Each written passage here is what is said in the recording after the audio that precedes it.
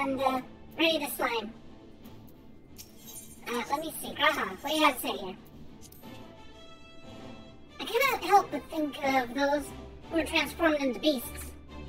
Their ether dissolved into nothingness, their souls forever lost.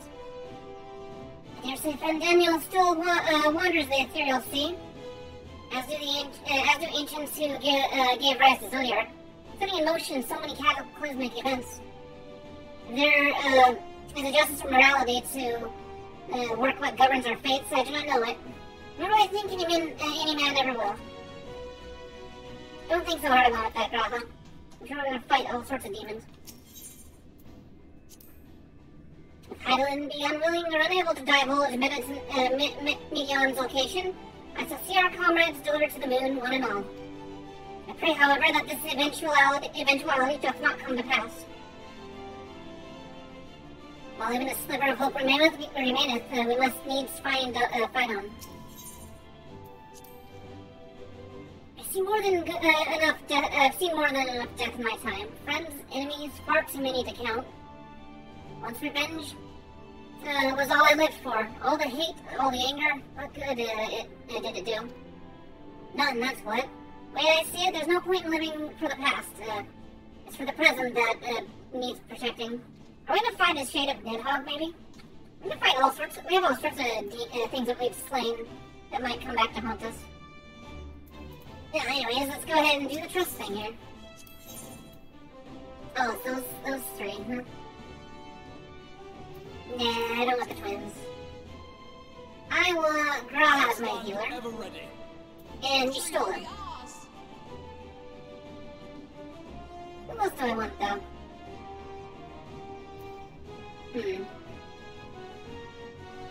In terms of healers, we got two options.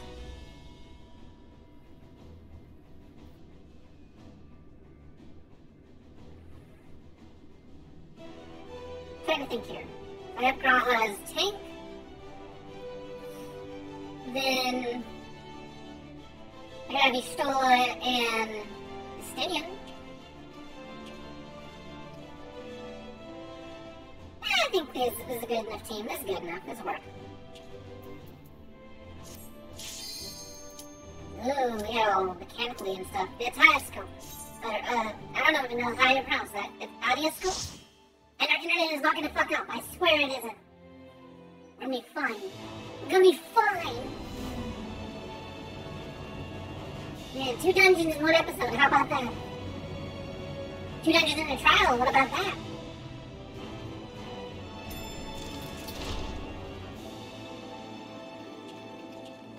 I'd say they spared no expense, but those grades looked a little low resolution. Alright. What did they call it again? Northern Expanse, a Atioscope. That's what it was. Have you done this before, Shay? I guess you have. You probably have already beaten Endwalker, given that you're watching. But, let's see. Most will be rewarded for first completion of this duty. Of course it will. Seems in order with the lens. And I trust you can hear me? Yes, I can hear you, Crown. What is this? Chat? Those things are pure malcontent. The residue of lives and the fall.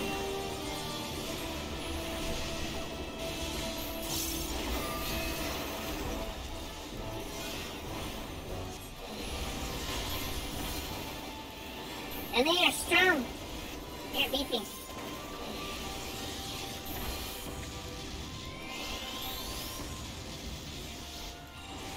I guess I could have done a despair or something. Double despair? I've never thought about doing double despair.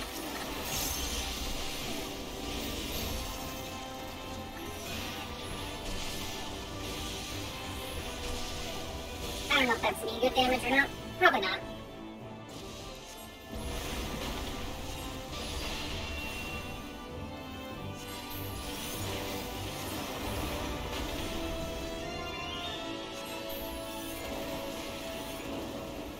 Oh, whatever. I knew you were gonna take care of him eventually. Come on. I almost should have brought Sistine with me just to hear him do the whole growly, time to end this.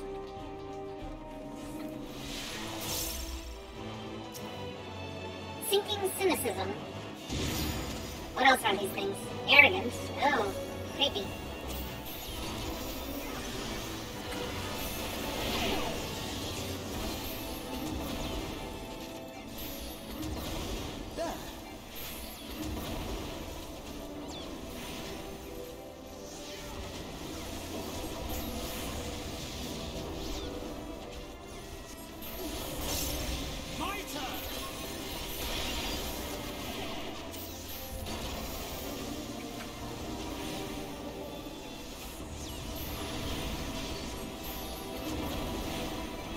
It's a nice spell.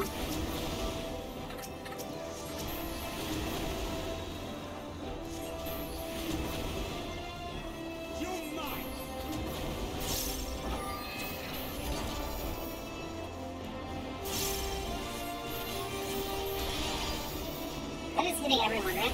Oh, yeah, it is. It's hitting all. Allow me.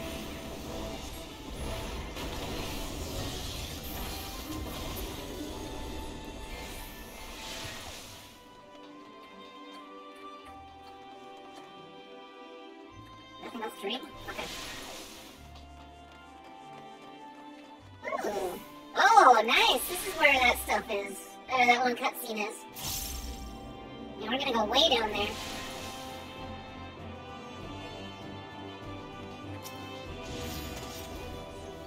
Sinking rivalry, huh?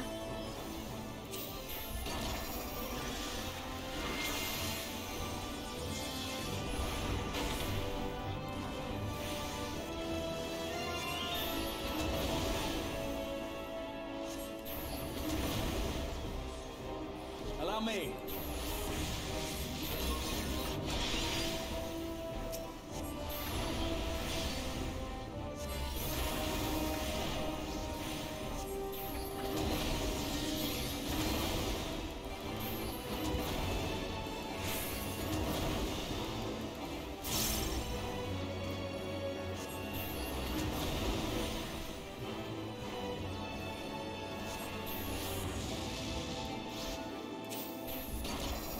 I will not hold back.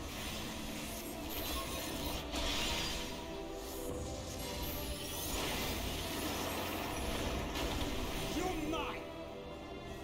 There.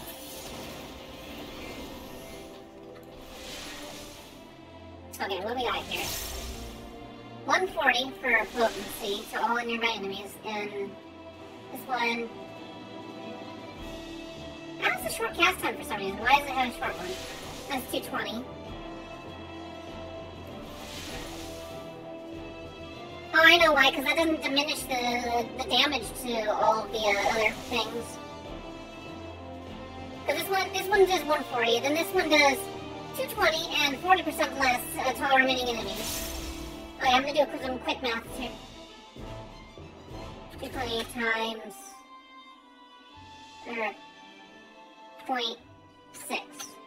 So 120 potency for everything else. 140 potency if I just spam fire 2.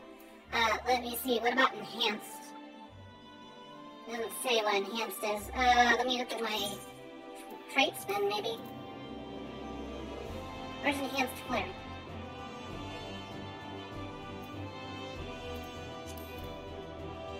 I don't see the indicator.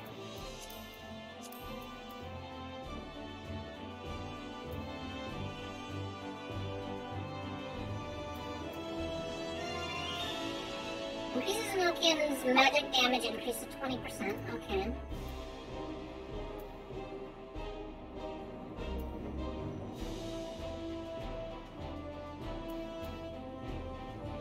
This one just increases damage dealt by 5%. 15 and then 20. Okay. I get you again. I'm just looking here for where's enhanced flare?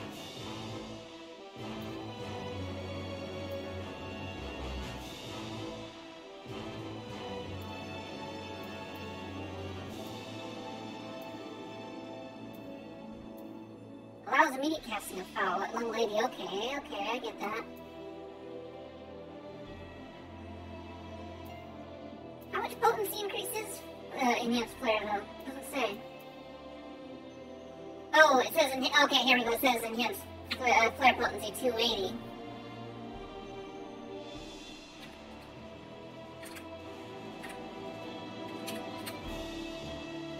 160 potency. Okay, I guess, yeah, enhanced flare is better. Never mind. Okay, I'll keep the flare as part of my rotation. I'm just looking at a flare will smash hard on the first enemy, but then the dissipating energy for the other might have been lower potency than this thing. But it's not. Yeah, just fire 2 looks cool. Or high fire looks cool. What do we got here? Is this enemy? Enemy? What is that? Ilbert doing the other thing. Oh, sloppy.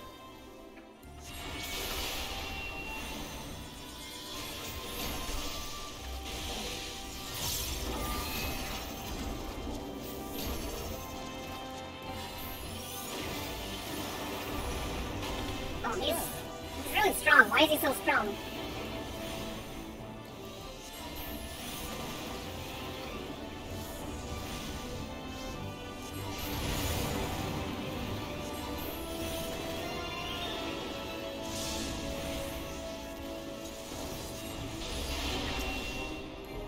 Existential dread. Uh-oh. Better get rid of that stuff.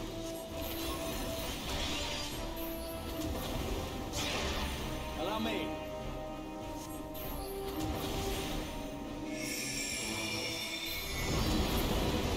I don't understand, but okay.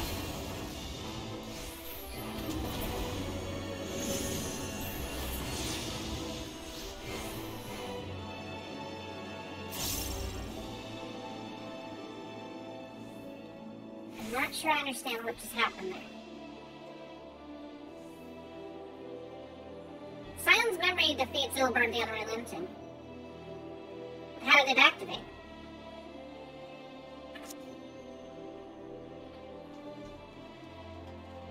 It just straight up tried to spawn a boss worth of health kind of creature. But through memory. Look at all these souls floating around here. If I look close enough, it starts fading in. It's cool. Ah, but you know how's it going.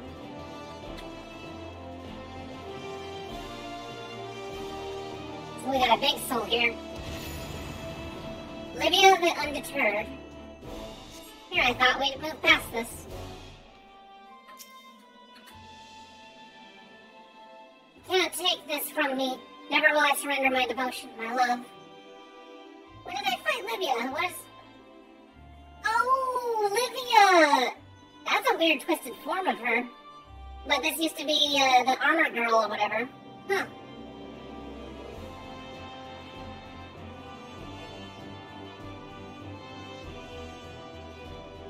Never will I surrender my devotion, my love. Yeah, I know you. You loved Gaius, whatever.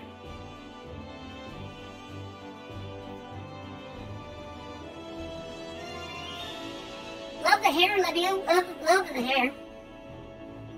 I need to change up my seating.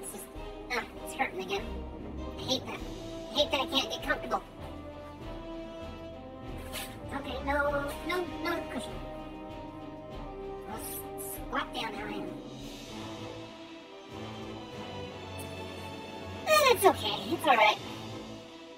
There, that's better.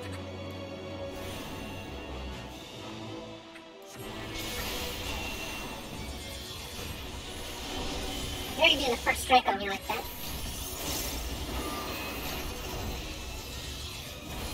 Frustration.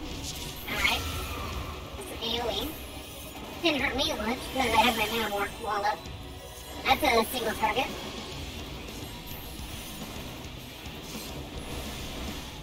You're mine.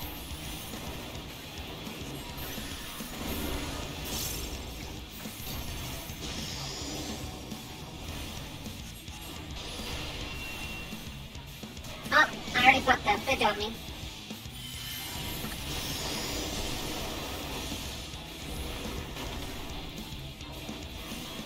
I fucked up again. God damn it. Stop fucking up. He's gonna do an AoE and I'm gonna die. I'm dead.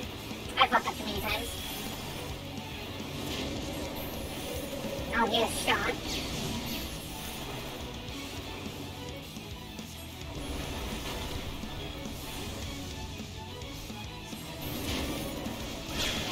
Yeah, that's not good. I'm dead. I'm screwed this the pooch on this fight. I'm trying to follow you guys. I seriously, I was in safety and I didn't realize until it was too late that I was perfectly fine where I was at.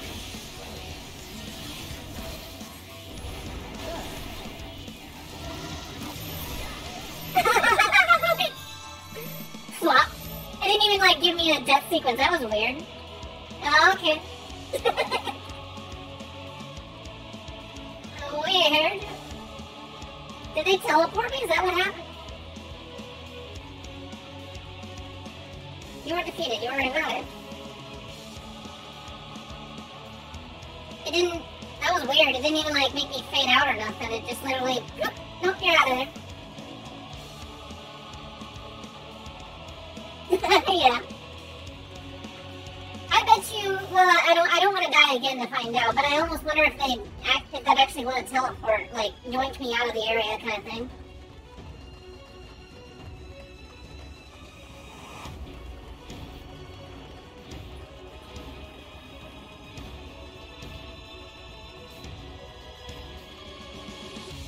Alright, so she has Florioes that are based on her tendril position, maybe?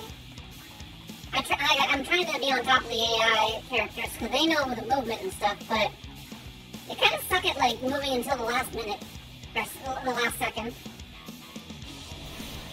Alright, do your thing there, damn creep.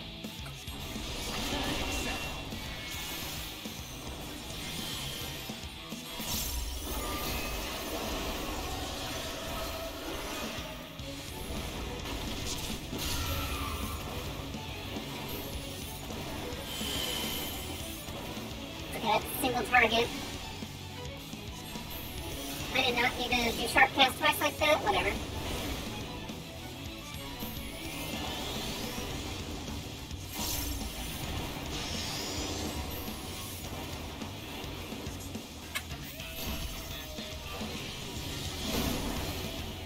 Alright, so we move over here, right?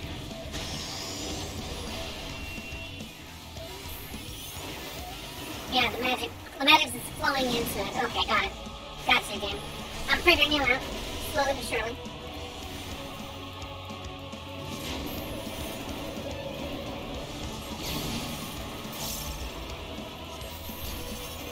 So what, do I need to remember where those marks were? She shifted, so... Oh, it is like a return. Okay.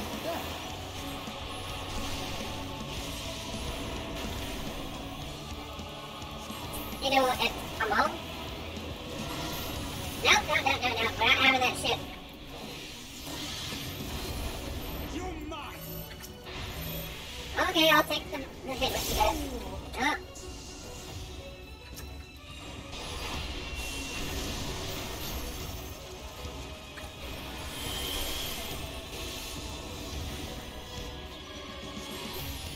Frustration, AoE stuff.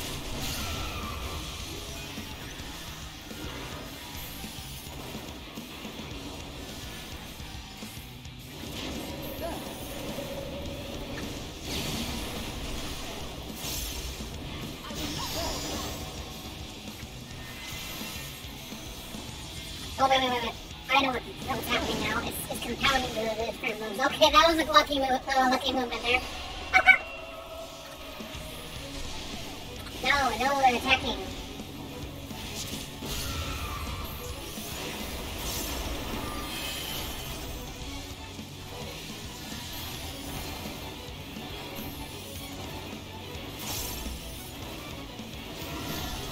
Ow.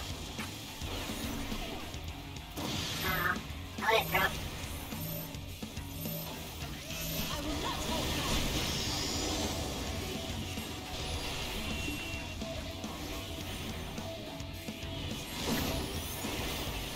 That was just pure luck. I mean, moving out of the way.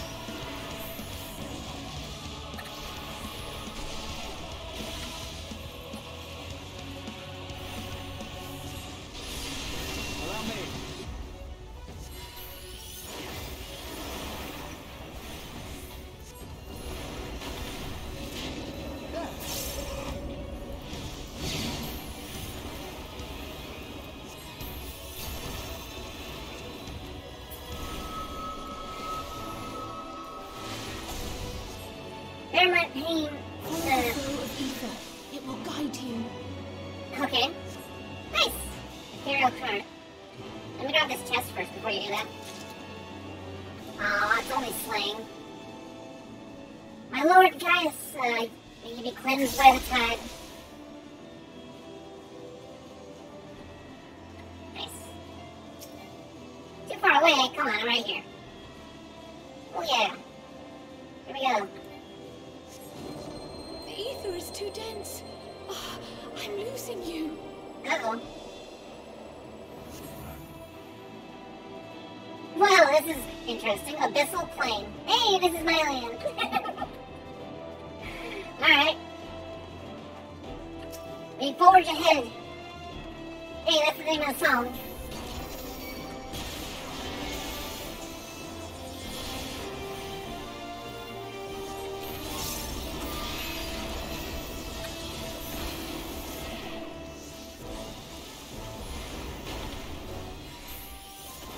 Sinking Desire.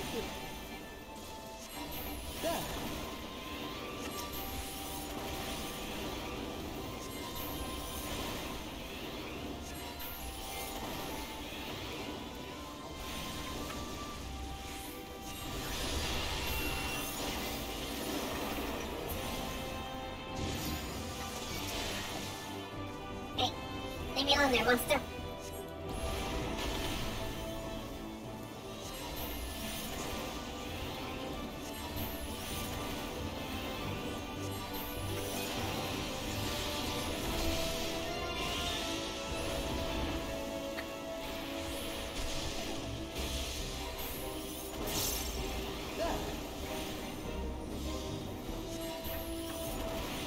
I will not hold back.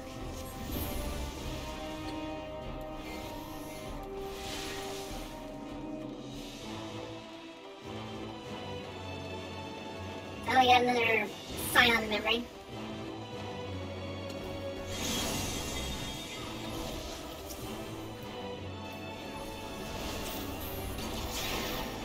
You might.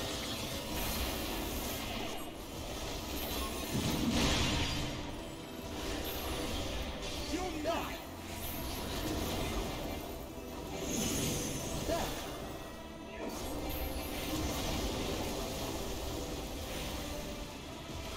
My turn.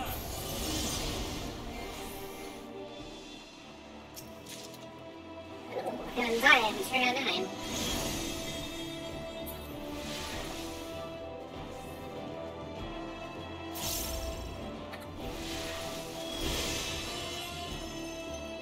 Knight's memory. Oh, it's Hashikon.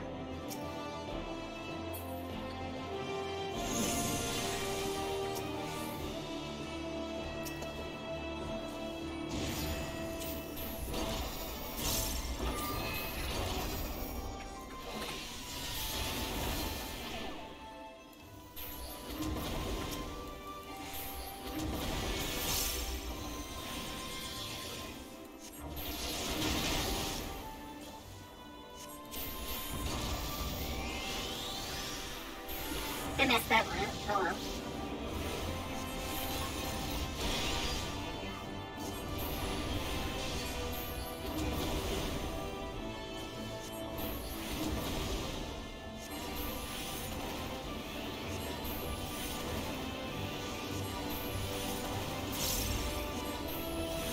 You might.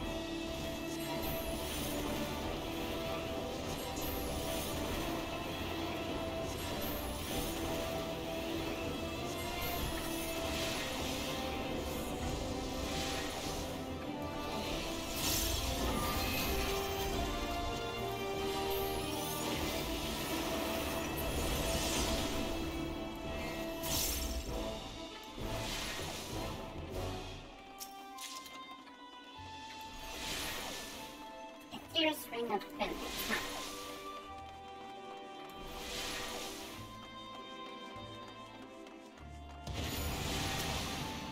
As my life belonged to the Emperor, and death I shall serve. Oh, it's all of these old, oh yeah, this guy's gonna be tough, probably. Because it was a joke, like, in the original game.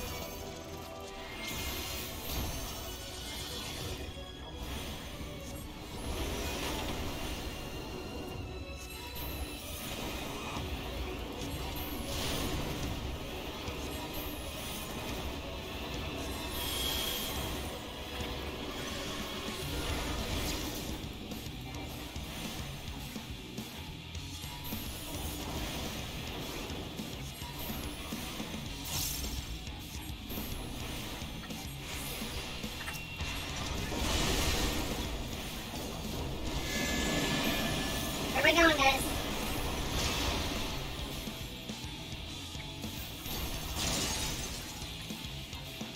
Oh. Okay.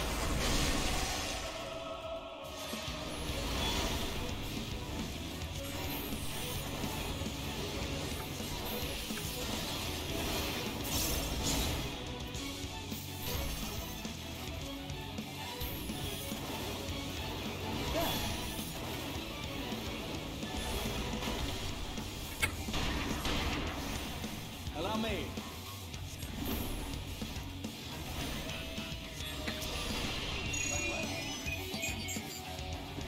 Ow. Yeah, ow. Definitely ow.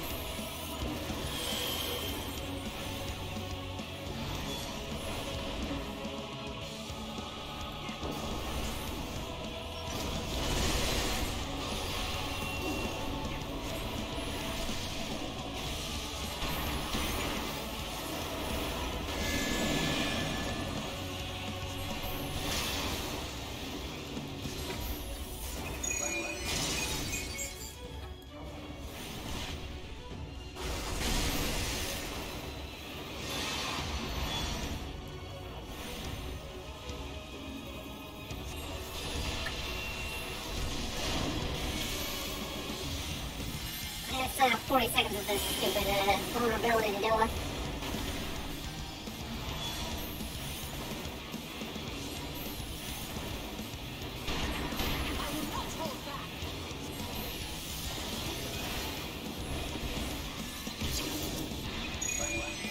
Where you guys at?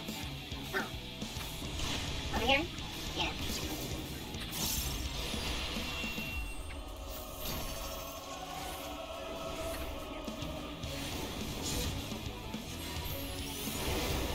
Allow me.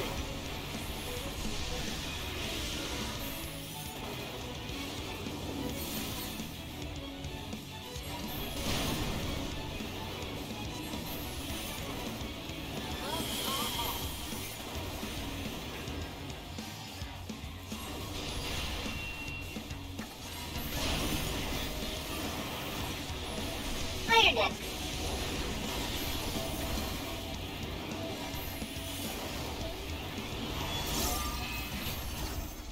Allow me.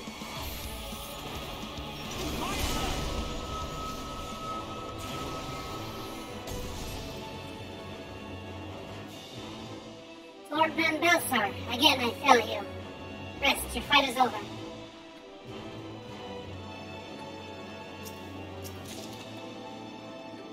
Still no gear for me. Not a single piece of casting gear. Ether everywhere. Oh, yeah, I'm flying! Nice.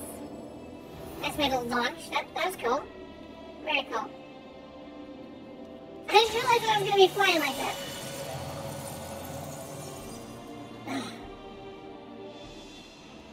See, the light, indeed it's her. Oh. She's guiding us now. Don't fall off, I guess. Ooh, that definitely looks like ethereal currents that could obliterate us.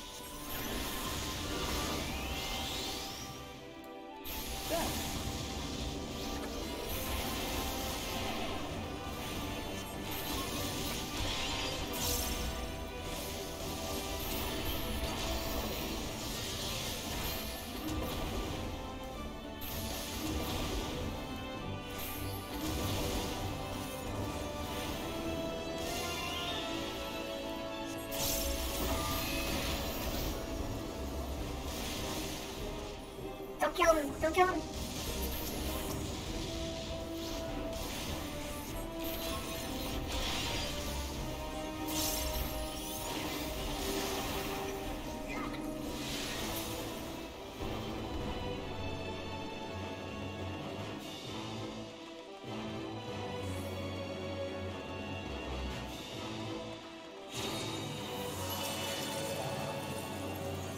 Piety material, huh?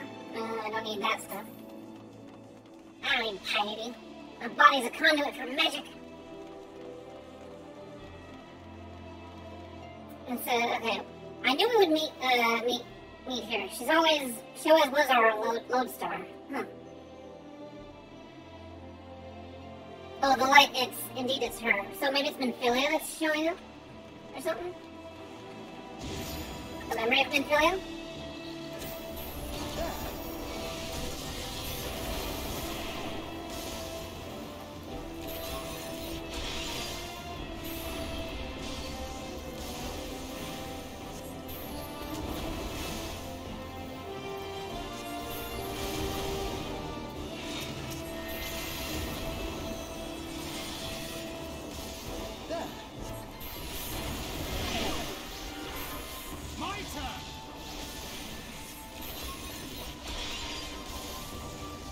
No, this one. Thank you.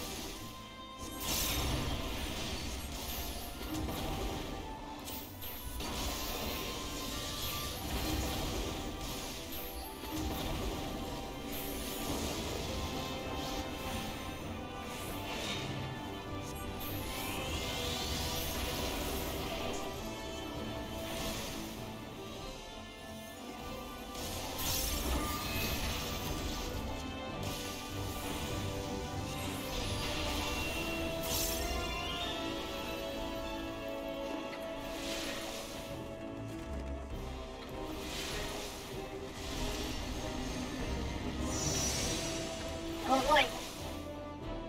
Minfilia, uh-oh. There's Minfilia. That was a good thing to bring Shan the Tancred. I'm certain she knows. Yeah, it's a good thing I have Y'shtola here to keep Tancred, his thoughts all aligned. It might have been actually really thematic what I did here with this team comp.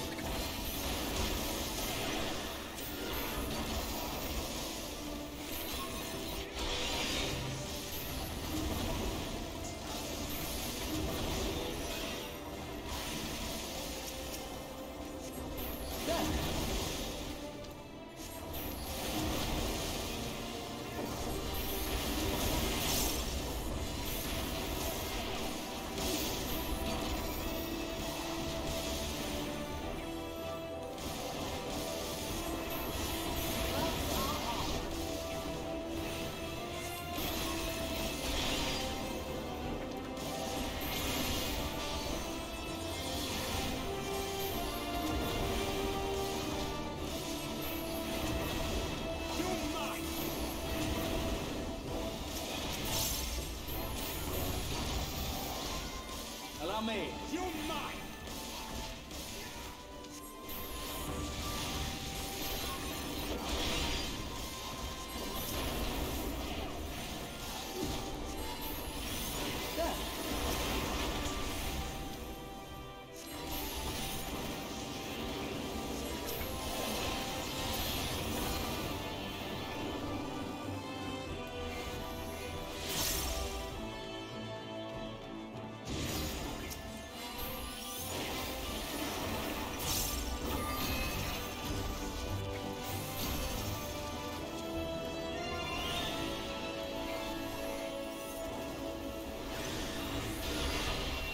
That's the Lich guy from Lost Opportunity.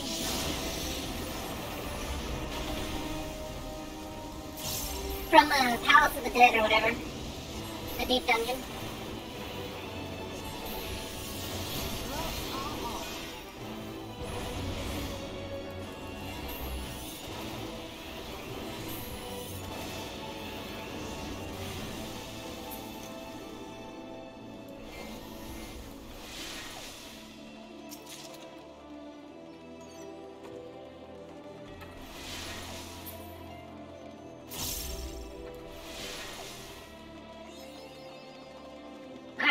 he's gonna face here.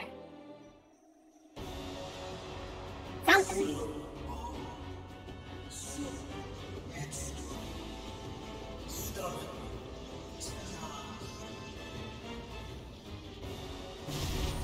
Who is it? Amon? Really? Is as far as you go. Oblivion beckons! I guess your memory wouldn't have faded as much. Sundered Soul, Amon the Undying. Okay, I guess we're fighting Amon for a third time or whatever. At least 2 times. Oh, he's even a big boss that stays on the outer ring. Cool. Amon, seriously, your memory needs to just go away. Many faces have I worn, but this Wrong button. is my favorite by far!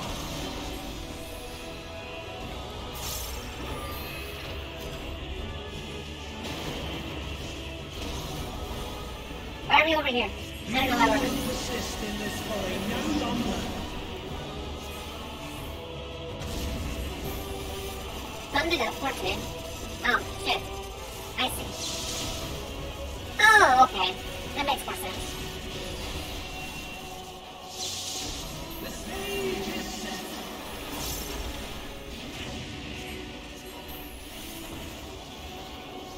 It's trophy.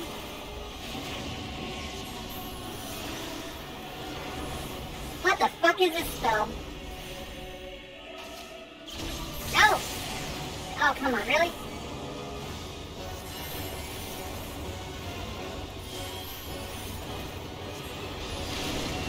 I am sucking all the sock right now. Yeah, I'm dead.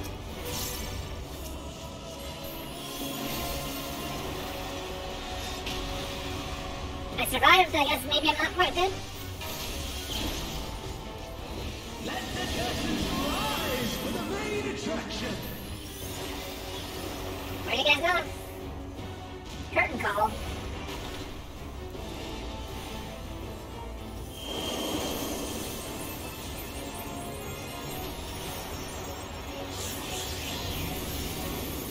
Oh, there's a... whatever you call it. Yeah. Right behind this shit.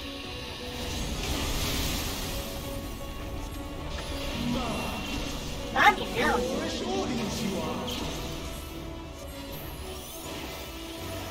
And you better roll off there. Just in time.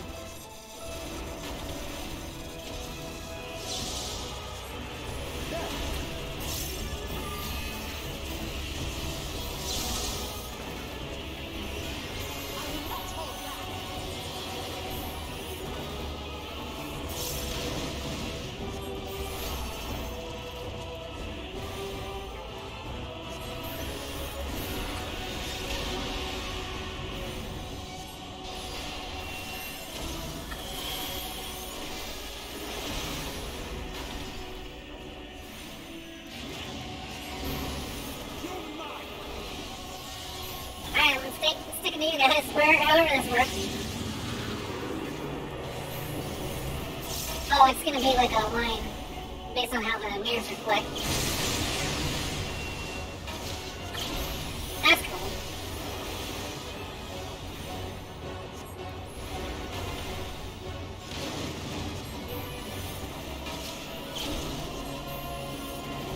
Dark portrait.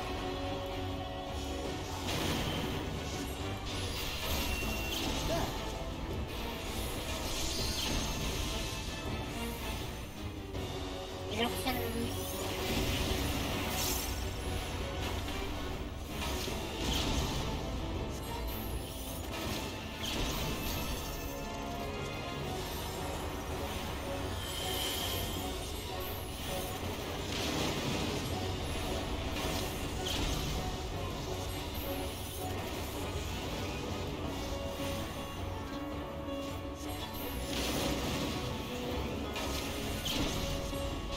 I just need a refresher here. Well, I'm thinking about what I'm going to do next.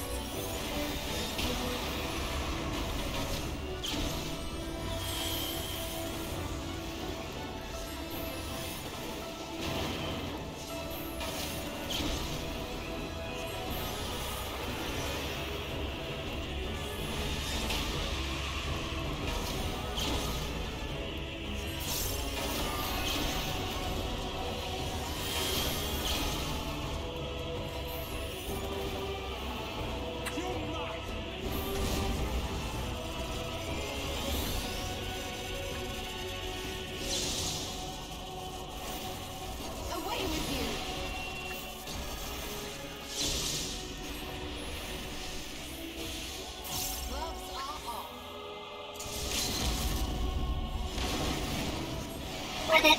Totally worth it. Hope I didn't die.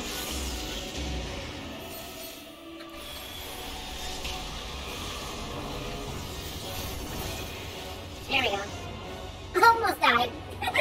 Nice. Yeah, why does he have to come back again? Stay dead. Or whatever comes after death. All lies! Your dreams, your hopes, your futures, delusions and lies! It's only what you think you can see.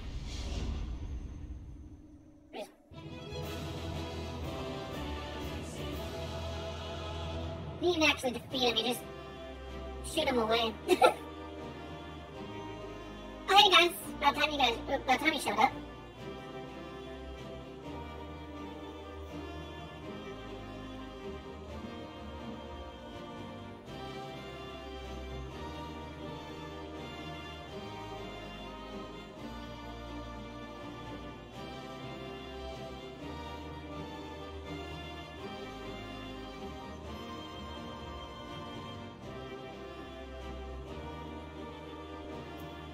Elemental gauge expanded.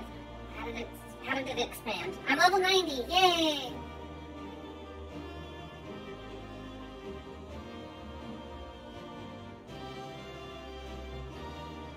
Let's see. Doesn't talk about anything really. Anything extra. Or I got a little button here. What does that do? I don't know what that extra button does. Huh.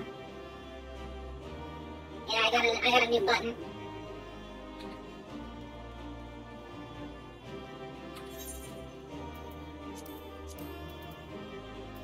Let's see here. Can only be executed while underneath the paradox. I don't understand how paradox works here. Let's see, 500. Astral bonus refreshes the duration of astral fire and 40% chance to create fire starter. Okay. Which Fire 3 is a 240 spell, and then it'd be for free. Is that more than this one? No, that's 300. Huh. I didn't know. Next Fire 3, Fire Starter effect. Next Fire 3 will require no time to cast, I get that. Umbralize bonus. Spells cast immediately, requires no MP to cast, refreshes the duration of Umbralize.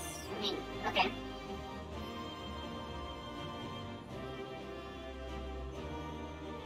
I'm not sure. Not sure what that means. I got a new spell. Okay.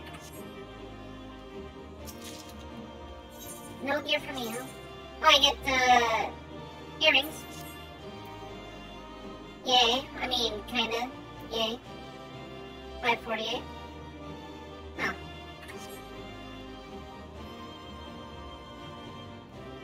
What do these guys gotta say here?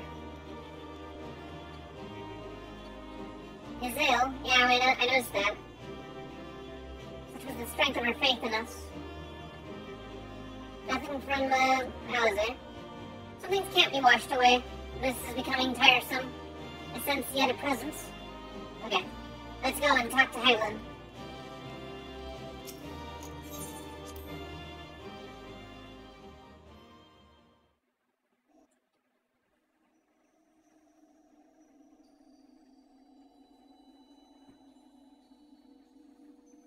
Yeah, I was surprised to see him on again.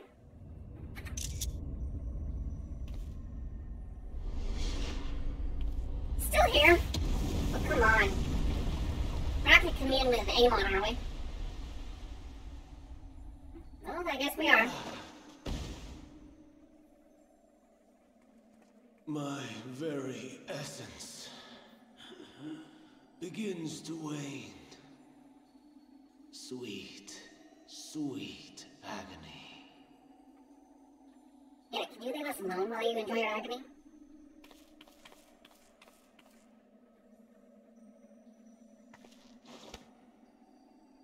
Leave this to her.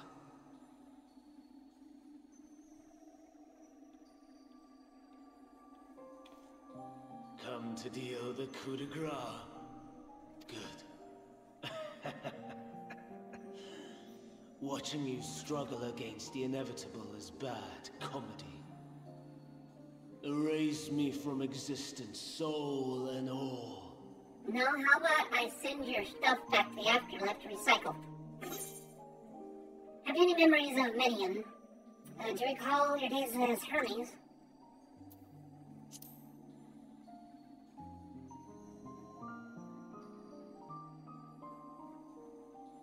How would you know that name? I don't know, I kinda could have thrown any name out there, I suppose.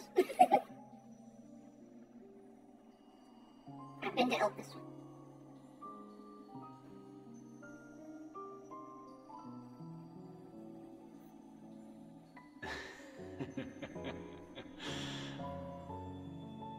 Then it was you. In Elpis. With Emmett Salk.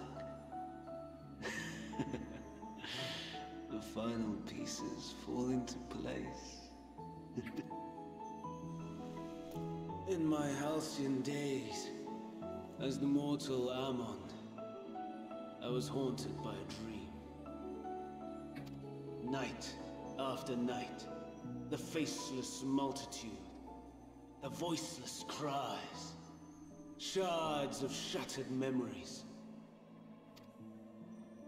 But slowly, the fog began to clear. This was Elpis. And I was Hermes. Recurring though it was, I paid this dream little heed. It was only when I was granted the seat and memories of Fandaniel that I knew these visions to be true. They were the memories of Hermes that he himself erased using the power of Kairos. Oh, but he died, so that power faded, okay. Or so he thought. In his attempt to burn away the events of that fateful day, he succeeded only in searing them more deeply into his soul. My soul. Death failed to expunge them. No matter how many times it came.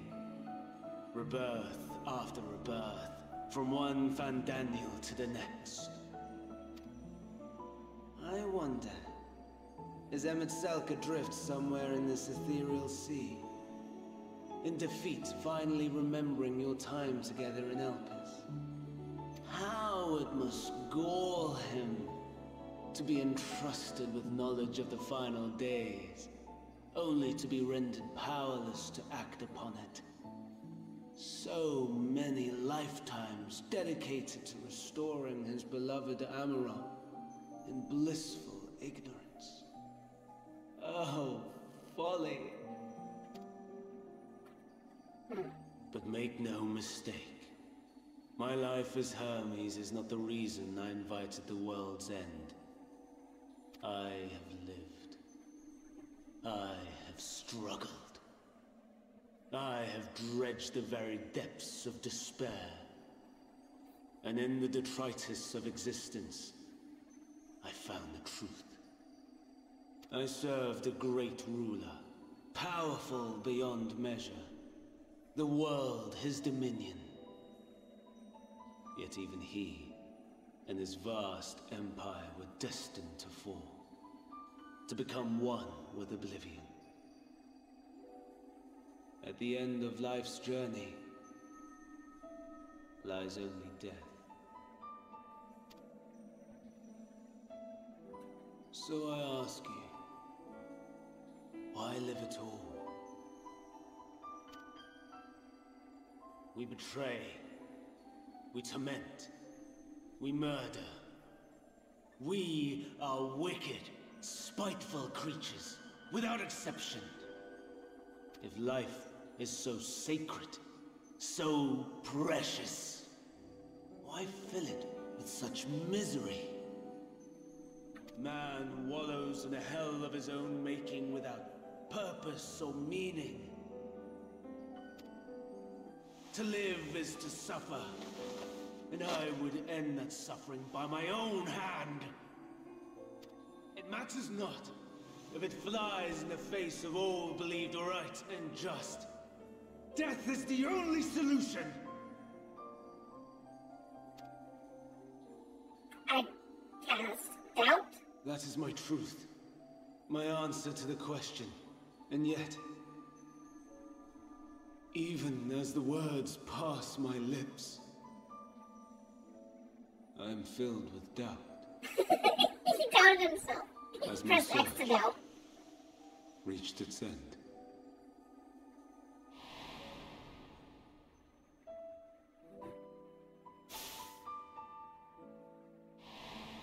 Hey, didn't you want your creations Was to live this again? the only way?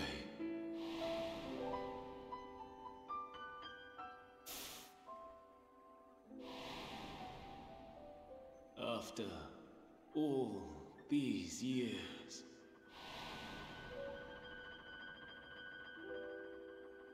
Yeah, didn't you want to...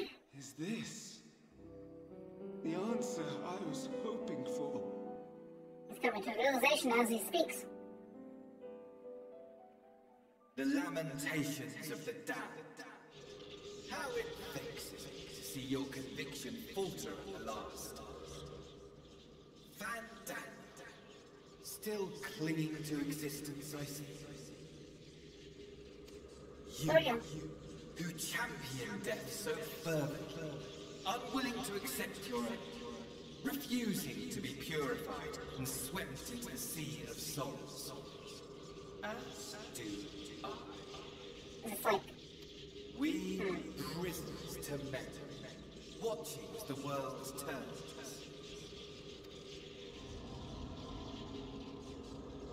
Though unlike me, you will be spared the ignominy of having your corpse made a puppet, dancing to another's tune. Is that Arsahi? How very astute. But let me be clear, I have not come to consort with the likes of you. Nor have I come to bemoan the state of the world following my untimely demise. In fact, I delight in mankind's downfall, and the anguish it brings the savior of the savages. If I played some small part in the chaos, all the better. Not that I was in any position to resist. But to be made accomplice to the betrayal of Lord Xenos. I would die 1,000 deaths to exact my vengeance.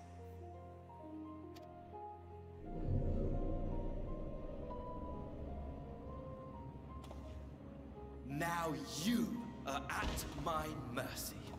I shall drag us both into oblivion, and you will never see the fulfillment of your magnum opus.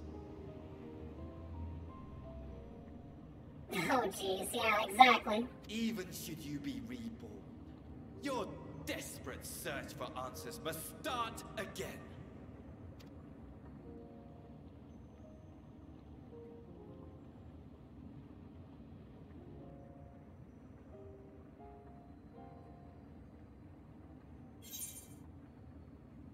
Okay, I'll do what must be done. Next time we'll find an answer together.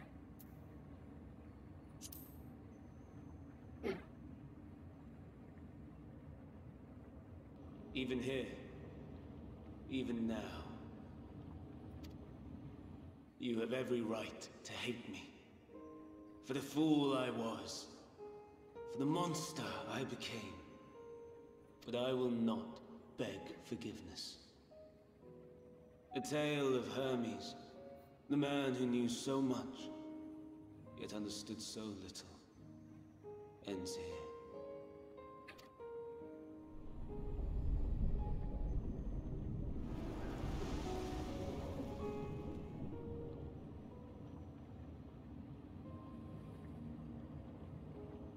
Don't try to follow me. I had more of you people than I could stomach in life. Never mind in death. Likewise. I pray we do not meet again. Go fuck off. You had better hope not.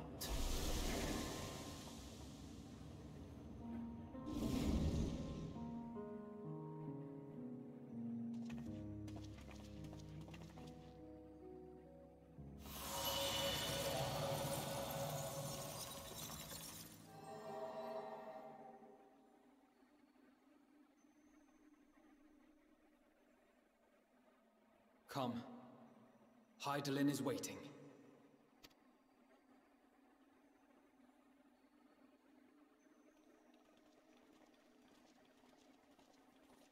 Meanwhile, Krau's up at the top like, I can't reach them. I think they're dead.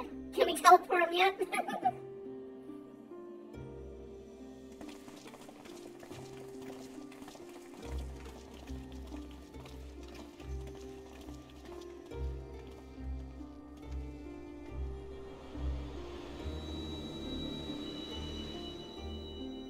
There's Hydaelyn. Brave travelers, I welcome you. Oh, hi. You are definitely different in that form.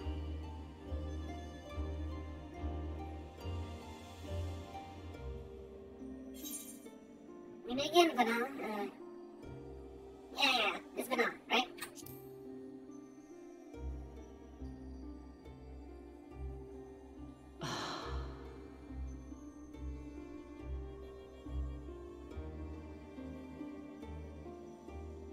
I see.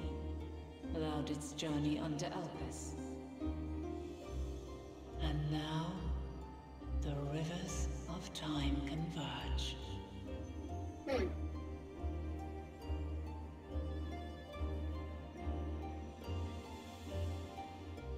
This is cool. I know why you have come. Yet I would hear you speak your reasons all the same.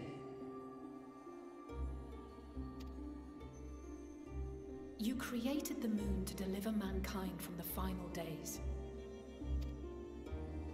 But is that really how it has to end? We do not wish to abandon this world. We want to protect the source and all of its shards. To flee is but one of two paths. The other leadeth to Meteon, far beyond the stars, where she doth chant creation's requiem.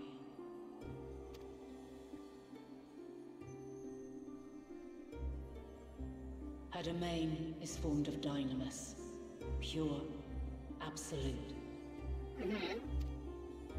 Where emotion and memory govern all, ether will avail you naught. Meteon hath gathered the pain and despair of countless stars, and to go unprepared is to go unto your doom. Our ether won't be any use over there, so no magic? We'll beat her. We'll win. I swear it. Is what I might have said once. She's definitely mom. After Hydaelyn's everything mom. I've seen, all the times I've succumbed to my own anger and fear, I can no longer pretend that courage and faith will be enough. But are we truly so powerless that our only choice is to flee? Far from it, my child. Long ago, the inhabitants of myriad stars, many more prosperous than Atheris, sought to free their worlds from life's woes. Sorrow and anger, conflict and hostility, despair, and even death itself. But as Meteon reported, every attempt ended in failure. Darkness abideth within every living being, and can never be cast out. Neither reason nor faith can challenge this immutable truth. To live is to suffer. And in suffering, find strength, and purpose, and hope. As you have done so many times before. Thou dost pursue an impossible dream. Yet knowing this, you pursue it nevertheless. And thou hast learned to depend on others as they do thee. Thy yearning for the power to save the powerless hath ever driven thee to greater heights. Thou hast grown strong. Though those closest to thee no longer walketh by thy side, their love remaineth thy guiding light. For duty's sake, thou hast been bound by truths unutterable time and time again. Yet thy heart hath never wavered, as thy companions will attest. In thy pursuit of mysteries great, all thou believest is brought into question. Undaunted, thy thirst for knowledge remaineth unquenched.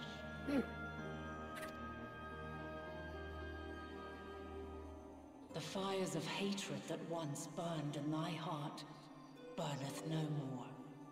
From their ashes doth spring the light of love, warm and pure.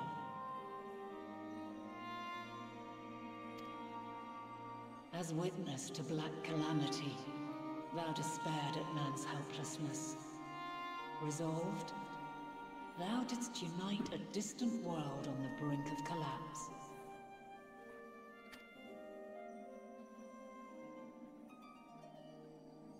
And thou, my champion, when all did seem lost, thou never abandoned hope.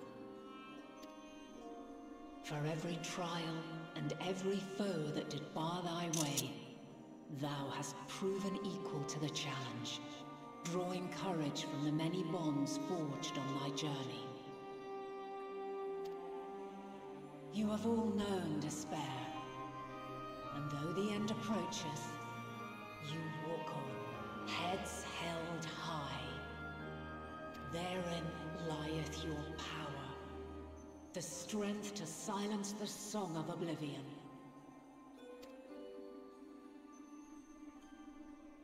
Then there is a means to confront her. Yes, if you should prove yourselves worthy. Of course, there's gonna always be a friggin' fight. Hark! What? I was gonna say, she looks very very very bossish. Nigh impossible is it to send mortals to the edge of the universe. Should you fail, there will be no second chance. As the will of the star, I ask of you this. Do you possess the fortitude to stand firm when all around you doth crumble? Do you possess the faith to vanquish despair itself? Should you lack the strength to best a supreme deity, I cannot allow you to make the journey. You must leave this star and never return.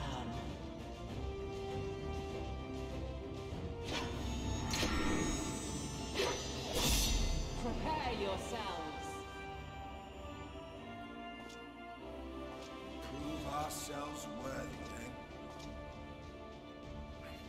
Sounds straightforward enough. Aye. No room for confusion there. In any case, we've come too far to back down now. I am of the same mind. What power I have, I shall bring to bear. The three of you seem to be forgetting who we're up against. It's not every day we battle a divine being of untold power. Well, not quite every day. Do try not to get underfoot. Needless to say, there'll be no margin for error. Let us hold nothing back. For the people of this world and those beyond the rift. It's like a military theme. Huh. Alas, the question I posed to thee in Elpis hath remained unanswered these long years. I would hear thy response, warrior of light. Shouldst thou emerge victorious? Did I not answer?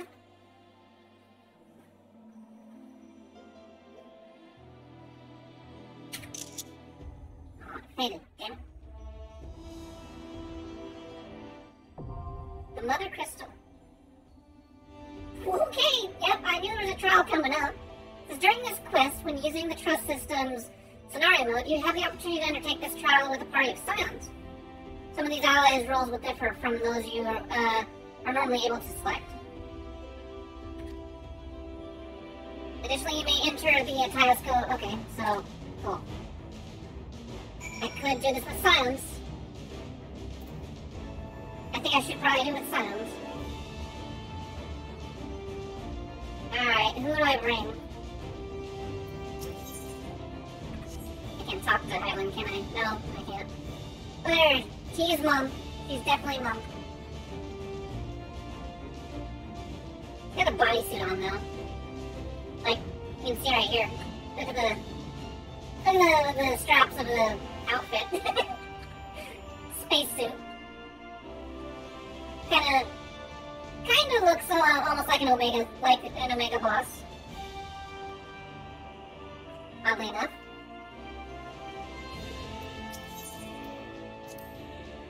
If strength is the courage to confront your failings and accept that you are worthy of another chance to rise from the ashes while the fire still burns, bloodied but unbowed, then my friends have made me strong.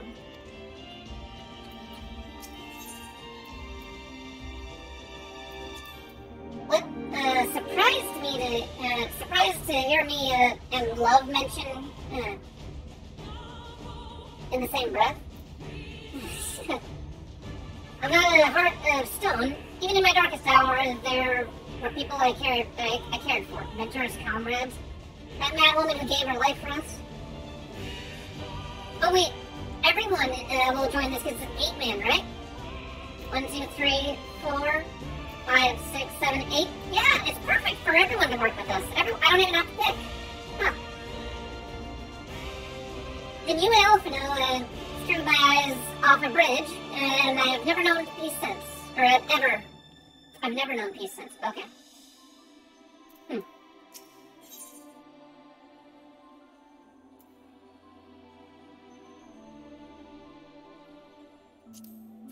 Never in past, present, or future have I found only happiness. To live is to be ever beset by hardships great and small. Yet in this adversity, we find the strength to strive for the next moment of peace and the next, no matter what trials we face. By this strength have the will of the gods been defied, and the fortunes of men been forever changed. May it be so again this day. Deep words from everyone. Emmett Silk called us incomplete, pitiful creatures, he said. And maybe we are. Pain, grief, fear. They walk with us wherever we go. But we proved to him that we deserve to live, and we'll prove to Heidelin, Medion, and the universe itself we must exist. If we must. Should we bring our singular talents to bear as one, even gods may fall. Nevertheless, I pray thee, throw thyself not into peril, but lest our curative resources be spent.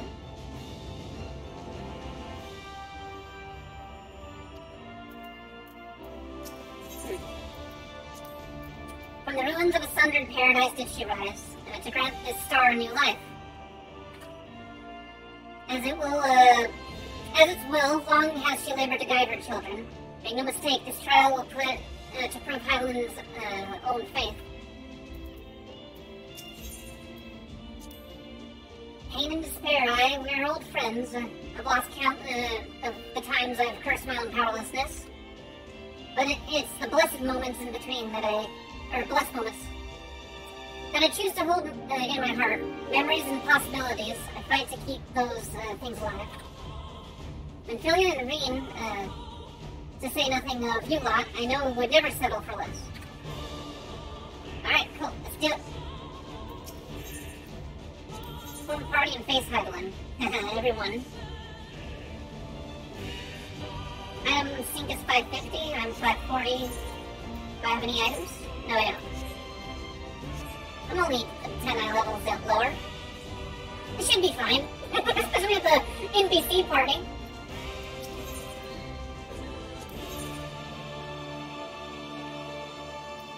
Yeah, let's do this with the friends and stuff.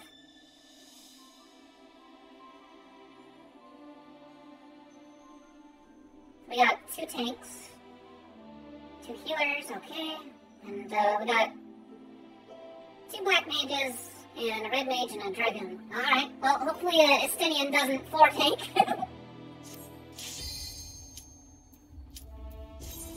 It feels a little vapid to do it with NPCs, but this is pretty good for story, so... Let's see how they handle a primal fight with the AI. Sea of Stars, the Mother Crystal. Yeah.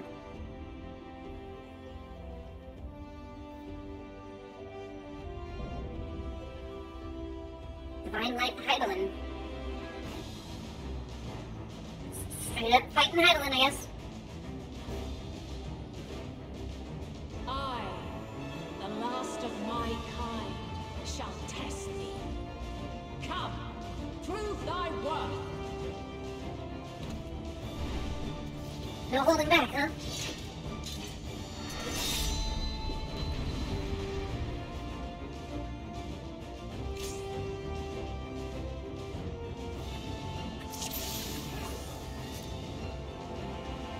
That looks like Thancred's main tank. Let's see, Willful. Burning for battle, sustaining most damage. Sustaining most damage that normally would result in KO will instead ignite. Ignite, whatever that means.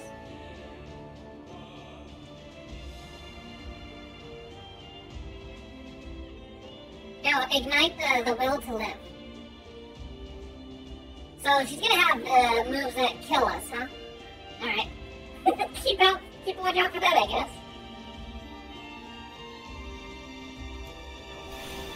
I should have Thancred step in here. Come on, dude. Have you the strength of will to alter man's fate?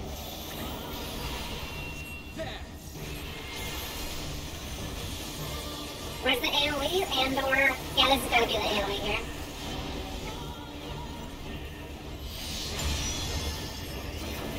A change of arms. May the test continue.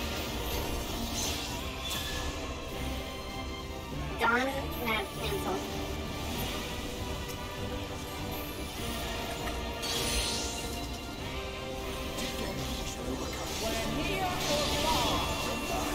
I got a vulnerability, why?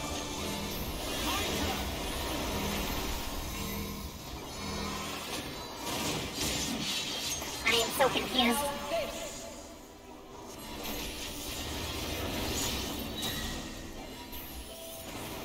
You cannot stop us!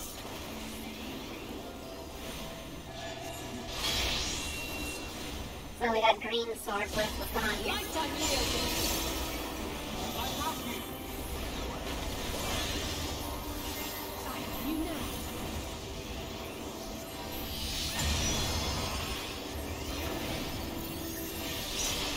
I'm not even sure what's going on.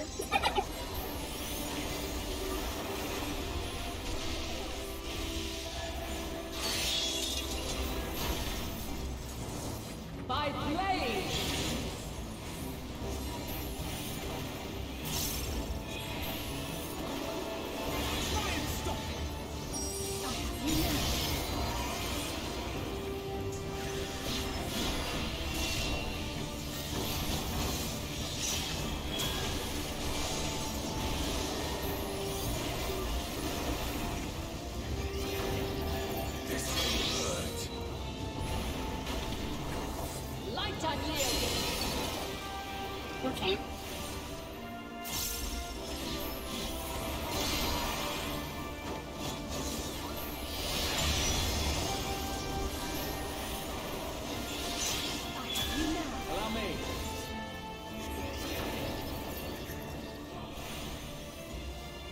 Oh, Paradox seems to kill everything. What? I'm backing up.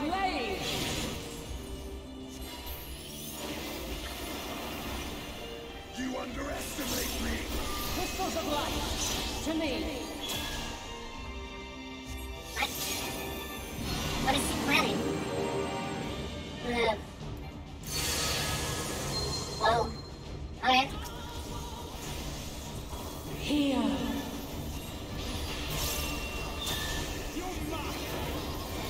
The song of creation's end.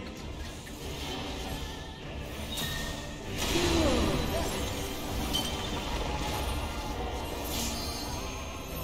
The sorrow of hope's demise. Allow me. Think.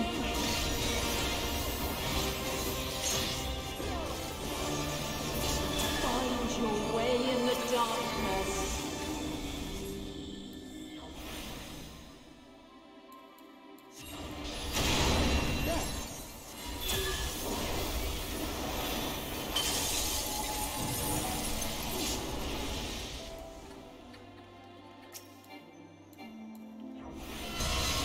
I don't know what's going on.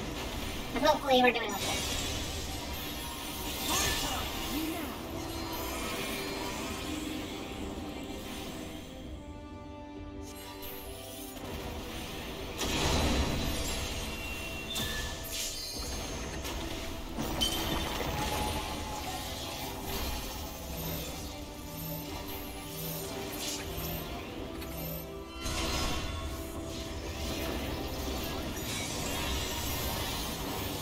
Follow your light.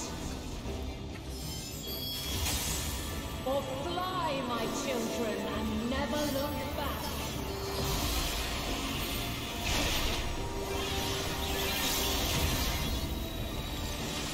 That's gonna hurt.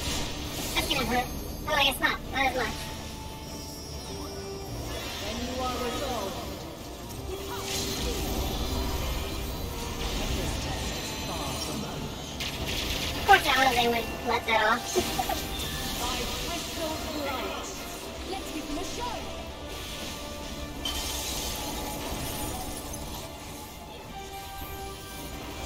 Hold still.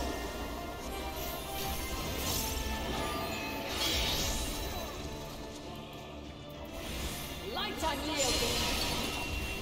Got a vulnerability for that. Oh, damn. Okay.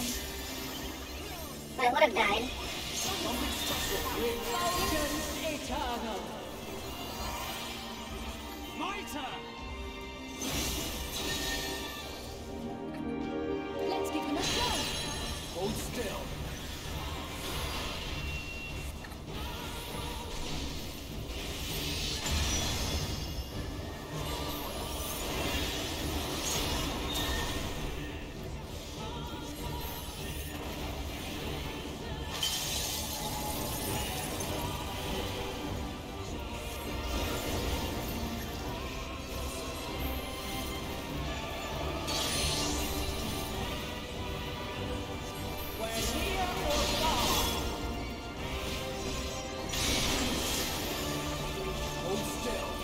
How did I die from that? What the hell? I don't know what I'm doing. Time to redeem myself.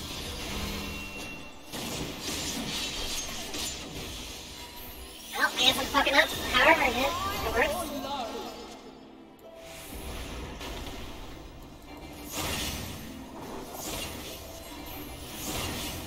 Allow me.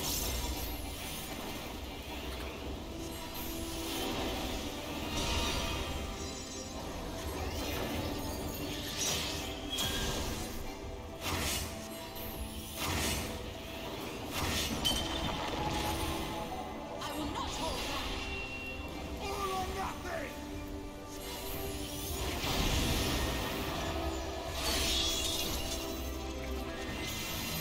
By blade. Nope, didn't do it right, whatever that was.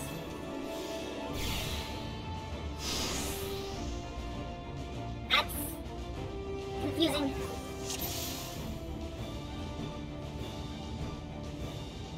Confusion.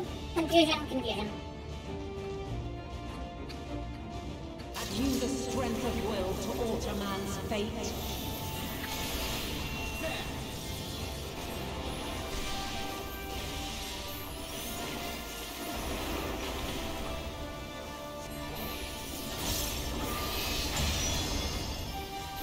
A change of arms. May the test continue.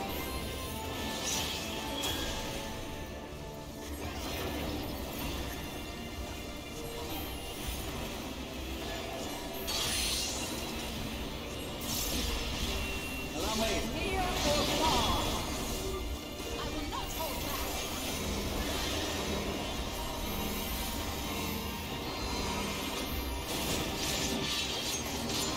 Now this. You're mine!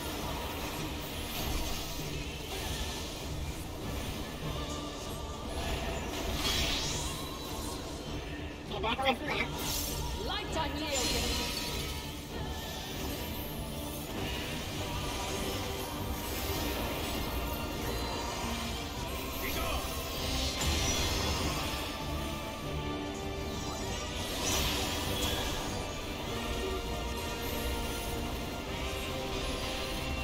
Okay, Paradox is triggered when it switch elements, got it.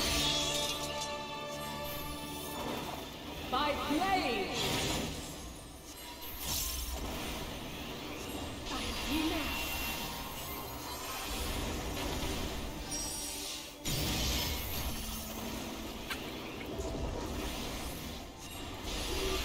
I don't know, Lambda?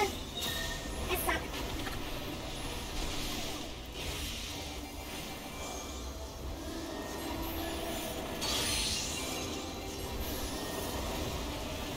Near or far. Okay.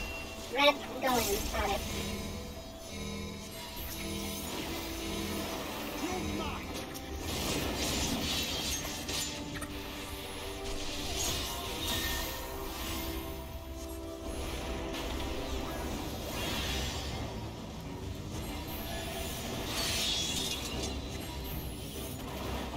By blade. Together we shall overcome this. Crystals of light. To me.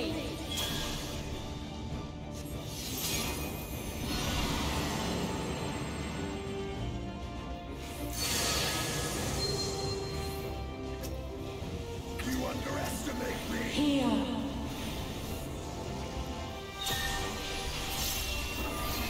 The song of creation's end. Feel.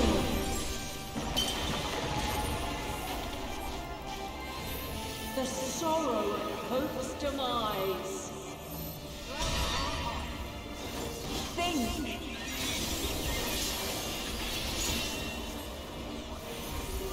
Find your way in the darkness.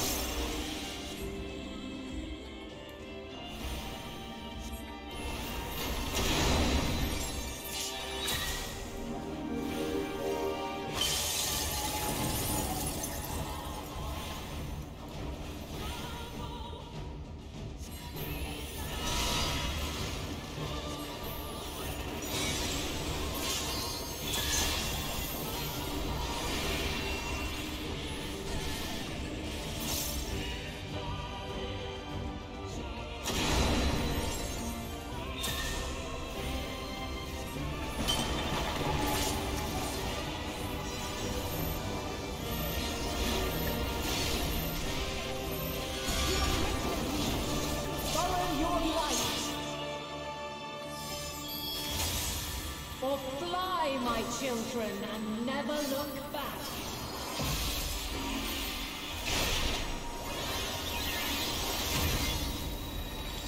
Oh, that's where she's oh, I see. She's shattering doing the dimension shattering move. Then you are resolved. Away with you! This test is far from over. By crystal light.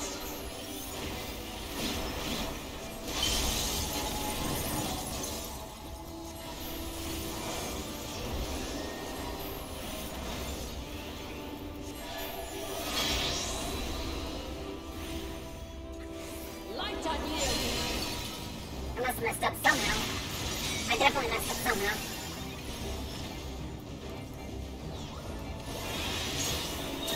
Refulgence eternal.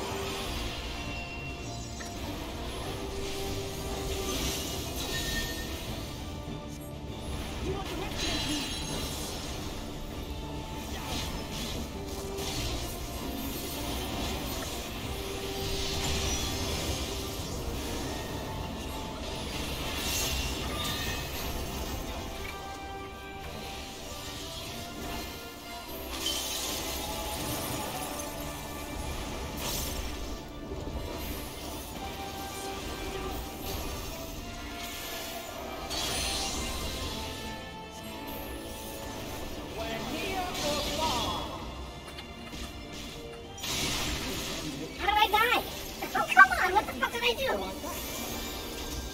What did I do wrong?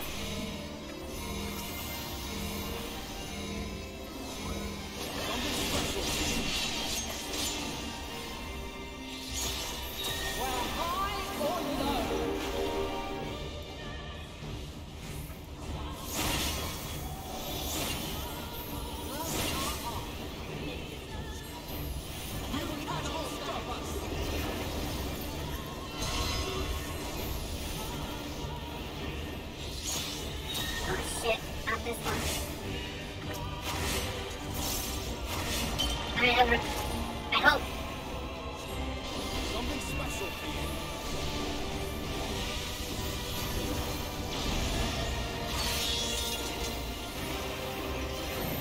My blade! No, can't do that one. I'm definitely dead. I will not hold back.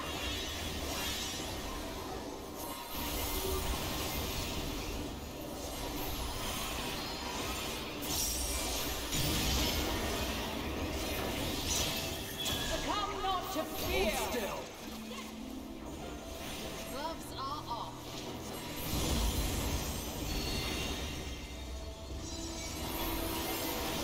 You want to rescue me?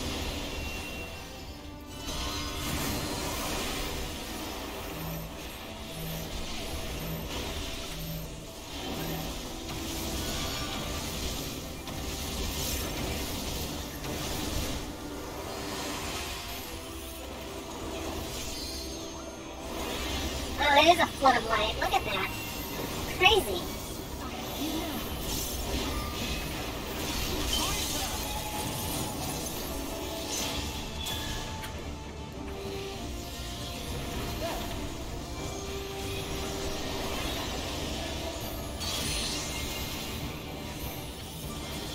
We're near or far.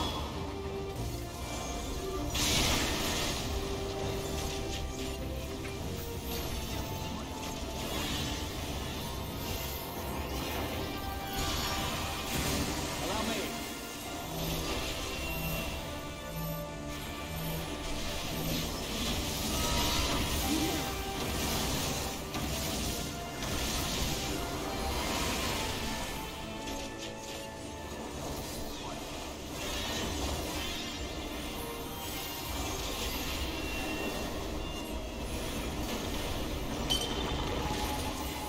No, don't die. This will hurt.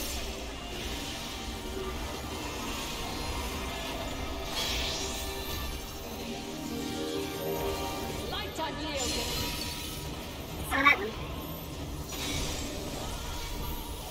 Something special for you. Away with you. Light wave.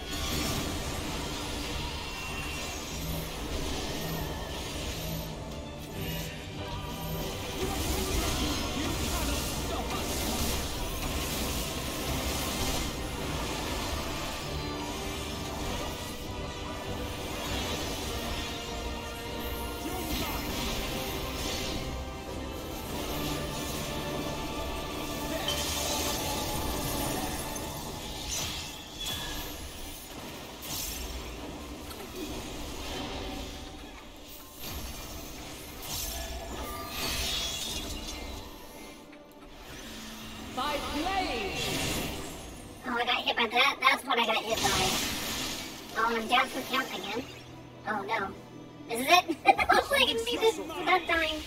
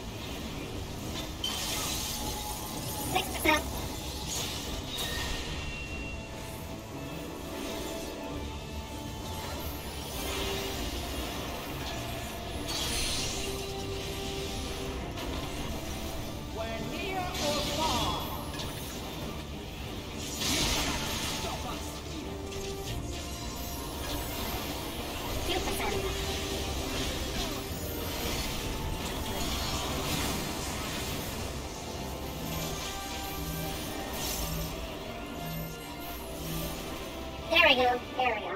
Whew.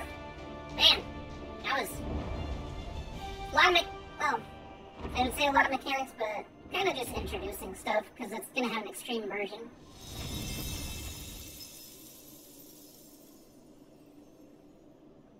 At last, man has the strength to. Did you really have to break us up though to do that?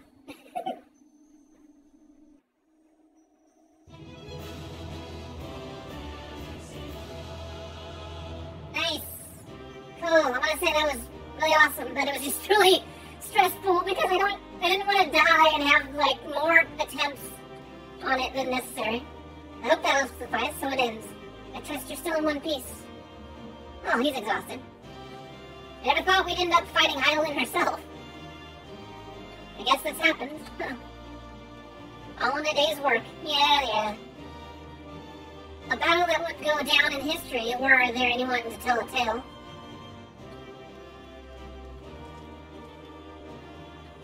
Oh then. Okay, Mom. Nice knowing you. Give me some cool deets. Well, story, I guess. We don't get any gear from her.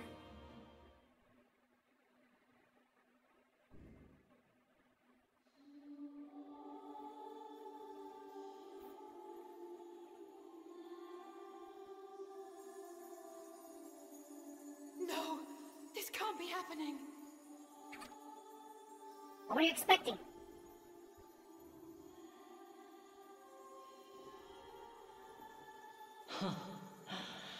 Though my power is in constant flux, I have always kept a reserve for this very moment. It was a true test of your prowess. You have done well. There is one thing I must ask. By sundering the world into 14 shards, the ether of all living beings too was divided. This reduction would in theory allow us to more easily interact with Dynamis. Oh, there we go. Now, it's a good thing that Ursula's here to answer. Having seen mankind brought to the very precipice of extinction, you wished for us to develop a means to overcome despair. You believed we had the potential, and sundered all creation to see it fulfilled. To deliver us to that swirling maelstrom of Dynamis in which our foe hides, and grant us the power to defeat her once and for all. Is this not true? It is as thou sayest. 'Twas the trial to which I subjected mankind, and it hath led to untold bloodshed and suffering. There was no kindness, nor justice in the tragedy I wrought. When confronted with the almighty Zodiac, my only recourse was rend him and the world asunder, that his power be diminished for a time. And so it came to pass. Now you, my chosen, have surpassed my expectations. Surpassed me.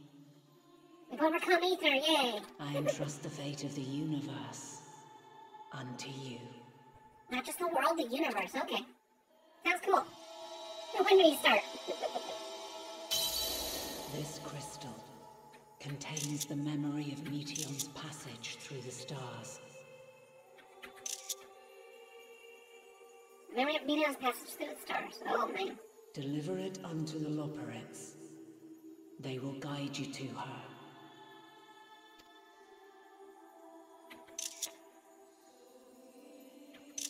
Oh, I missed it.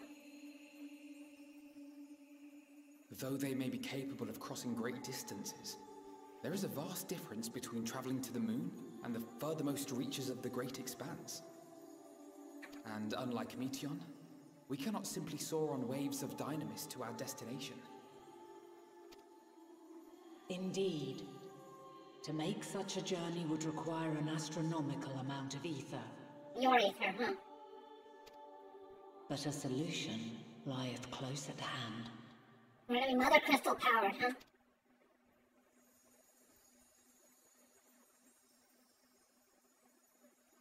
Of course. Yes, my child. Ever since I became the will of the star, the ether drawn here had slowly crystallized. They who have answered my call know it well. While I have remained hidden, it has become the embodiment of the planet's will in my place. A faceless, omnipotent force of nature.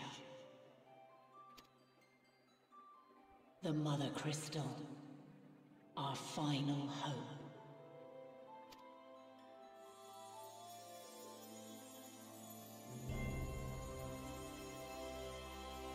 Alas, I can do no more. The fulfillment of this task doth fall to you, my chosen. Now, heed these words. Darkness and light, despair and hope. As goeth one, so goeth the other. Become light, become hope.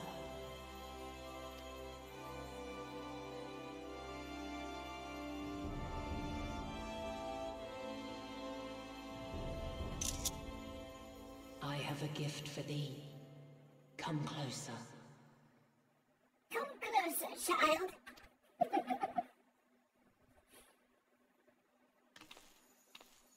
What do you got for me? All my power? The rest of my shards? Long have I searched for a means to safeguard the future of this star. Though I knew failure after failure, by recalling thy tales and my promise to thee, I found the strength to carry on. Though the world is ever changing, thy thirst for adventure hath never waned.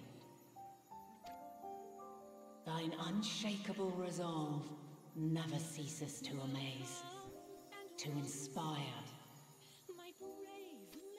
As a mark of my gratitude, I bestow this final gift.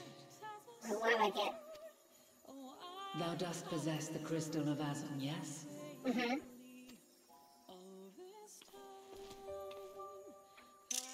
As Heidelin, I reside over the forces of stasis, tranquility, peace. The laws which impart stability to existence itself. I will weave this self-same power into the crystal, granting thee mastery over matter, to give form to the formless. Use it wisely, or it will not last indefinitely.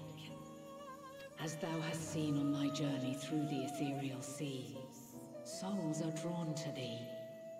Mayhap this trait will prove to be a boon rather than a hindrance.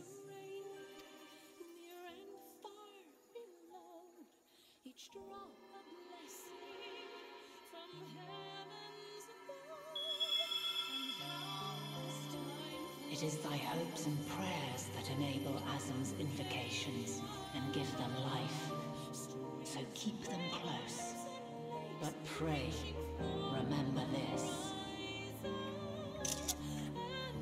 When the way forward is hidden, even from the mind's eye. Look not to the invocation, but within yourself.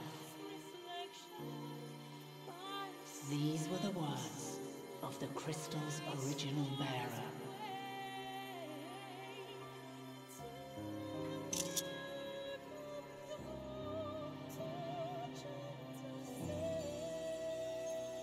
With that, my work is finished. Fulfill our promise. Right the wrongs committed when the world was yet whole. Silence the song of oblivion. Teach her a brighter melody. Show her our journey is far from over.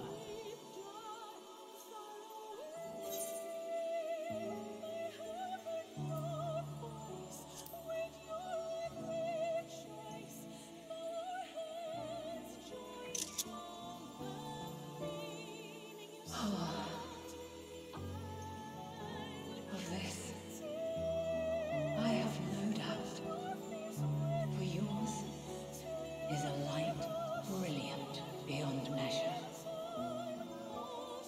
Long after I have gone, though not even my soul remaineth, my love will be with you forever, my dearest children.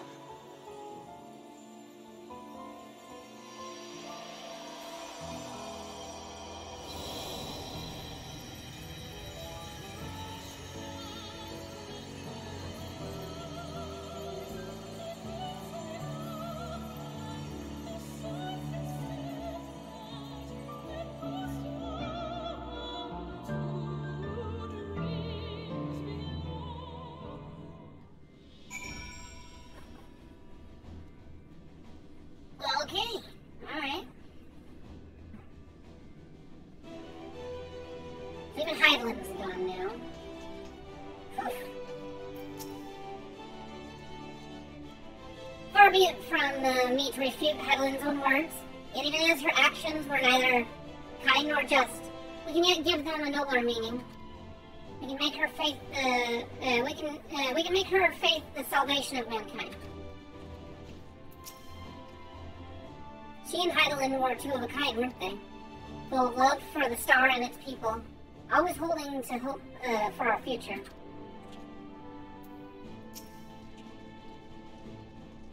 She has given us all she can. We must share that we know of. We must share what we know with Fire and the Loporrits at once, and not go to waste.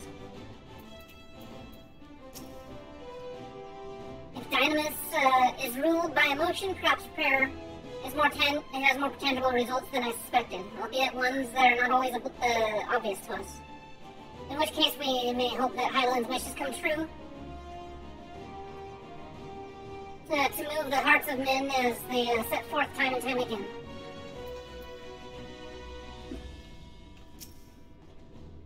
It's fortunate that Fortunal hath kept living way apprised of our progress. We require the Loporrits' aid more than ever. A bit small for a welcome party, but I've never been one known for crowds.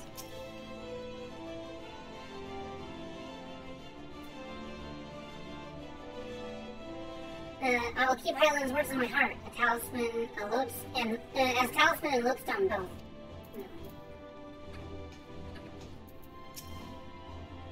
Thank goodness, I never would have forgiven myself had any of you come to harm. Flippo, did you meet Hydeland? Pray tell, how is she? Gone. She's kinda dead.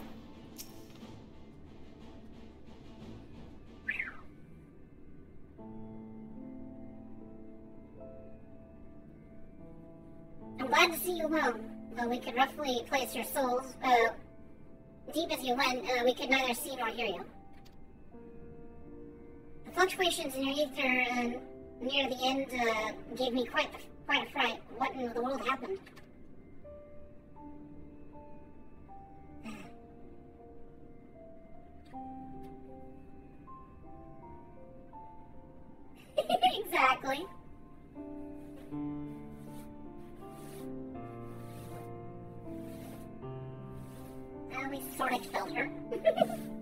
okay, though. She wanted us to do it.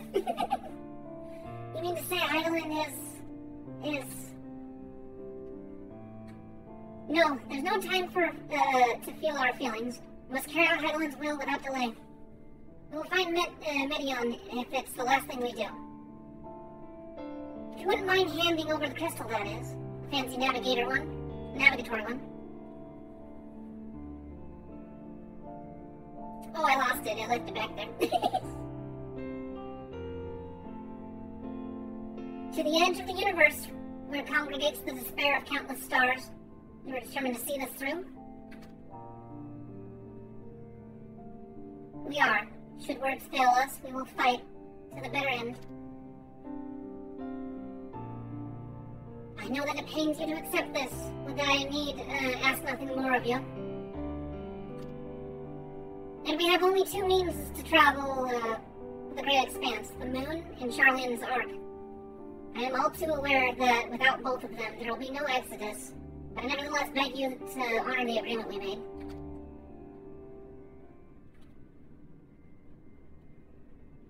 The Form's decision will be honored. You have earned the right to use the starship as you see fit, and I should not rescind it even if I wanted to. As it happens, I do not, and would do all within my power to aid your cause. Nice. The Godfather's blessing, yay! With that settled, might I suggest to rest a while?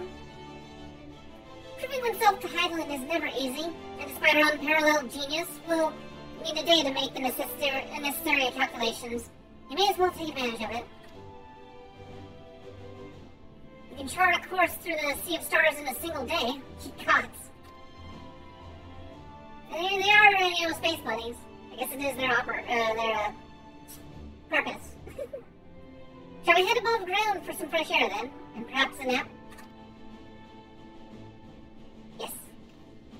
But I want to see the new zone. I bet you that's where we're at. What the last zone is like the end of... Or it's probably just called like the end or something like that. They would probably go so far as to just name it something simple.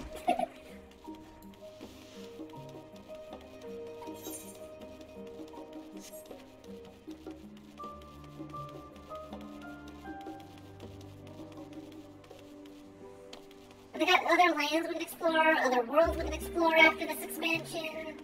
Hell, we got a whole new power we could, tap into for better or worse. Why is my frames dropping? It's just the zone, I bet you. Too many people out in the distance is trying to... I feel like my frames are dropping, but it could just be because of how friggin' huge this place is. Also, my lighting engine's, probably taxing my computer a little bit. Right now I'm using lighting engine and stuff that technically is only reserved for screenshots, but I got the ability to... Oh, hey, lockbox! What is that all about? Oh, never mind. I'm curious, but I won't look at it right now.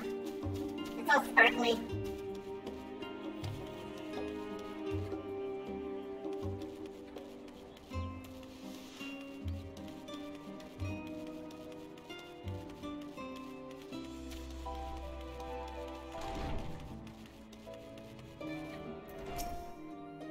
Although I haven't seen anyone's, location called directly the end, when I would look at friends where they might be traveling and stuff, so it must be named something a little bit different, or Terminus, or some sort of, Latin base word, I don't know. I've been expecting you. I heard about your foray into the ethereal sea, since I've ventured far and wide, but never quite so deep as that. Are you experiencing any after effects from your prolonged exposure? Nausea, dizziness, hauntings? Well, have a pleasant sleep.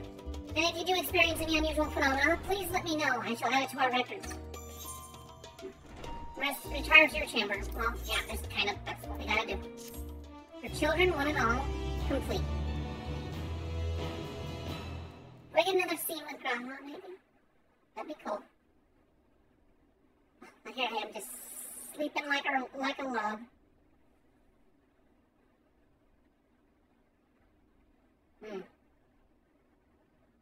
It does kind of slightly feel a little, I don't know the experience personally, but it feels a little bit like after outliving your parents. You're like, it's entirely up to me now. Besides the friends and, you know, other relatives that help you. Oh, what's going on here? I'm underwater.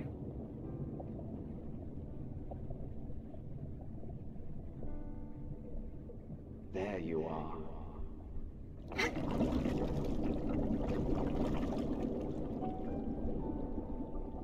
Some time, indeed, yes. For you, at least. Is this the original Zem?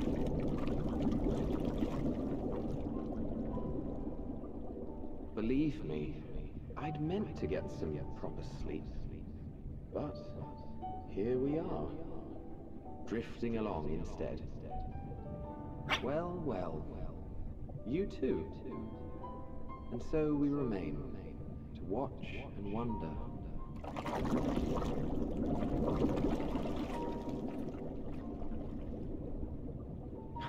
Yes, indeed. To begin, we first must see the end.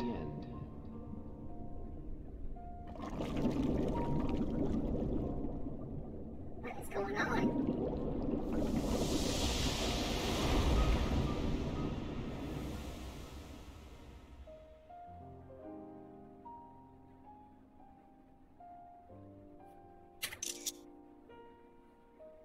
For all the pictures, I just like memorize, taking them in the memories. Click.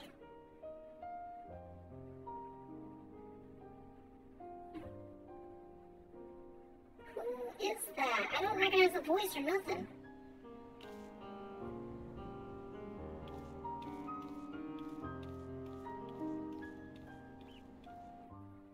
I guess it reveals it at some point, huh?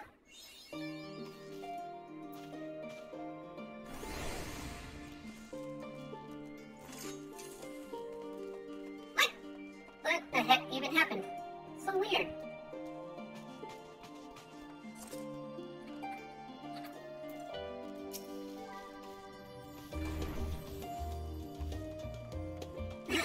Don't do the smiley face! No, not the dreaded smiley face!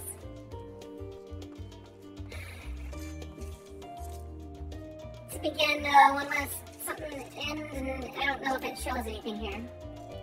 No, it was just a cutscene that I can't actually hear the actual lines from anymore.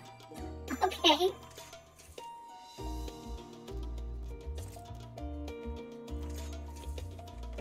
Artbert, maybe? Maybe that was that Artbert talking to me? It was weird. A great many of the helping hands that delivered the adamantite are still here in Charlian. And I, for one, couldn't be happier. Between the ether burner to be refurbished, supplies to be transported, and meals to be prepared, we need all the assistance we can get. Even Lord Amenaline has been doing his part, albeit at a snail's pace. Still, it's the thought that counts. But a bit more effort wouldn't go amiss. A bold decision. Trial has urgent news. Publico, I trust you had a good rest, except for that weird dream. An envoy of Master Fortishall arrived not long ago with a message. The Loporrits have determined Medion's location.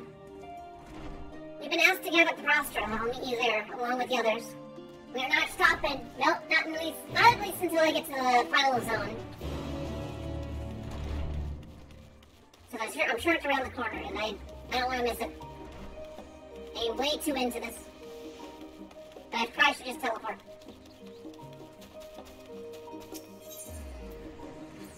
I mean, don't spoil it, but does it give a direct answer, or do I have to kind of question and infer it, and then other people have kind of made an educated guess that I'm missing something? Am I, like, overlooking something?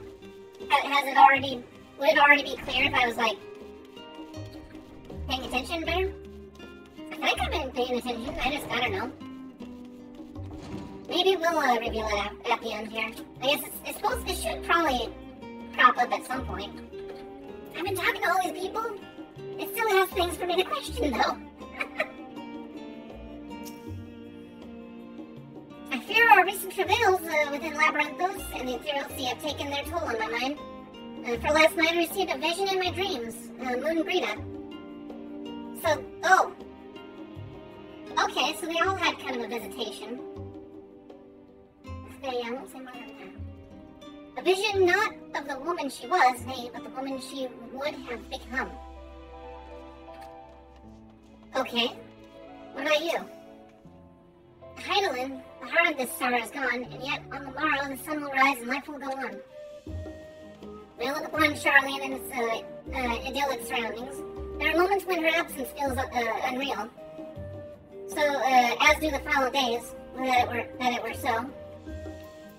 Stinian, since the final days manifested, we've been tested as never before, even more so in your case.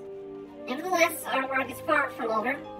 You cannot afford to falter now and not when the end is in sight. How did you sleep? Well, I should hope.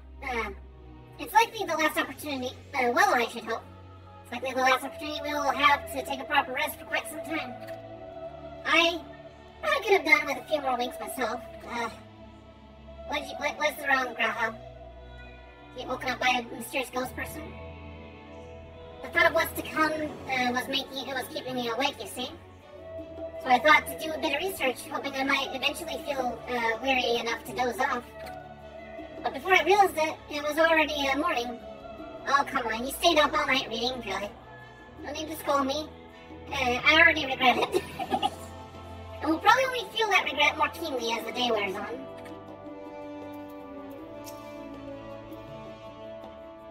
Not feeling any ill effects from the iTioscope, are you? After playing a test subject for those new etherites, even the mention of ether sickness makes me feel a bit queasy.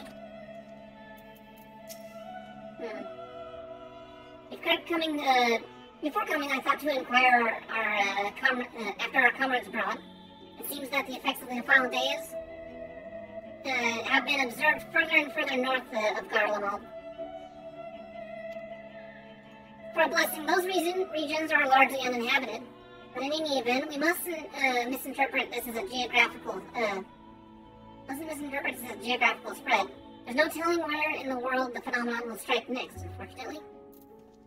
So it just keeps going northward, huh?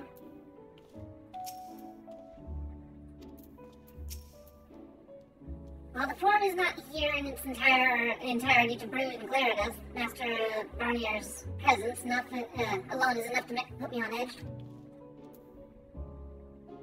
Yeah, Dr. Alize? I thought I did. Gods, I can hardly believe the Loporits managed to find Midian out there, and hidden among the stars.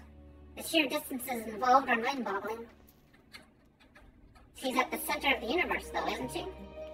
Where her nest was supposed to be?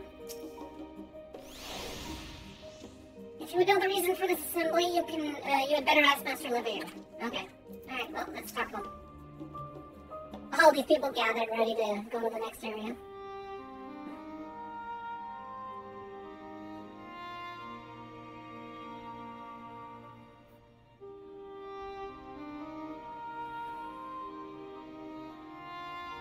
Here I was hoping a voiced cutscene.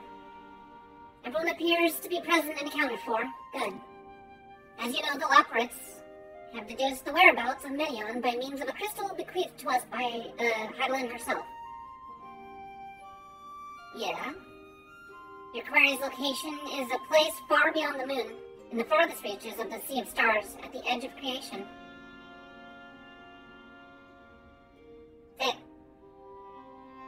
A veritable Ultima Thule. Ultima Thule? I don't think I've seen anyone being in that area. Maybe I haven't been paying attention, though. Indeed. How then are we to reach it? An excellent question.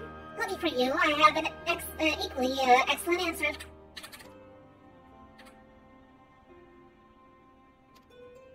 Oh, shoot. Hold on a sec here. Nope.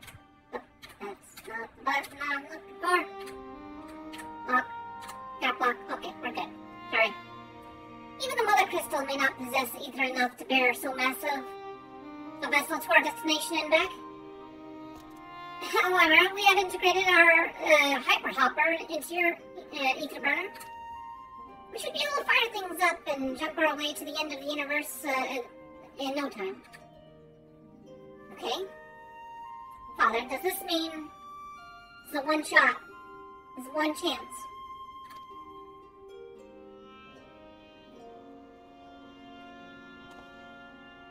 Bear in mind, this decision was not made solely at my discretion, but with the consent of the Forum. Hearing the Loporrit's proposal, the Forum was faced with a grave decision. To commit the Ark to this endeavor would mean abandoning both our plans to evacuate the moon and to resettle onto another star. Needless to say, the proposition invited fierce debate. In the end, however, the Forum was swayed by the simple fact that Hydaelyn believed you possessed the strength needed to overcome this crisis. The Great Exodus was, after all, a plan of Hydaelyn's own making. Therefore, if in the 11th hour she would proffer another means by which we may seek salvation, we would be fools to dismiss it out of hand. Indeed, she sacrificed everything, her very existence, to avert the destruction of this star.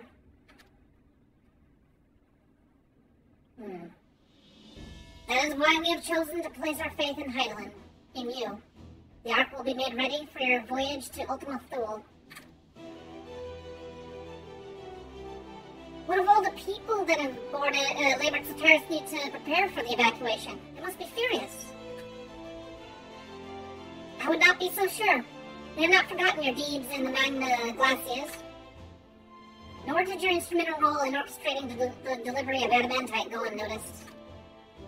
No, the people do not protest. Quite the contrary. They have expressed unwavering support for you in your mission.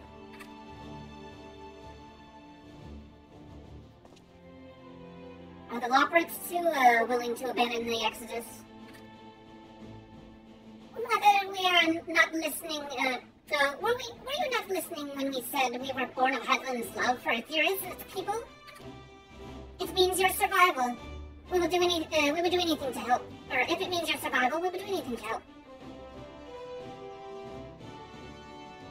And you'll most certainly have the need of our expertise where you're going. There's no guarantee that Ultima Thule is a place that supports life. An otherwise vexing problem for know-how that our know-how can remedy. Besides, Hydaelyn chose us to lead the way to Medion. Why else would she give your crystal only we can decipher? But more importantly, we're perfectly content to evacuate Aetherius until you brought us here, Ryanja. And now we're enamored with this place. So what choice do we have but to save it?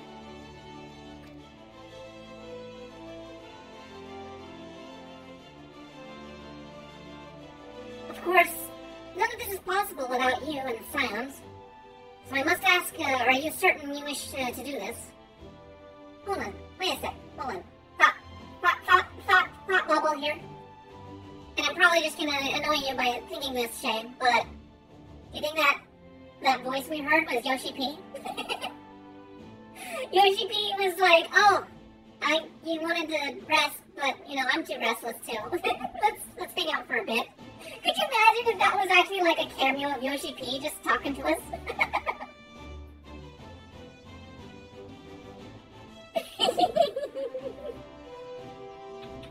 Okay, alright. Yoshi P is backseat gaming, exactly. He's like, yeah, I don't want you guys to stop existing too, so do your best. Of course, none of this is possible without you and the Scions, so I must ask, are you certain you wish to do this? We've shown ourselves, time and time again that we're ready for it. If barely.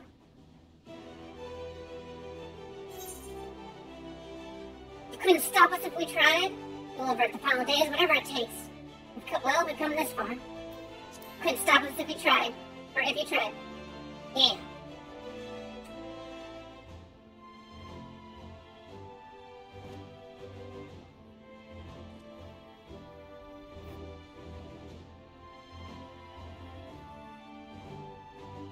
Very well. We shall inform the Forum of your decision and begin preparations to bolster the Ark with the Hyper Hopper. I love how they're trying so hard to, like, take the name seriously, even though it's about rabbits and stuff. The operatives will coordinate with Ishgard contingent to have the necessary components transported via the Tower of Babel.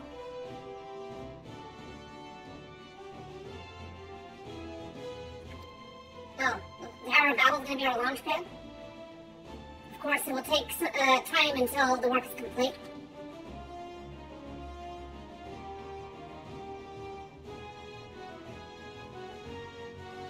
For now, pray, take your ease. More time off, huh? It would seem there is naught to do but rest and prepare, shall we? Hey, look at you, Graha. You get to sleep a little bit more.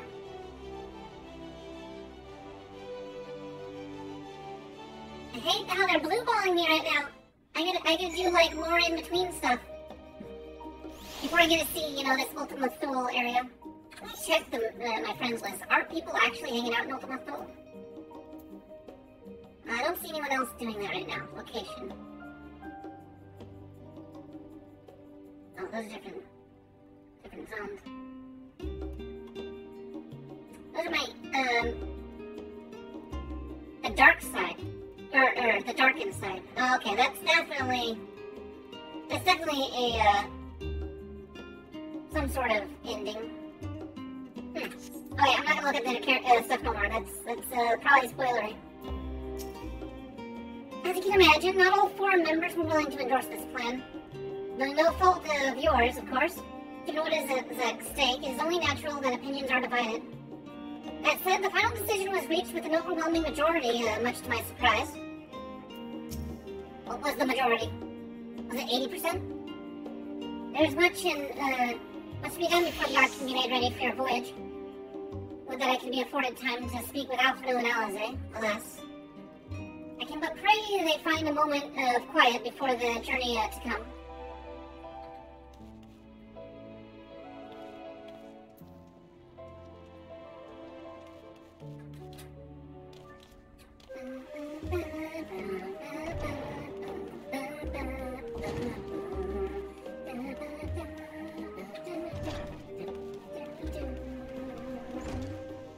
Hey, how's my friends?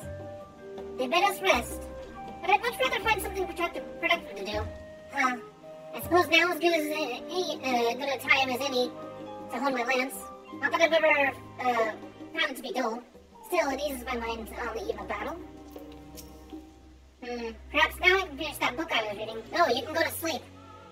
What? Pay me no mind. I'm sure you have better things to do with the time afforded us. The Forum hath placed the fate of mankind in our hands. We must not betray their faith. A rare opportunity to rest. I said we make the most of it. I wasn't expecting to have time on our hands. What should we do? Maybe another cup of tea?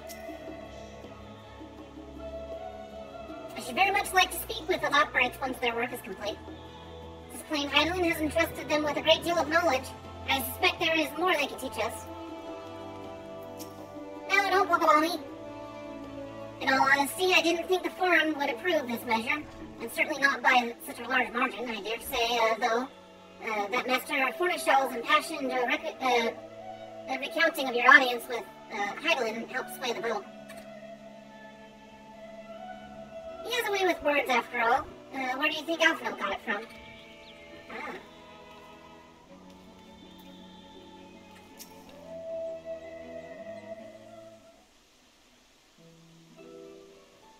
Ere we depart, we must leave nothing undone. Quite, though it is difficult to conceive how one can best prepare to brave a domain where Dynamis governs all. Nevertheless, Hydaelyn deemed us worthy for of the trials that await.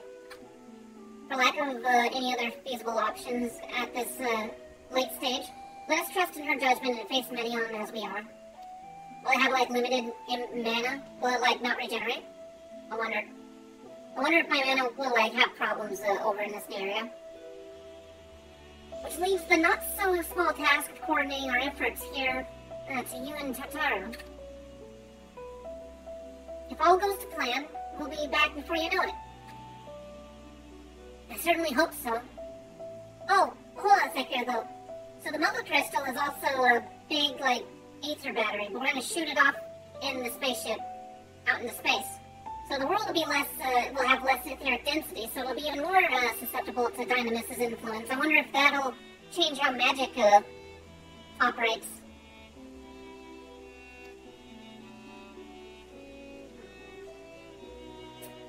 We'll be praying for your safe return. Mayhap it will affect the Dynamis for the better. With that settled, we should get some rest and make the most of the time we've been afforded. No? Ah, Tara, what are you up to? The meeting's over, is it? We were in there for so long, I started to worry. What did they have to say? That we're going to the end of the universe.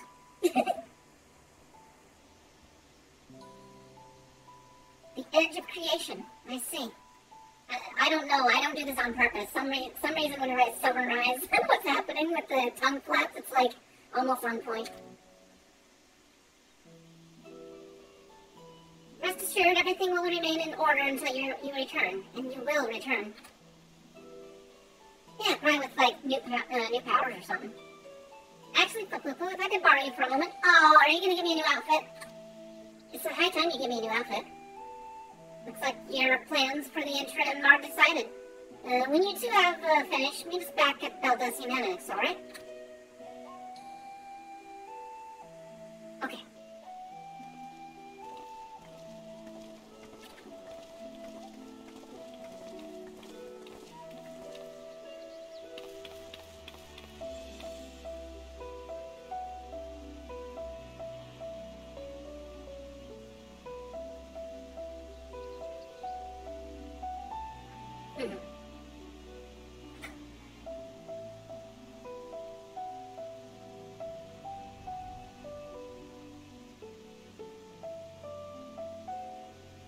Sorry, I had to look at a notification. Someone's being cute to me. Someone's being cute to me. Come with me to the Agora. I have something to show you.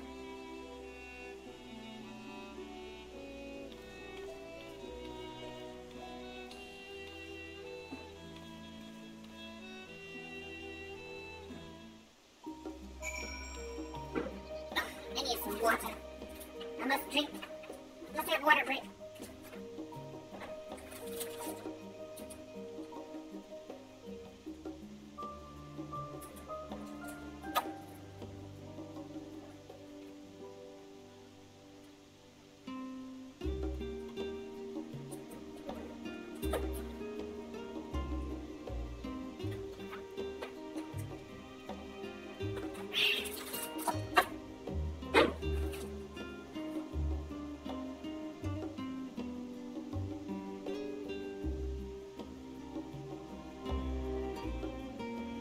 Okay, so, let's see here.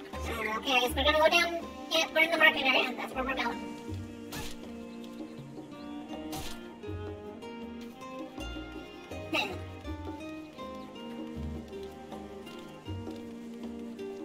Didn't think I was gonna be able to jump down and, like, jump up there, huh? I'm an expert of, platforming. Welcome, Poo-Poo, to Tara's boutique. Of course, we're totally getting a new outfit. It better not be gaudy. It's not gonna match my theme, but it might be cute. I've always done my best to provide the Scions with fashionable attire, but in your case specifically, I made an extra effort to strive for the most functional yet stylish clothing one could ask for. Not that I'm playing favorites, but you are the warrior of light. Faced with this unprecedented crisis, I knew you would need an ensemble unlike anything I've created before, and that I wouldn't be able to do it alone. And so, after enlisting the aid of the world's finest artisans, I finally completed my career-defining masterpiece. It better not disappoint. At this point, you've raised my expectations too high, Totaro. But then inspiration struck, and I saw a golden opportunity just begging to be seized. With the help of some Thabnarian refugees, I decided to set up shop here in Charlian. Of course, I would never charge you for any of our works. Perish the thought.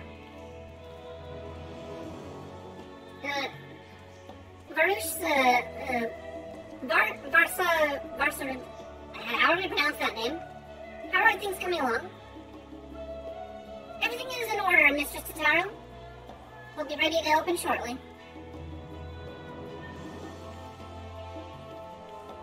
Which is why I brought you here, to be our very first patron. Would you mind waiting here for a moment longer? I wonder if she's just gonna give me my class gear. It must be my class gear. See, the phone scene cannot be skipped. You may wish to cancel any pending duties. Okay. What are you doing? What are you doing, cat? It's gotta be like black mage robes of some sort. Although I didn't check the level of the quest if it was like actually level 90 or not.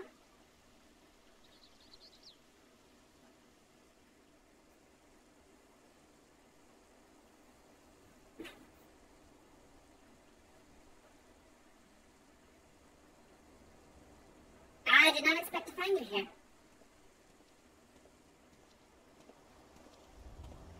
There's Vitra, or a simulacrum of him. Hey, both you. Better stop fighting. Better stop it. Kevin? Kevin, stop. Stop. No. No. I pointed you with my foot. No. I'm saying no to the kitty with my toe. And she's acknowledging me. She's acknowledging me. And she's attacking my foot. Oh no. Leave my feet alone. Stop it. Her tail's going thwap, thwap. I know she's in attack mode. I imagine Nihana would also wish to offer her regards. Alas, after delivering our dragon skills to the engineers, she remained to assist with their work on the ether burner. The simulacrum too will stay in Sherlin while I oversee matters in Razatahan. It is a rather convenient means to keep abreast of developments pertaining to the final days or anything else.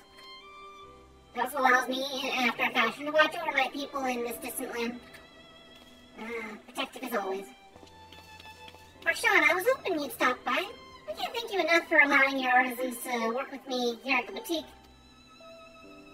Please, it is I who should be thanking you. This establishment has restored a sense of normalcy to their lives.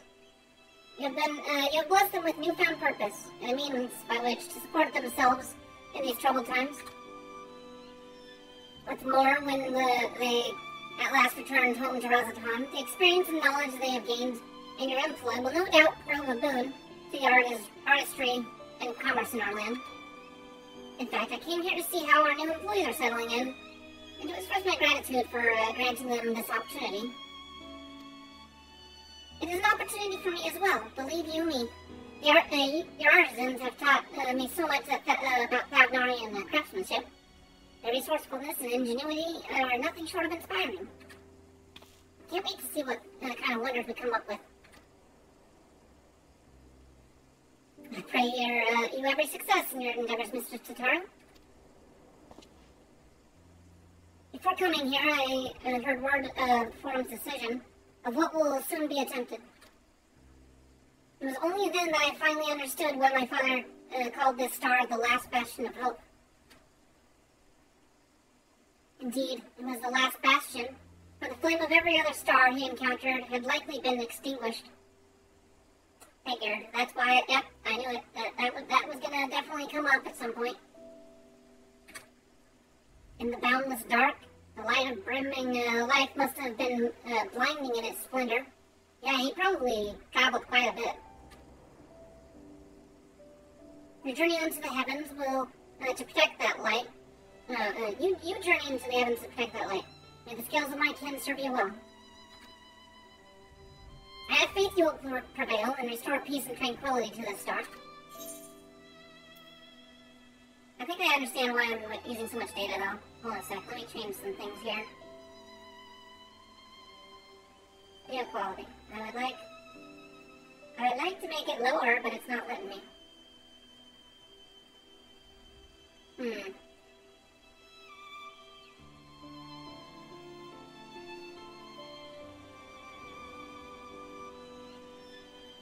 It won't allow me to go lower quality, damn it.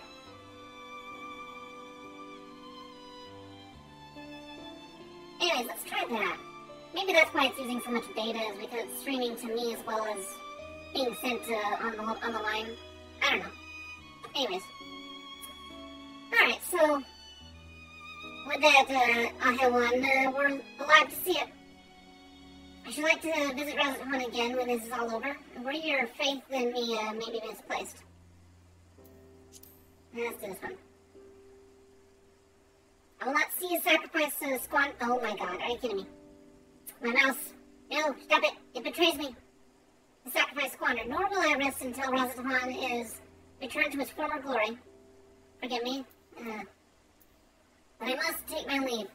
Fare you well, and remember, the people of this star have not yet given up hope, and neither must you.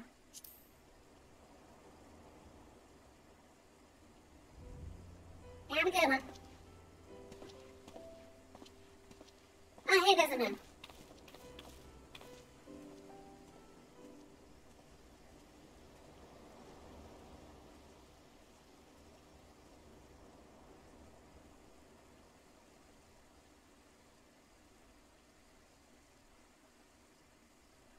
So why are we standing out here? I thought I was getting new clothes. Am I just helping Tataru? Where must I go to get a meal with some flavor in this wasteland of taste?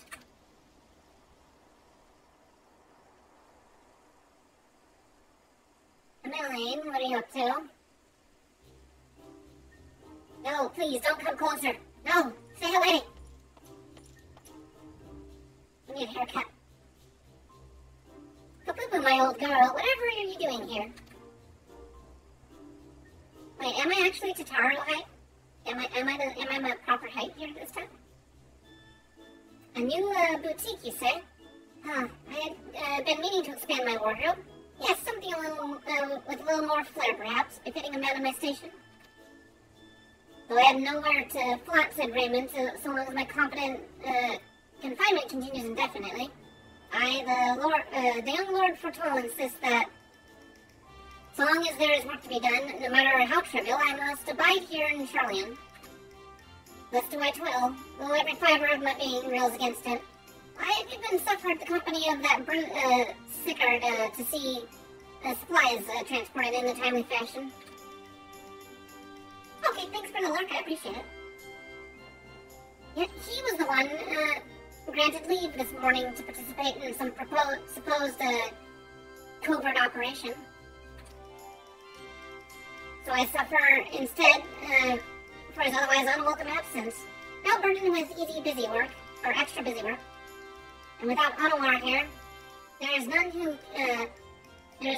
one who to prepare my meals. Such a privilege, boy.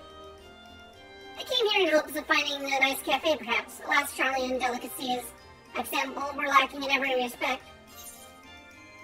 Have you tried our palm loaf? You can find it in all the shops. I guess I'll do this one. I'll be nice to him, whatever. The cafe over on the pier? Their cuisine didn't appear all that appetizing, but if you vouch for their cooking, then perhaps I'll give it a try. Thank you for the suggestion, and talk for now, old girl. Such a privileged butthole. That nerd walking in full armor.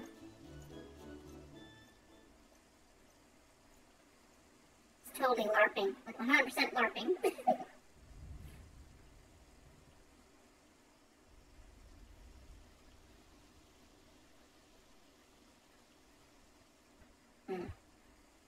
I didn't even realize that me having a screen up on the webpage counted as a viewer.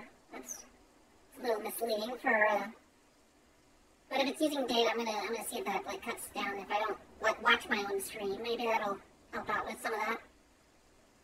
Well, is that Papupu and Tataru I spy?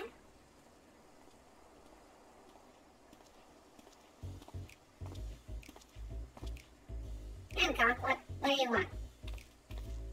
Not how are you, what do you want? That's all I have to say. Hancock, what are you doing, still doing here? You said you were returning immediately after dropping off your cargo. Yes, that was my original plan. After all, any expertise required aside from delivery of goods is well behind my purview. But what manner of entrepreneur would squander opportunities to the markets of the northern seas? Worry not, I will return straightway to Kagami once I have finished.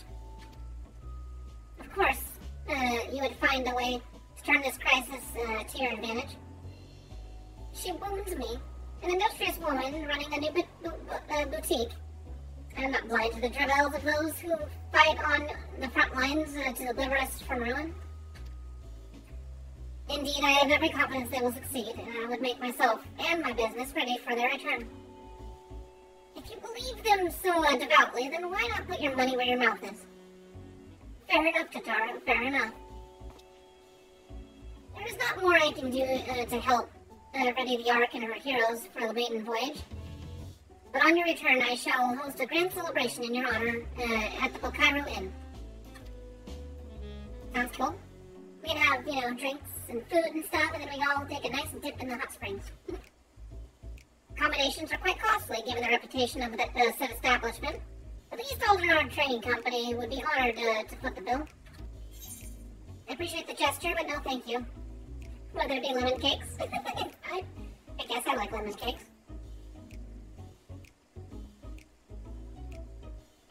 Oh, a woman of tart tastes, I see. Yes, there will be lemon cakes, and much, much more. The finest delicacies the world and Lord Loreto have to offer.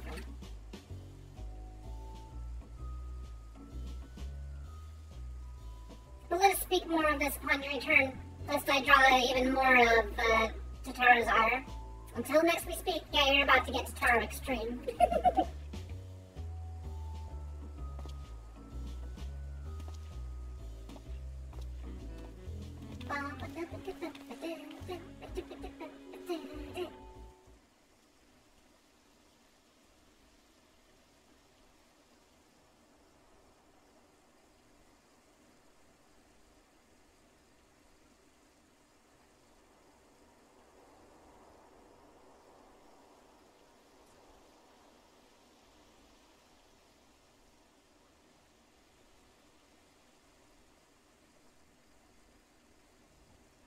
Poo-poo. Decided to spend your time at the markets, did you? Who is this? Ah, there they are. Biggs, Wedge! Taru! Of course. Biggs, Wedge! I take it, work on the Ark proceeds apace? Aye, it does indeed. Collaborating with the greatest minds of Charlian and Brazatan has been a rewarding experience, and that's to say nothing of what we've learned from the Loprits. The Ark is unlike anything we've ever had the pleasure of working on. Even Nero was rendered speechless on more than one occasion. He's like, why wasn't it my project? Can't wait for you to see it.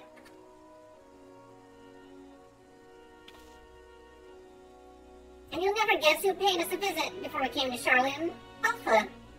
I think he sensed the coming danger and returned to check on us. Oh, Alpha, the bird that went to the stars to go and find other worlds that were doing all right. I'm pretty sure that's what he went to do. And did Alpha come back with any good news? He's always one to turn up in a time of need, and I suppose that's why he decided to join us here in Charlian. Good thing, too. I don't know how he does it. He has a knack for brightening your day just by being there. Still hard to believe we have the means to send you off into the great expanse, though. To the farthest reaches of everything. Never thought I'd live to see such marvels, yet here I am. More often than not, you and the Scions are the catalyst that sparks the need for these great invocations. To think how much I'd have missed out on had I not been a member of the Ironworks. An awful lot of work, to be fair, and the privilege of being worked like a chocobo. Chocobo. There is that too.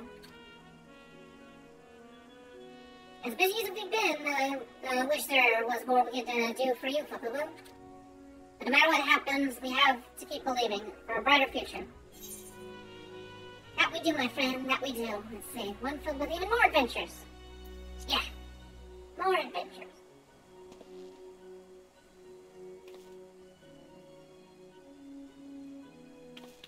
When you head back, would you tell the engineers I'll be along shortly with refreshments? It's very kind of you, Totaro. I'll be glad to hear it. And on that note, Wedge and I should get going. Still a few more supplies to gather before we return. All right.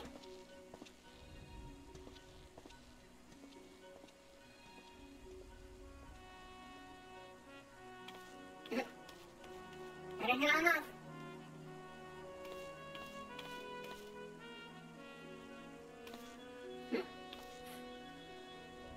Terribly sorry for the wait. Right this way, if you please. Well, I guess we were waiting for the clothes to be ready, huh?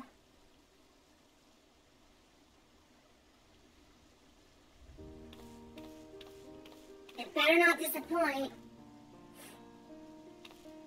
It's probably not going to be like my taste. Right, I don't believe the two of you have been formally introduced. This is Varsaruda. I don't even have any idea how to pronounce your name. Whatever. From Pakistan.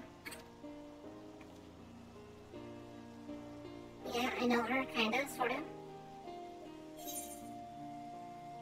Haven't we met before? Have we met?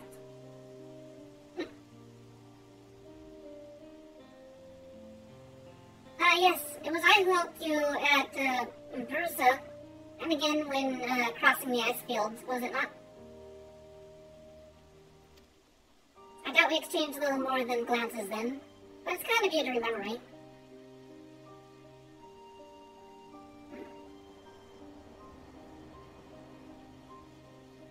Thanks to Mr. Totaro, I and many of my friends have found gainful employment in this foreign land. It is only natural to feel fear in the face of calamity. In such times, we look to one another for strength and succor. I don't know whether we will come to call this place home or return to Thavnir, but we are here today and are glad to have contributed to the cause. Oh, Totaro planned to keep her there. And contribute they did, helping to make your new garments as durable as possible. We put our hearts and souls into them, and I have every confidence they'll keep you safe in the battle to come. Okay? Gods, to think how far we've come since our humble beginnings at the Waking Sands. From the rising stones to the falling snows, and even a certain insufferable one's Ruby Bazaar. We were always fortunate to find friends along the way. Even when you were swept away to the first, Grahatia was there to grant you sanctuary. I'll never forget the relief I felt when you all returned to us. I thought my heart would burst. Yours has been a long, long journey, and I have the privilege to watch, often with bated breath as you persevere time and again. For all the joy we have shared, there's much sorrow as well. But I've long since learned you can't have one without the other.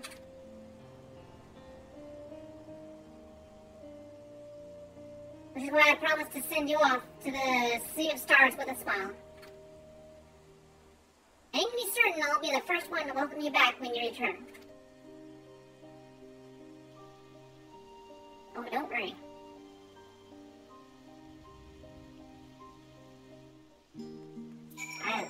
I'm looking forward to it. Alright, so I get clothes now, right? In addition to your new ensemble, I have raiments and weaponry for every need. So please feel free to browse our stock. It's at level 89, so it's not quite.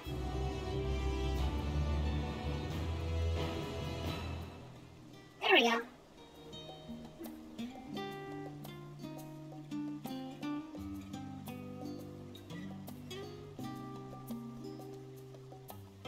You may now obtain the job-specific gear from Varsa Ruda.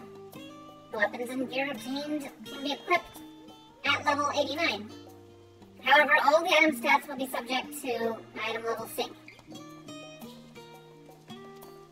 Upon reaching level 90 with the corresponding job, these items will no longer be synced.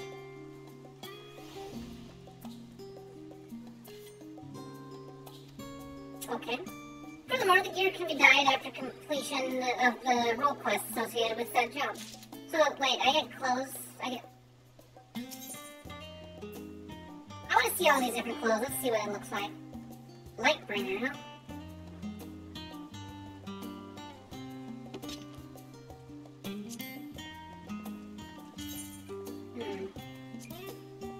What does it look like when it's pulled out? Oh, it's just a sword.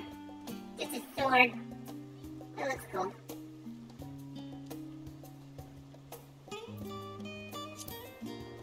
Giganex. That's a big axe.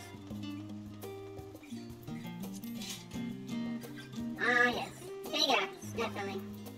Chaos Springer.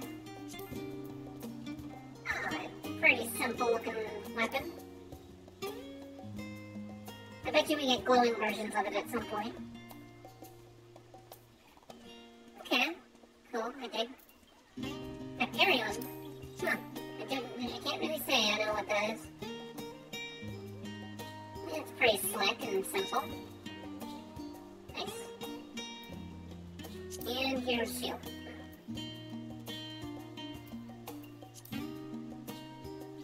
Cool. That's what people have been wearing. I see.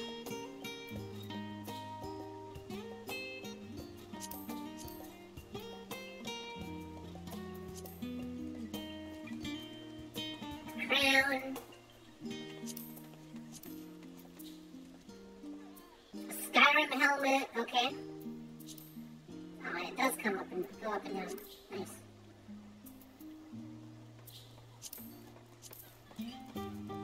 Really spooky Dark Knight gear.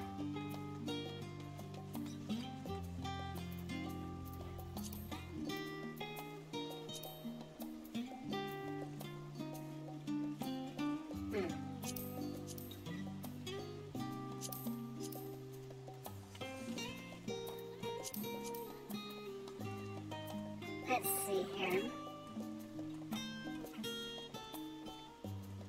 You're gonna just jump right up to 560 for gear level, huh? Nice.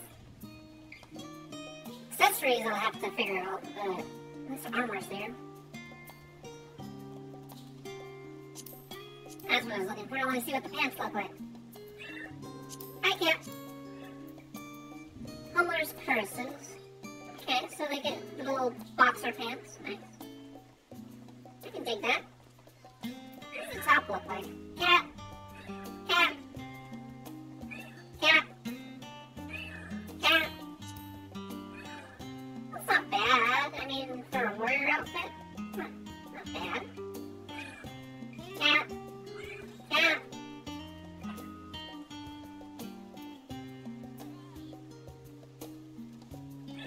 Cat.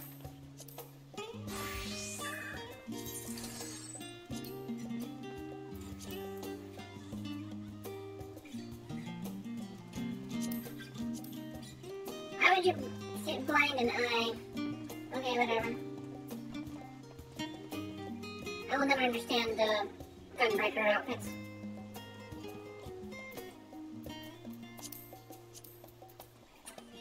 Okay, cool. What about the boots? Let's see what the boots look like. Oh, they're cool boots.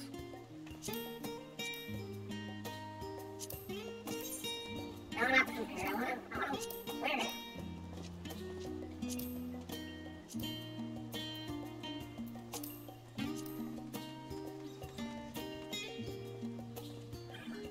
Meow.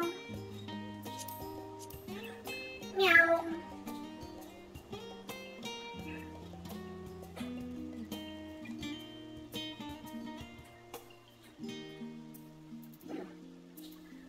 Meow.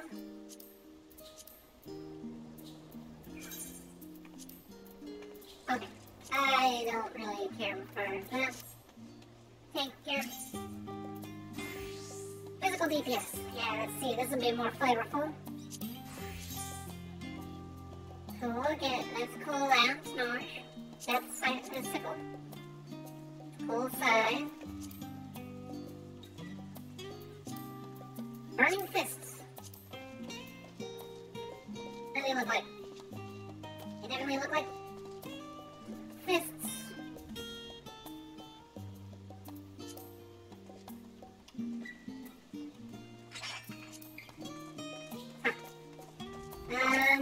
Murasame. Murasame. It's got kind of cool design there. It's hard to see in this little window though. Hard to appreciate it.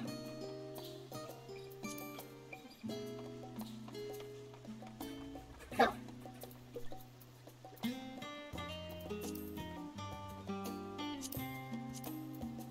Are they silly? Yeah, they're kind of big weapons. Huh.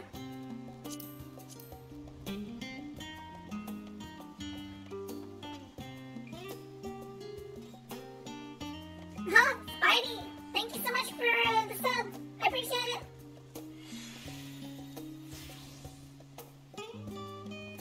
Yeah, you see underwear. Default underwear. So nude. Appreciate it there, Spidey. Thank you.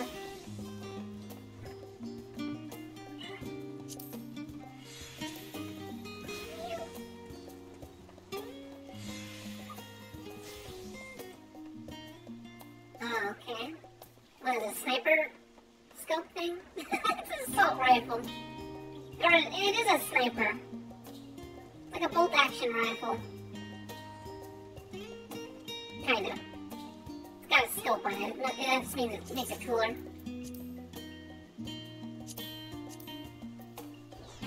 Then of course Dancer gets something other than rings, so yeah, what is it? They call it just Dancer's arm throwing weapon or whatever.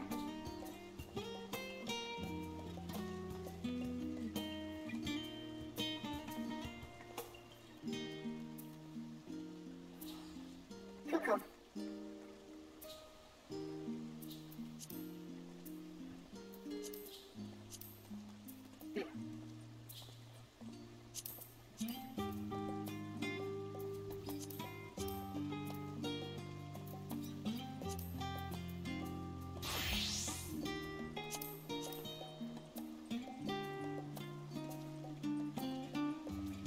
What do we got here? Reaper.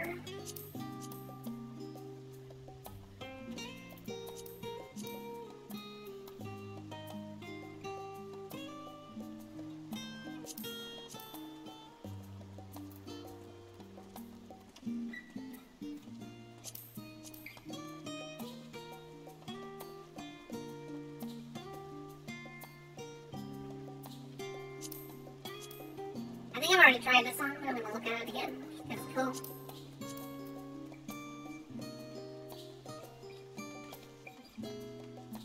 Yeah, not bad.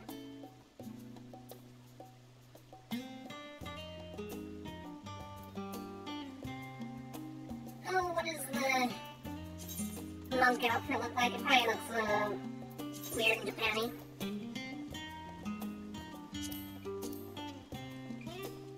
Yeah, it looks all... Well, that's the samurai one.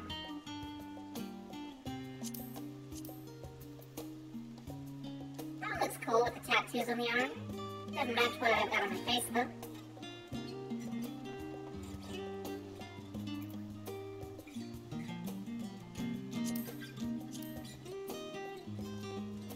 That's ninja.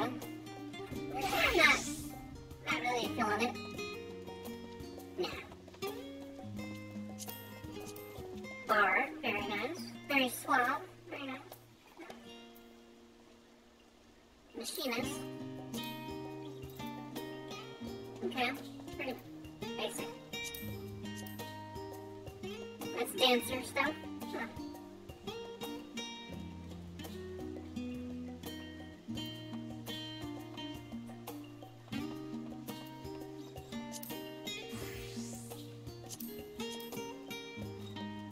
Yeah, I kind of like the dancer's silky outfit.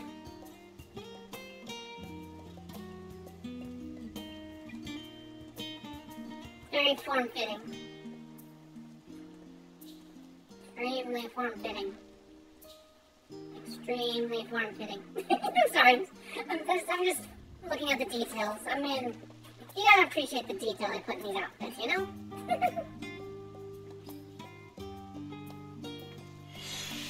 Alright, that's enough of that DPS thing here. Alright, here we go, looking at my outfit. Yeah. It's probably not gonna look the greatest, but again. Black Mage. Alright, what's mine? This is a Swords Rod. Okay, cool. That's cool, it's got little ghosties waving around it, or whatever. Not nearly as cool as my, Fire Knight staff, but...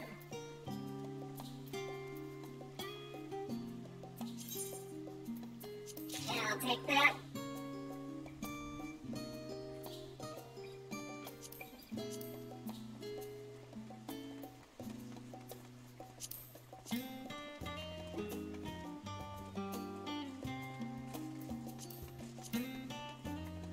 Cool, I can change the little patch thing. So the whole lore with the patch deal, or one eye cover thing, was like old style black mages, because they were always fighting Void Scent. Some Void Scent have blinding curses, so having an eye cover would allow like them to have one spare eye in case they lost their sight. It was not to like focus their energies or nothing. It was purely just, you know, I'm fighting Void Scent, so I need to save one eye in case, yeah.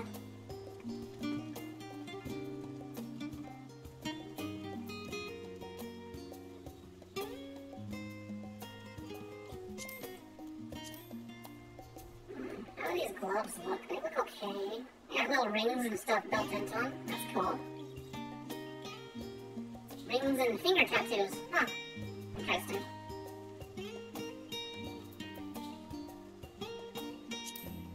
Skirt. Why is it a skirt? It's actually not a bad skirt. It's long though, but it's alright. I like it. I can dig. I like the fact that it's like a sash wrapped around you. Very cool. How about the boots? I gotta take this off though, because I can't see the boots properly with it on. Oh, they're just shoes. Just little booties. Little navy booties. Ah, very cool. Very lightly wrapped and stuff. Okay. How's the top look? Ah, more robes. Eh. Robes upon robes, I see.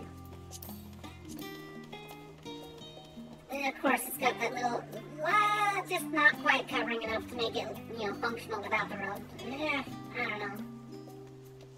It's black magey. I do like the skirt. Yeah. I feel like the robes cover a lot of detail. It's definitely not gonna look good with my current outfit. What do I got for a top sitting around my inventory?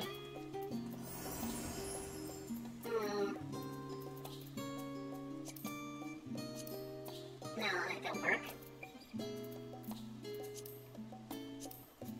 That don't really work, but it just gives me something else to look at. The wolf body. Yeah, that don't make sense.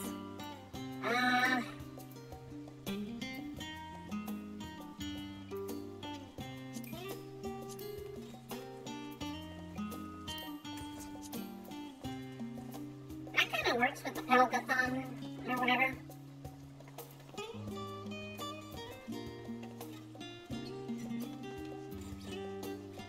Sort of does it. Sort of. But there's more detail on this skirt if I don't have it, like, draping over the edge. Like this chainy bit. I'll have to find, like, a short shirt or something.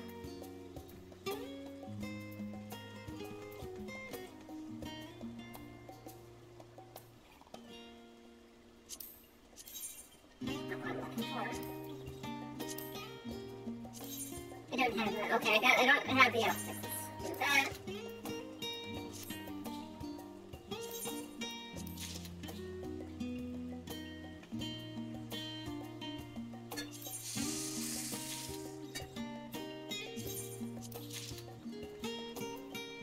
see, it already says owned. Okay, I get you, game.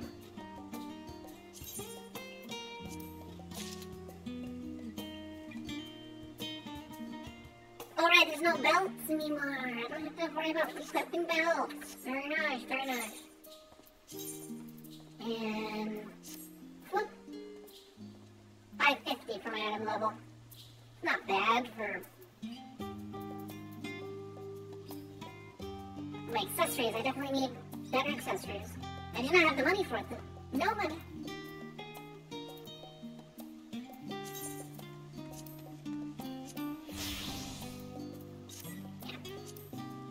For that. There we go. Okay, Star, I've got my clothes technically on. I glamoured over them, but whatever. Thank you for the attempt. I'm sure some people like their class clothes.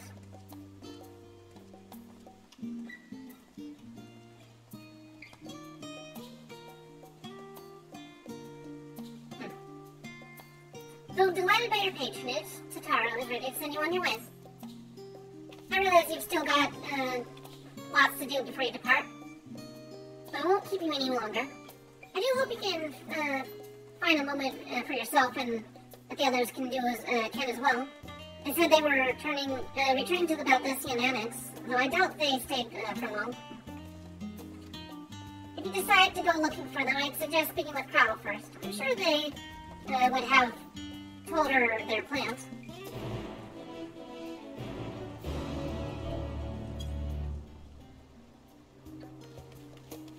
But I'm level 90, let me see if there's any cool clothes in the market for it. Even though I probably can't afford a single lick of any of it.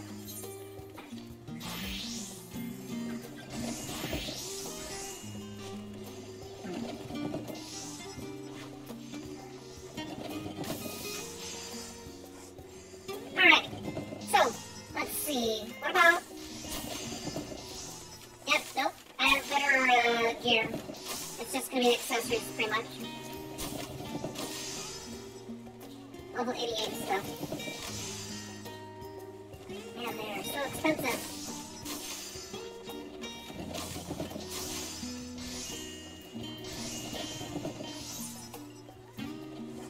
Oh, I have better stuff there. Okay, so that one dungeon I can go through and get a bunch of serious stuff. Huh.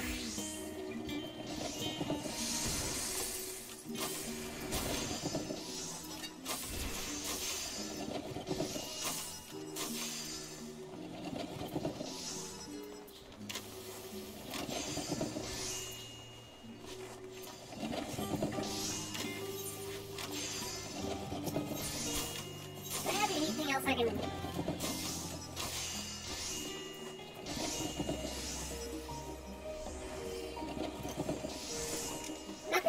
screaming at me to be upgraded.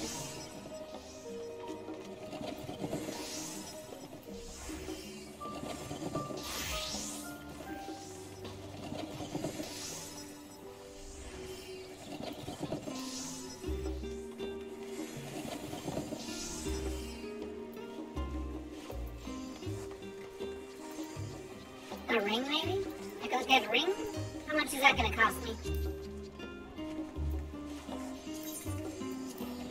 I got enough for that, I'll do that. Yeah, it's an upgrade. Okay.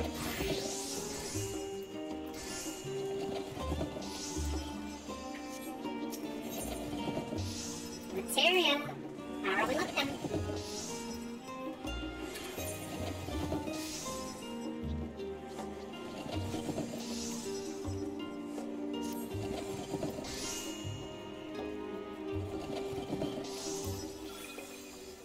Expensive, that's what we're looking at here. Yuck. Quick tongue, let's see, spell speed. Oh, that's not bad. Let me see what I can do here. I'll buy 2 of you. Even though I don't have that much money. Yeah. Material molder, where would you be? Oh, you're over here. Okay. Because I do know I need a little bit more spell speed. I'm not quite eking out where I want for my gear.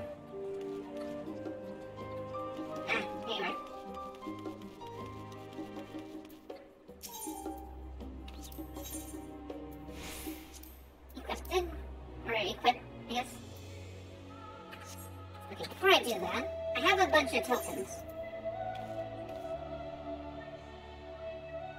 Or just one, I guess. Okay.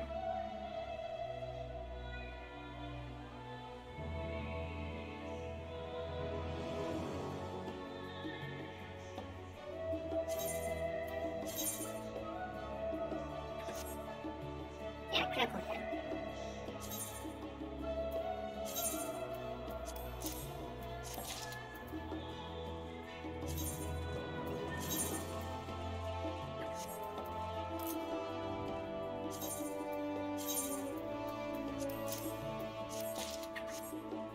Definitely put stuff there. Alright, let's get the critical hit and I mean, I've never really done material before on like this, but we'll just do it. What do we got here? Critical hit could definitely take some.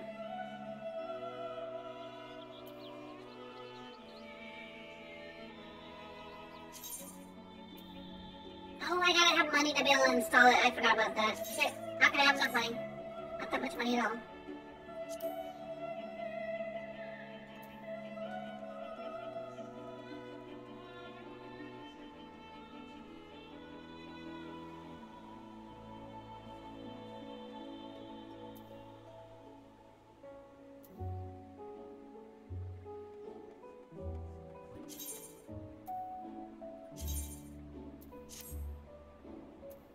Okay, it's alright.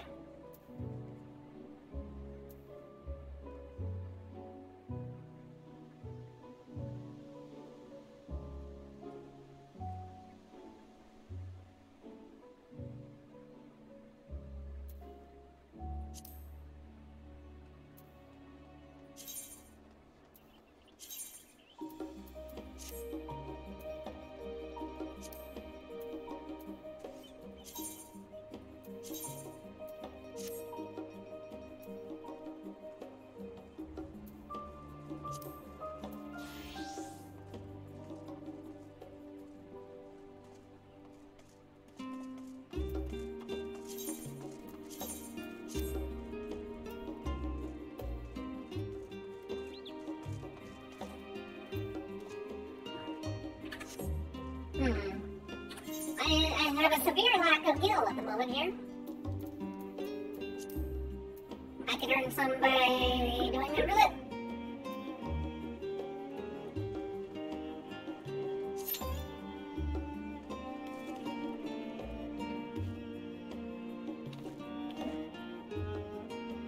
Wait a sec, which one pays out better, money-wise? I think leveling does better, for money. Yeah, we'll do that. I'm gonna be in the queue, I might as well sit in the one that pays the most.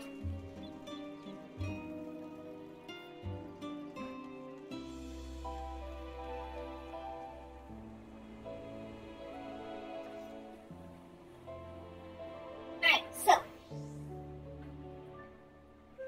In the meanwhile, let's continue with the story. Hopefully the queue doesn't pop while I'm listening and reading dialogue.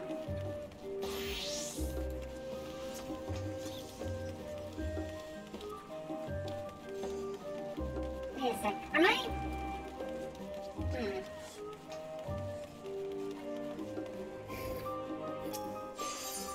They probably don't have anything to give me, do they? Only got a little bit.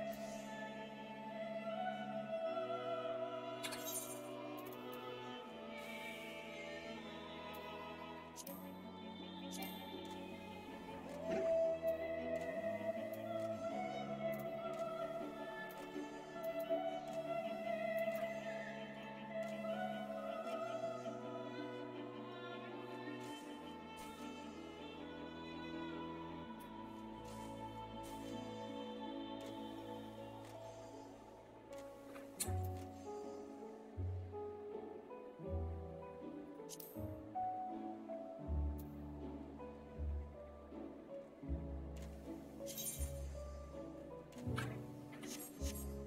don't have money. Teleports are really draining me, man.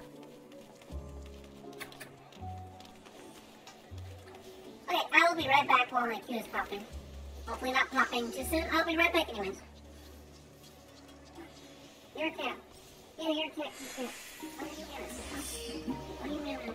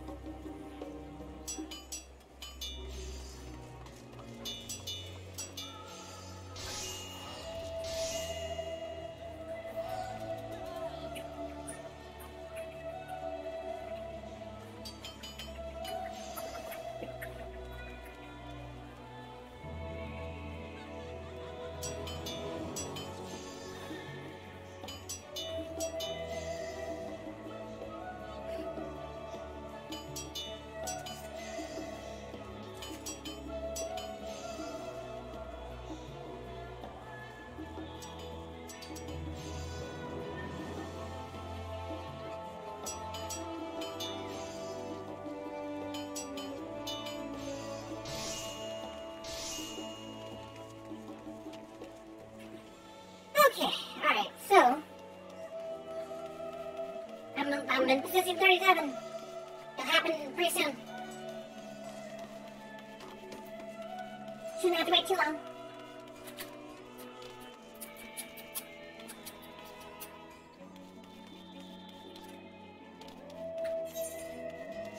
I should repair my stuff though, since well, I might not have the money for it, but I should attempt to repair my stuff.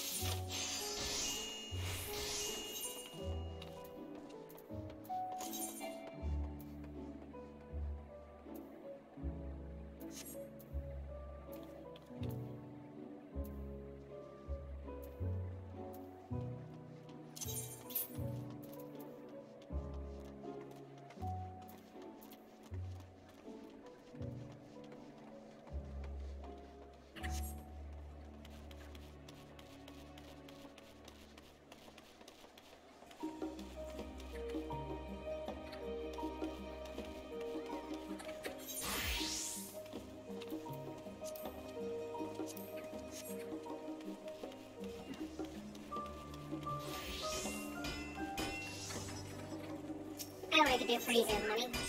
I know what I can do.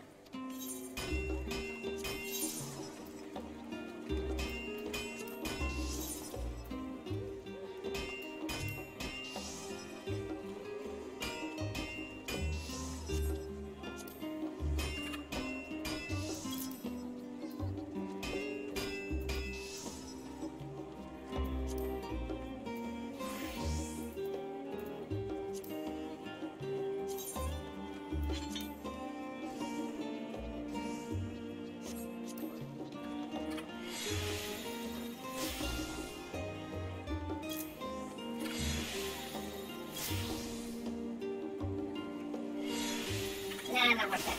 Not for that.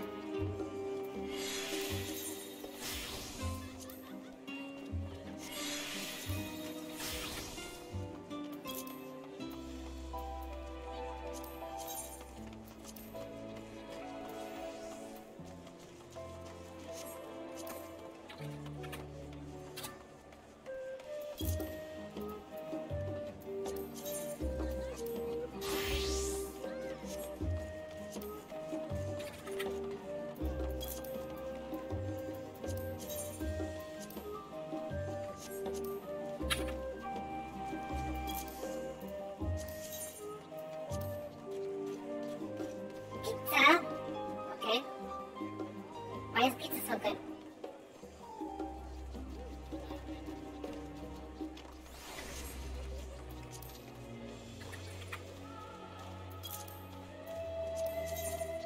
Smoked chicken.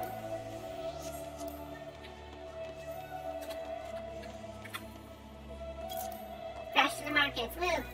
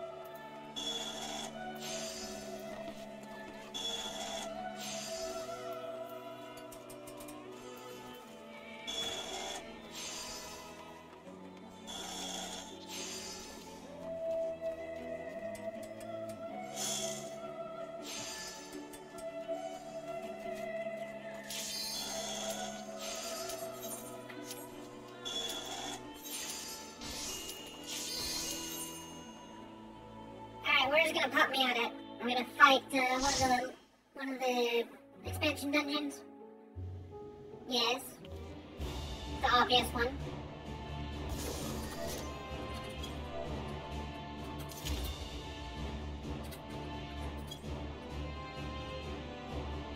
Where's our other mate? Oh, there, over there.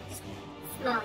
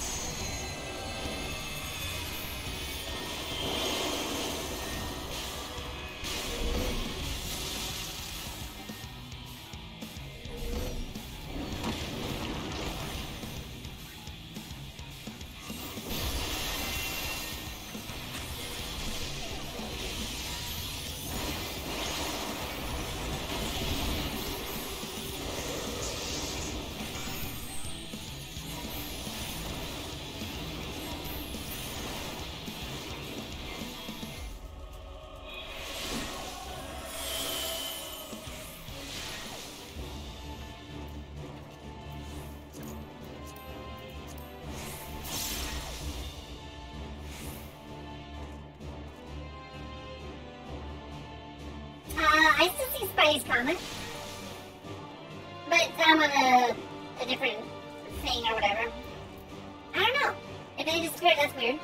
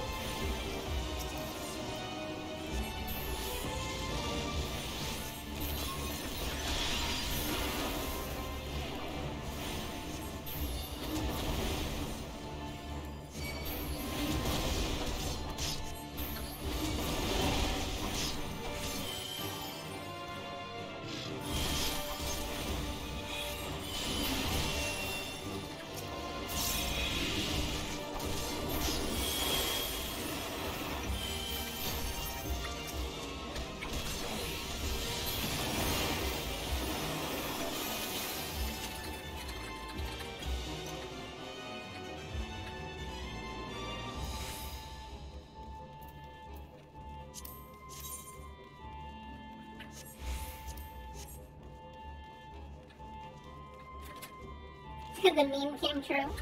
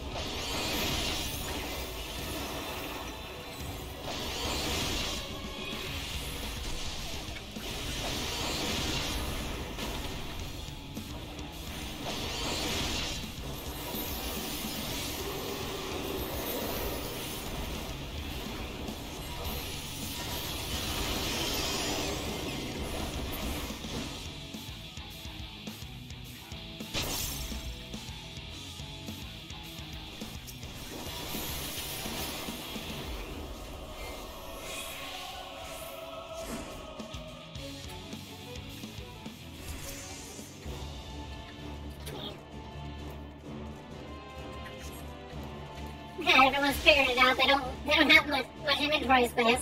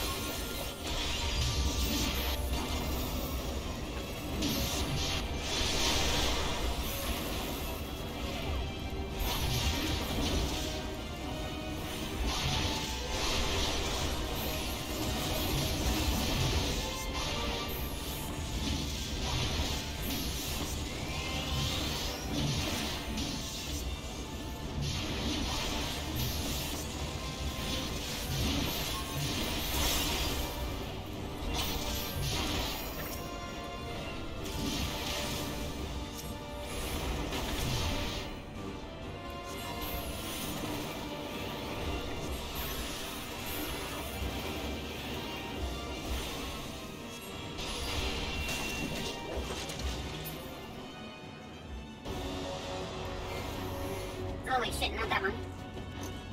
Go take back.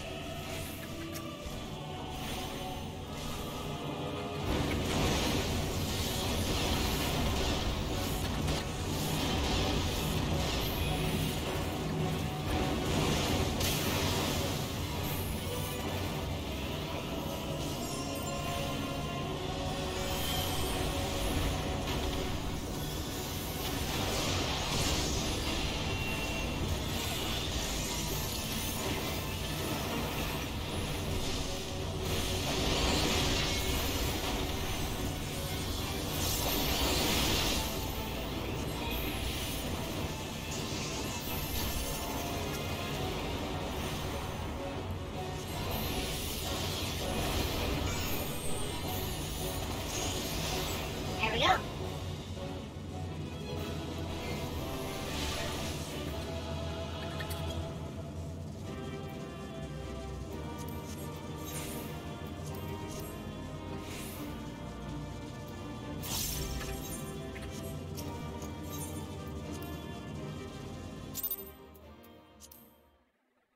Oh, no commendation. Lame.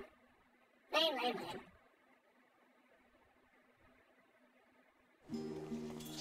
Hey, now I got money. Nice. Now I can put everything else that I want on there.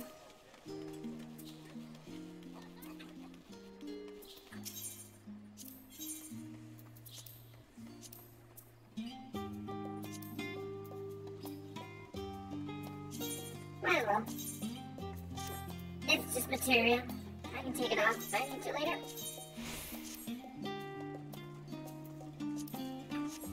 Cool. I have material stuff. Very mismatched. Low quality, whatever, it works. A little umph in my step at least. Alright, now we're ready to go. Yeah, materia is just like crystallized orbs of magic, basically, in this game. They're supposed to technically be like a salvaged soul bond from old material. It's like it's ways to transfer the strength of one weapon to another, basically. All these people walking around, they're probably role-playing all this seed, the seed guild or whatever. Alright, you're back.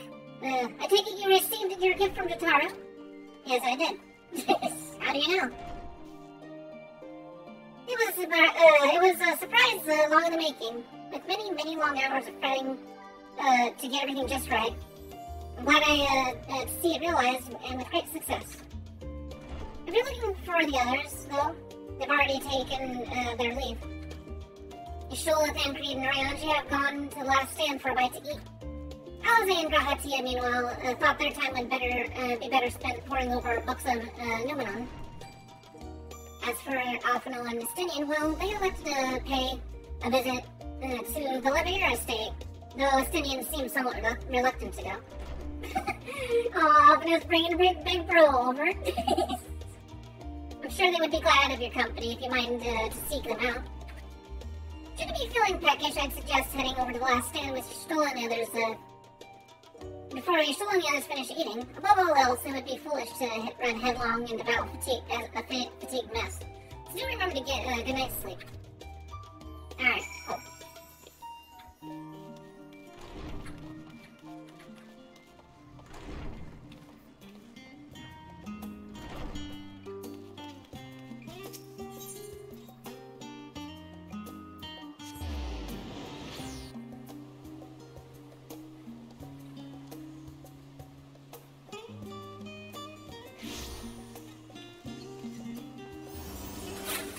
Actually, I'm kind of feeling peppy, so before we get going, I'm going to finish my last burrito. I have plenty of burrito.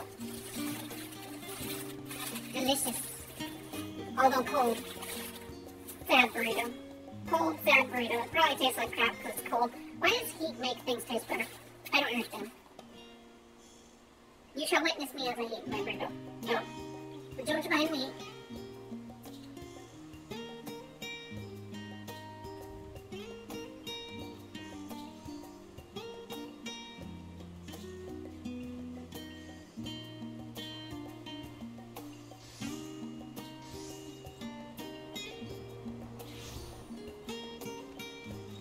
It'll be sad to have to give up burrito whenever I finally decide to get a gym membership and all that stuff, but I gotta have some income before I go and do that. But I have so many things planned whenever I finally get up off my on my feet again. For the streaming and for just making my life a little bit better. So yeah.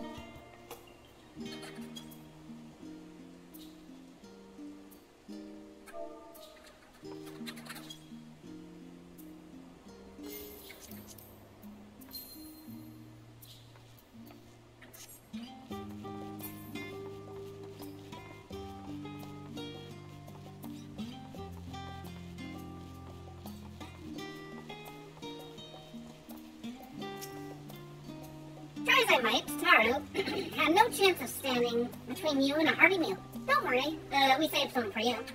Oh, good, good. Hast thou perchance had opportunity to partake of the rainbow pudding? Owing to its striking flavor and somewhat garish appearance, it's quite popular.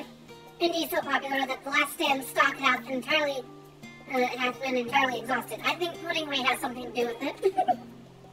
I should hope, at the very least, Puddingway did sup upon this most delectable of desserts. I think he probably has all of them. I think Puddingway bought them all.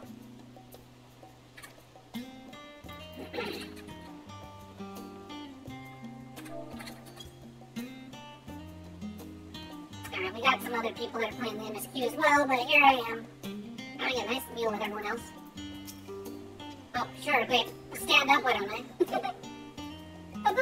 Come to make our trio a quartet, have you? Please, have a seat, and we'll see about getting you a drink. Ah, yes, more feel-good stuff.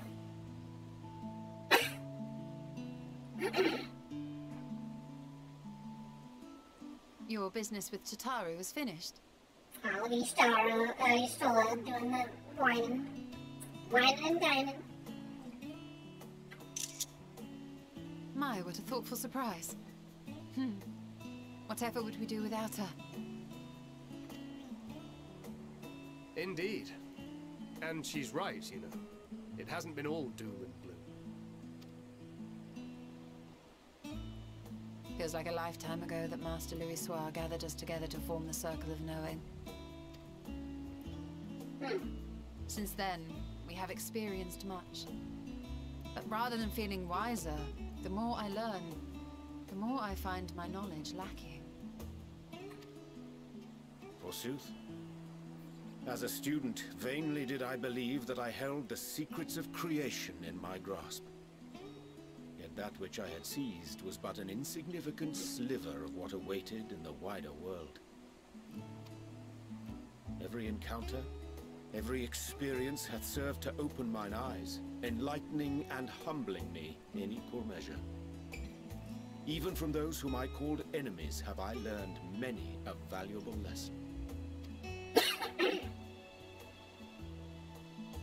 What will we learn at the edge of the universe, I wonder? Hopefully, something good.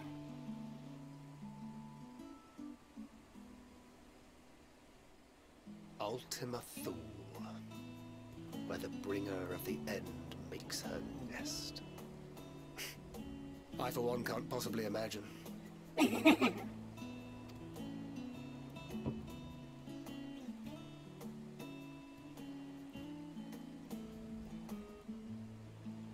But whatever awaits us there, we will survive. We must. For her.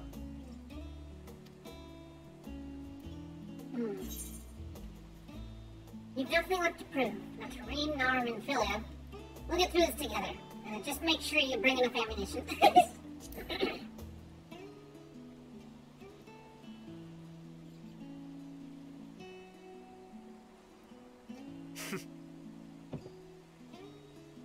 Gods, it feels like only yesterday that we went on that mission to Drybone. Oh, We've yeah. both changed much since then, have we not? That one time when we wore disgusting rags and got captured by the Emolja. Good times, good times.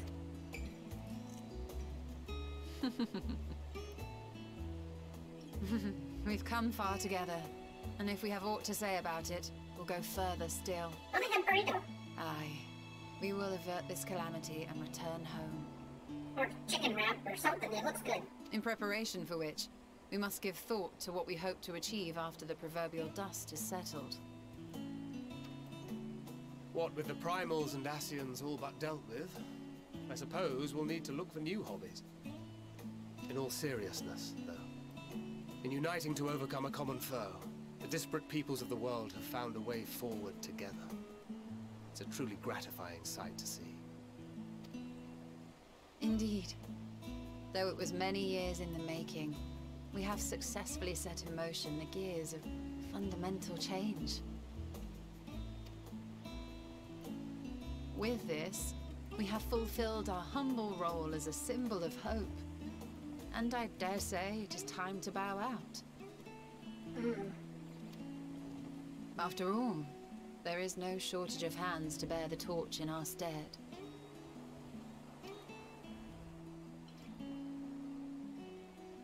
You know, I never really considered I might live long enough to see an after. But even if my time as a scion came to an end, I don't expect that much will change. Yeah, it'd probably be like banal and stuff. Still doing stuff, even though you retired. Gotta keep busy. Going wherever the wind blows. Lending a hand to those in need. A journey for journey's sake. It doth suit thee well. I must confess, I too have yearned to see more of the world. If thou art amenable to the suggestion, I would accompany thee. Mine ability to affect an air of normalcy through artful disguise is much improved, thou must concede. Aye, well, improvement is relative. You still look suspicious no matter what you wear.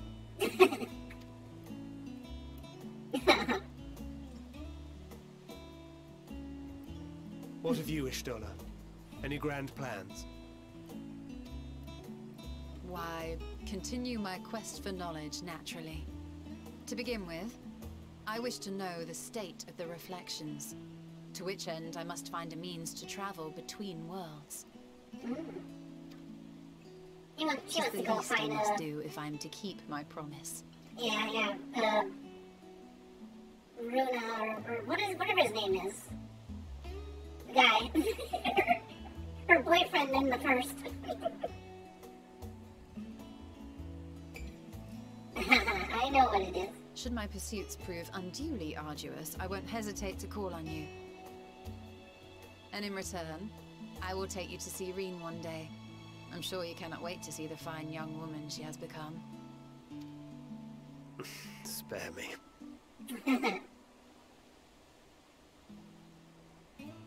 And what of thee? What wouldst thou pursue at duty's end?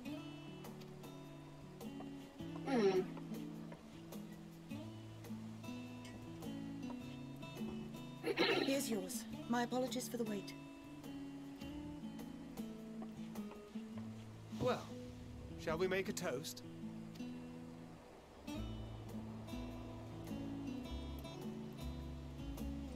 To victory. To our comrades.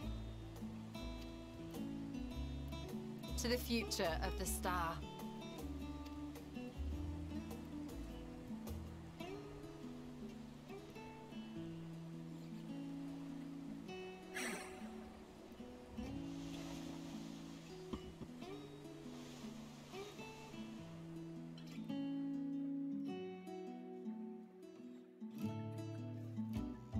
Yoshi, don't you dare take any of them away from me. Please don't.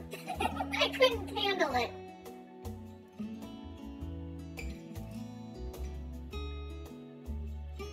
I don't feel particularly good. I feel very nervous about what's gonna happen. I mean, it's all nice and all well and good to have a happy ever after, but I don't know if they're gonna leave it with that. They have every freedom at the end of his arc to have things change drastically, some people not making it. You can always count on your friends to help maintain your perspective. A pity mine take perverse pleasure in it. I'd like to think I give as good as I get, though I'd fare better with the occasional assist from our consummate nodder. Yes, I am a nodder. But it's all good. It's all in good fun. I wouldn't have it any other way. Say it, Papa. Whence came this simulacrum standeth beside thee? You drink too much. I see falsely, but you still and then create what moments ago employed the self-same doubling magic. Alright then. Keep my secrets. Jeez. Leaving so soon? I suppose it's for the best. if you'd rather not explore the bottom of a bottle with Ariane.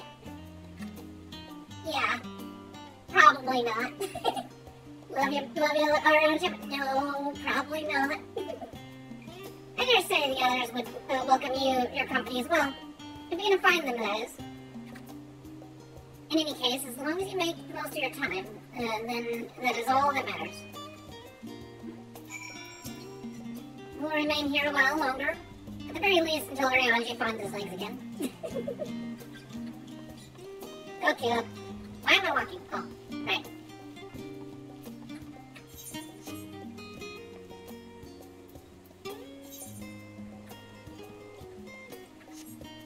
Alright, I'm gonna go see what the bros are up to.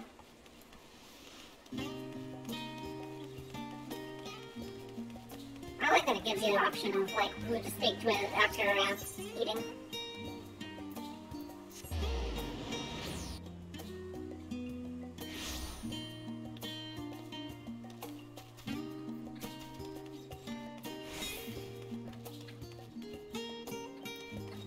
Oh, you look nice without your armor. I don't know how many times I've seen him without his armor, but not very often, apparently. What? Surely, this isn't the first time you've seen me without my armor? Wow. Just calling it out like that. I think? Maybe? I don't know.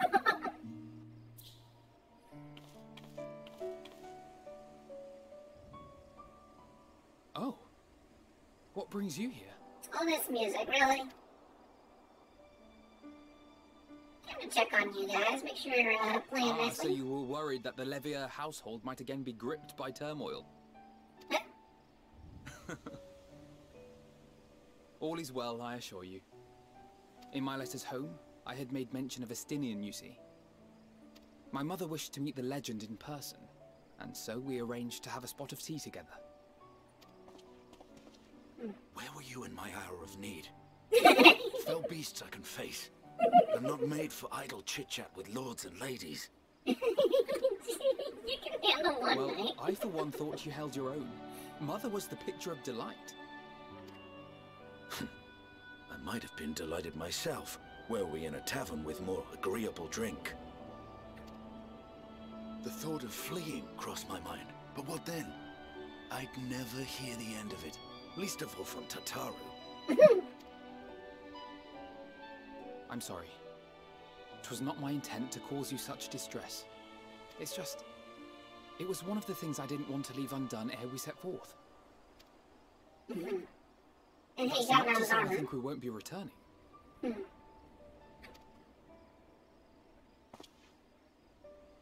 Yet, given what lies ahead, I did not wish to leave for later that which I could do today. After all, tomorrow is never promised. Nope. It's fine. Not like I had better things to do.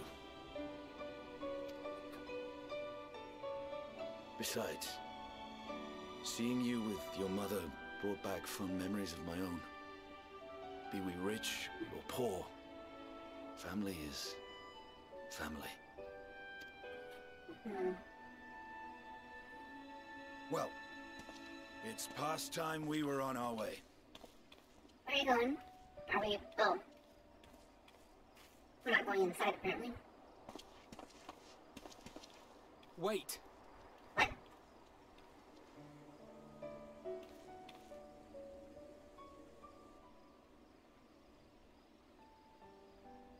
Since I left home, I've made a great many mistakes. Mistakes for which I can never make amends. But through it all, you didn't give up on me. Of course not. To have returned here with you at my side, it means more to me than you know.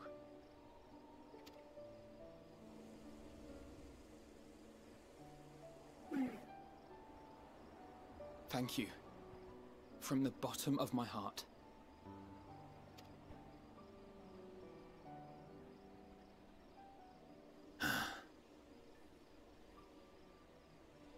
Forgive me, but it needed to be said.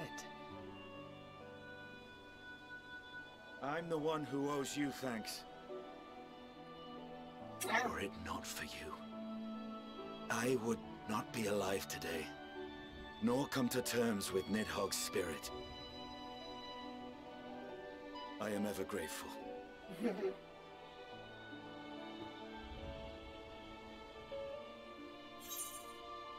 suppose I ought to thank you both as well.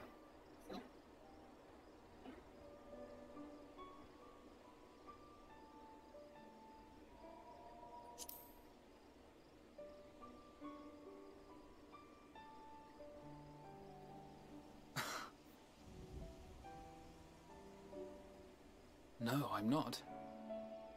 And I'm proud of that.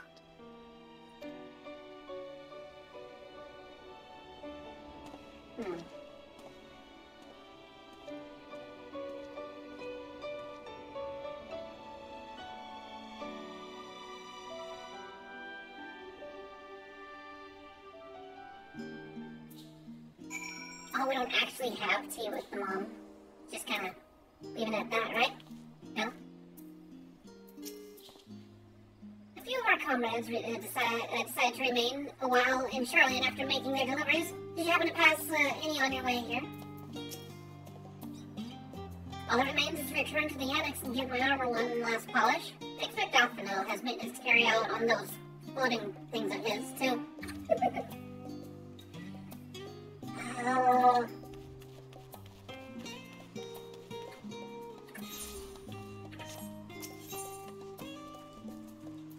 It's such a...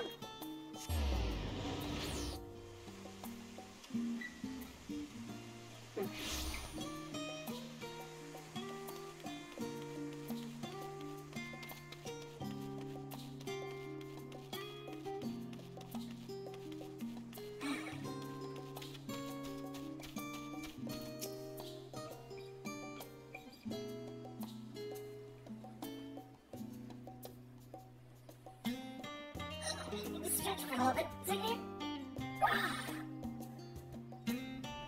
Poo-poo. I've come to this studio in order to study ways of pudding. If my creations don't jiggle as they should just yet. But I persevere. Oh, good, good. I'm glad Puddingway is working on his studies in the ways of pudding Nancy.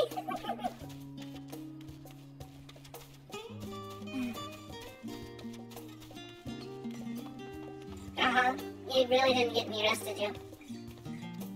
Well, they're both sleeping, what? You tried speaking to Alizé, but she's fast asleep.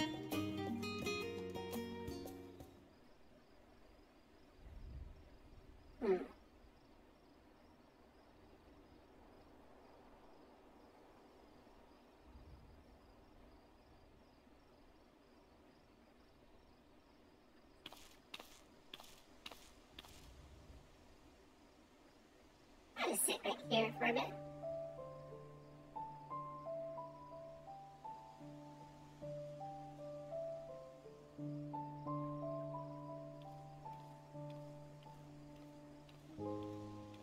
Oh, hey, Crow. Oh.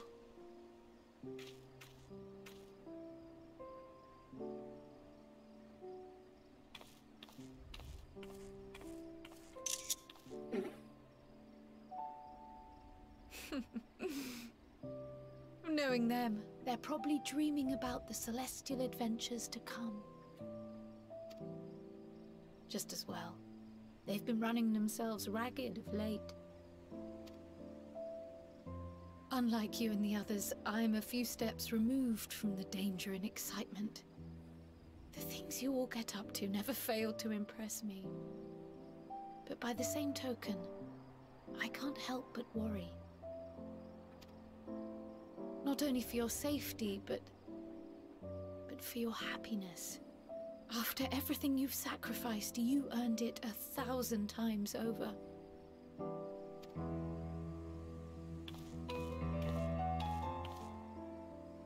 From the simple pleasures of tucking into a hearty meal or collapsing into a comfortable bed,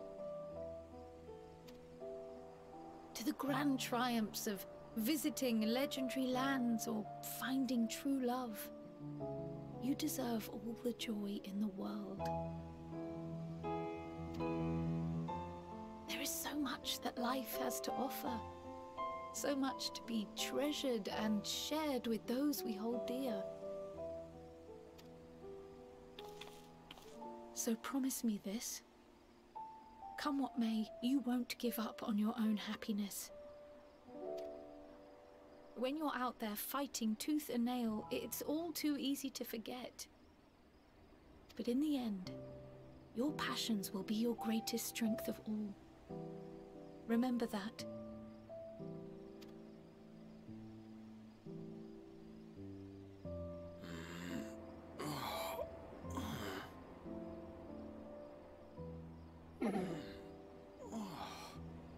This feels familiar. Does it now? Well, 'tis good to be...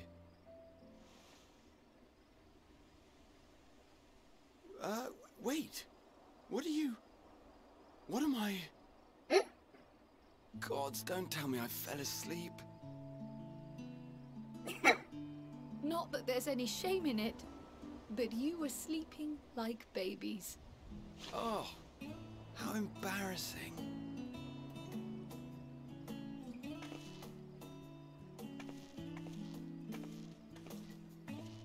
Not a word to anyone. Understood? Not one word. What? What? You just fell asleep? I'm told that sleeping in proper beds of your own choosing is a much more effective way to prepare for battle. Oh. So, what were the two of you doing here? Kind of having a cute moment while you guys were nodding off. I had a few books to return to the library. Thought I'd take care of it while I could. And you? The secret? Just enjoy a little piece, nothing in particular. I'm gonna tease him.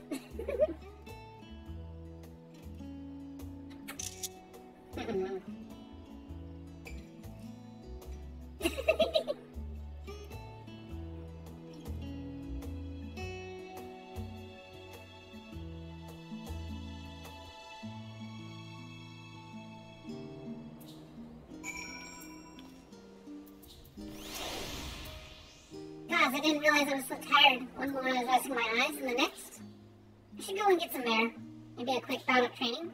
But not sleep. I'll sleep when I'm dead. That's enough reading for one day. As we don't know how long we'll be away, I best return these books before we depart. And eat. I'm absolutely famished. What about you? Oh, I've already eaten. I see. Perhaps I'll stop by the last stand on my way back.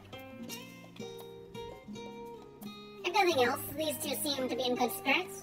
Still, I'll see them back to the annex for some proper rest. Even if I have to drag them by the ears.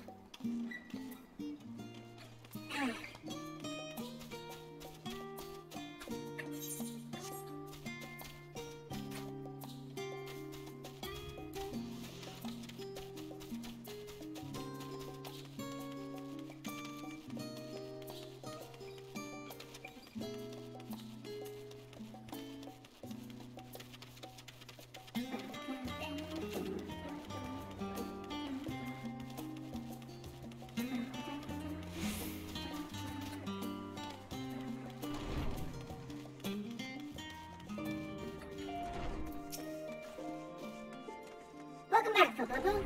Return to catch a few winks before embarking on your mission, I presume. You'll be happy to know your chambers have been cleaned and fresh linens laid out. I pray you enjoy the sweetest of dreams on this final night before the big day. Ah, yes. Send me away, Chief. Friends gather.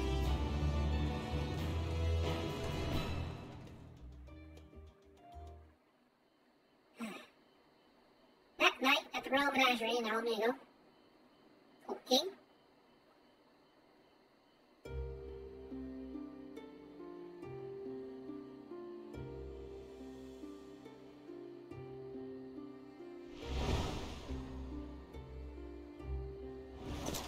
Oh, Xenos, what are you up to?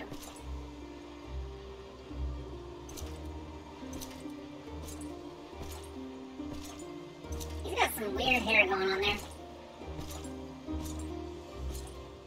What, is hatred consuming him and transforming him? Or is that just his avatar emerged?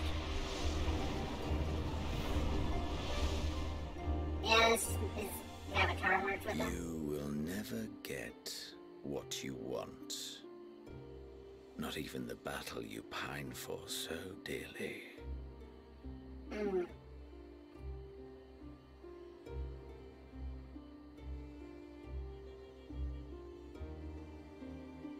In that transcendent moment, what was it that I sought in you?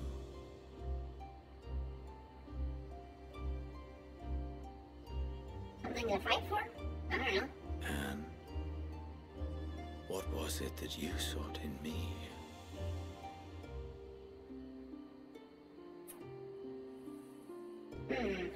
That's a harder question. And thus it dawns. The day of reckoning. Okay, here we go. I know it's late, but I want to get to the new zone.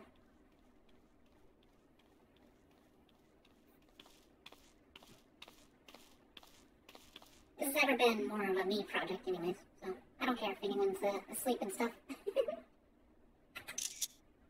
Here we go.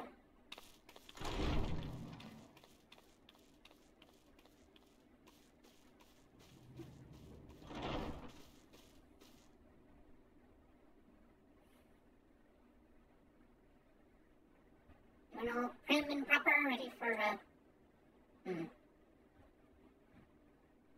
Everyone knows it's the last bit.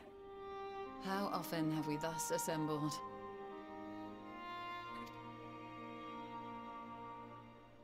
To combine our knowledge and seek solutions to the problems before us.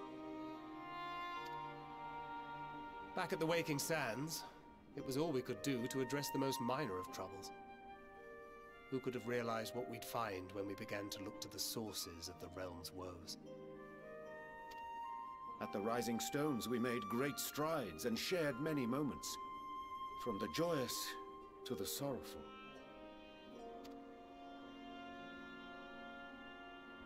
We've had occasion to call other places home too.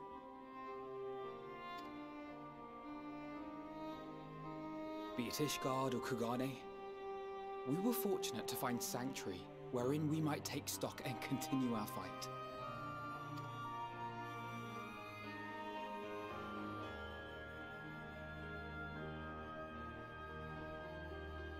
I was honored to host this company in the Crystarium, to stand with you all as we confronted the truth of the star itself.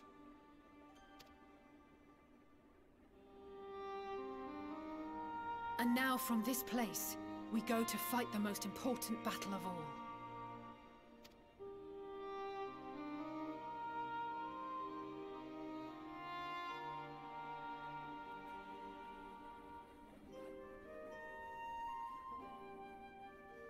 The Forum has sent word. The Ark is ready.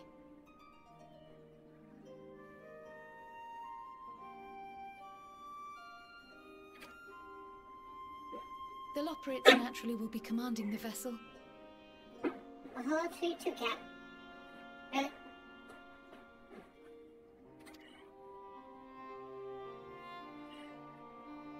They will see the 8 of you to Ultima Thule.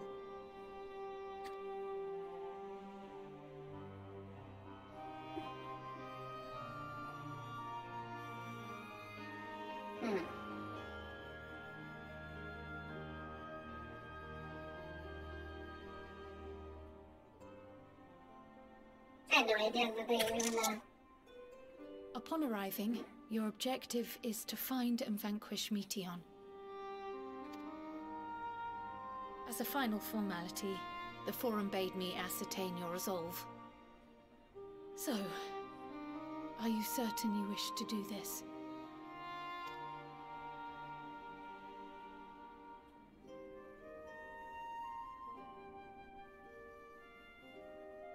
We are.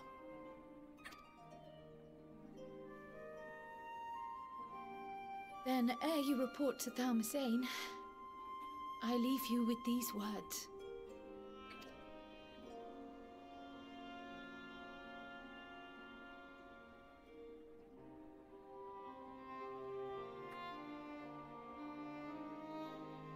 must triumph. What that means will differ for each of you. To make it back home, or to simply avert doom, or perhaps something else altogether. Yet whatever it is that drives you, I have faith in its power to see you through. So please, triumph.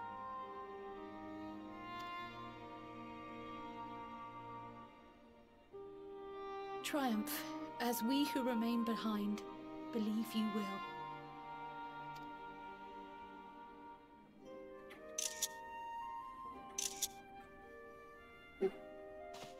Let us be off then.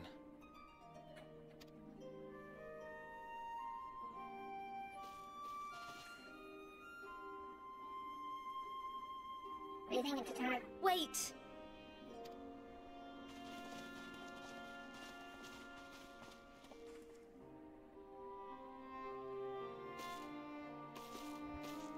Both Kryl and I will be there to see you off, but as your receptionist, I feel I need to say this here.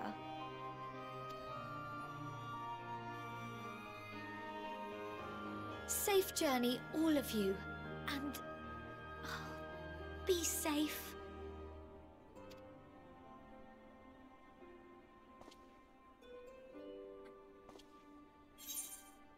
You can count us. You too, Tatara.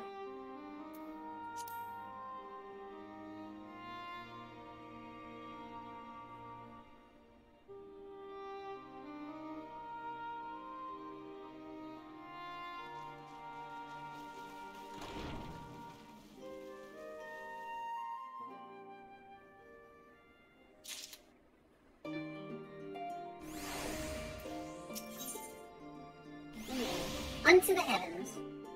Machika Sunjika is ready to send you off with a smile. I suppose this is where we part ways, for now at least. Would that I had sage words of wisdom to share ere you depart. Mayhap Chichu Galop, but this young will suffice. Surrender not to anger or hatred, he said. Look beyond them, and there find true strength. What one does beyond...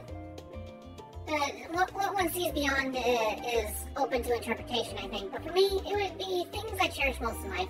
Things I believe are worth fighting for. Something to consider when you venture onto the Sea of Stars.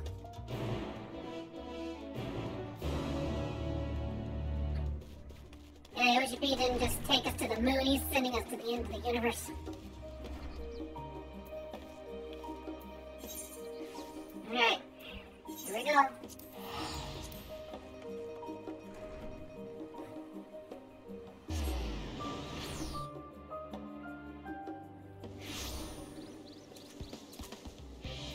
Honestly, I don't even feel like 11 hours has passed by. I don't know where the time's all gone.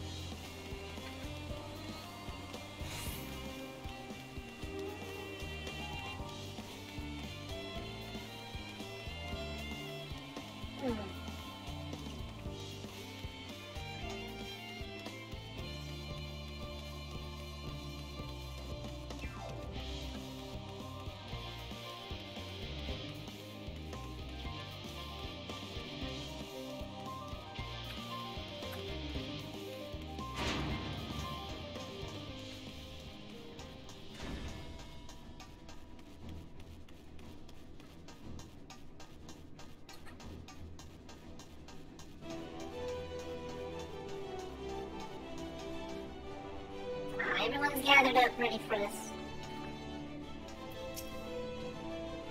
Man is said to fear what he does not know, yet he would venture unto the greatest of unknowns.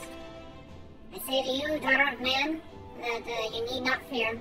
So long as man shares a bond with dragonkind, so too does he share a kinship with the heavens, and our ancient home amidst the stars infinite. I pray you go forth and prove this bond of ours, tempered and tested, shall endure unbroken for 1,000 years. First the Great Exodus, and now this. It seems there's no end to our work. In truth, more than a few gleaners were distressed to learn that their earlier efforts were for nothing. It was not easy no easy task convincing them that a new plan was for the best. I can tell you that. I can't tell you every man believes this is the wisest course. What I can say is that all will be forgiven if you deliver us from the coming doom. And if you don't, well, at least you won't get an earful. I certainly will. Won't get the earful. I certainly will. It's troubling enough that the brute, Sicard, left without warning, leaving me to carry all those cumbersome containers. But that he failed to be present to send you off is absurd. What could possibly be more deserving of his attention at a time like this? I don't know. He's a pirate. It's no easy thing to say, leave the star to us, but we must, and we will. As proud members of the Silence, I have a duty to uphold. And we didn't do so alone. Those dark days when we were driven from the Rising Stones and hunted as traitors are a thing of the past. We have allies in abundance now. Which is to say, you needn't worry about us. Go forth with the knowledge that the Silence will labor without rest in your absence. Though our fellow Silence couldn't be here, they wanted me to tell you that no matter what calamity befall us, they will never give up, and neither should you. No matter how far you may go, we will be with you in spirit. No matter how dark it may seem, your light will shine and endure.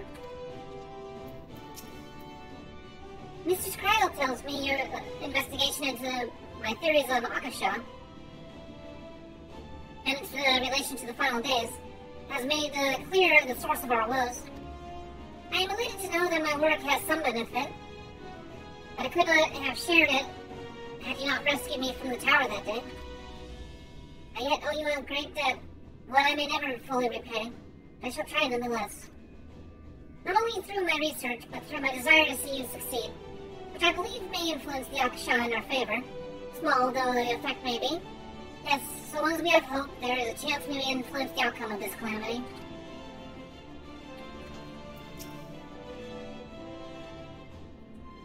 We are quite fortuitous. Loperit's hyperhopper was based on principles similar to those of etherology.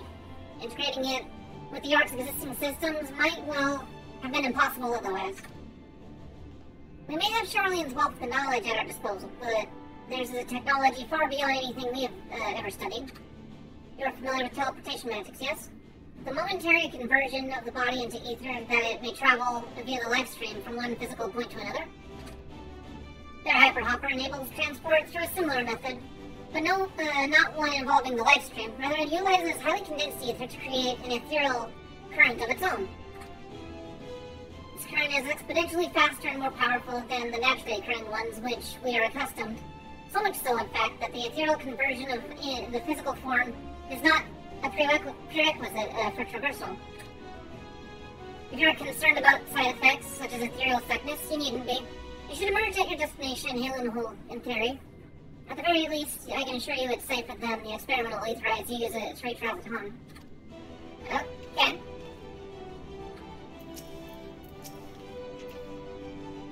Moonbrita has been on my mind more often of late. How different her life might have been if not for her research in teleportation magics. Perhaps she would never have gained an interest in ethereological studies. So are they just going to channel the mother crystal energies to the ship? And it's not actually going to have it on board? I don't know.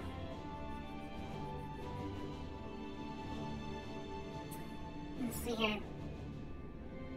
Perhaps she would never have gained an interest in ethological studies. But to abandon her work out of misplaced guilt for who she could have been would be a disservice to the memory of who she was. Nay, it was because of her that we found the resolve to carry on. And now we stand at the edge of a new frontier, with a ship ready to bury one to the distant stars and beyond. This ark is much like is as much her accomplishment as it is ours. I regret nothing.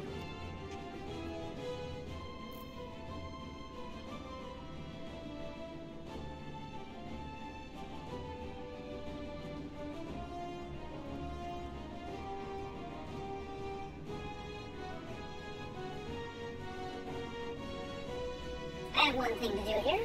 Pardon me. If it'll load faster than molasses.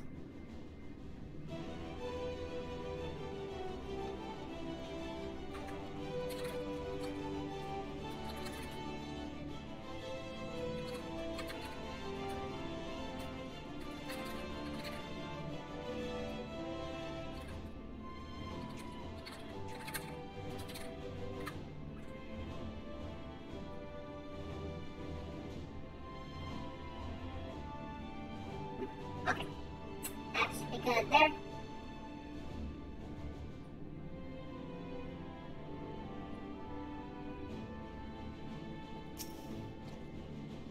Let us hear what Father has to say. Quite the turnaround, wouldn't you say? Then again, who wouldn't want to be present for a once-in-a-lifetime event? You said work on the Ark is finished, but you certainly wouldn't know by looking at it.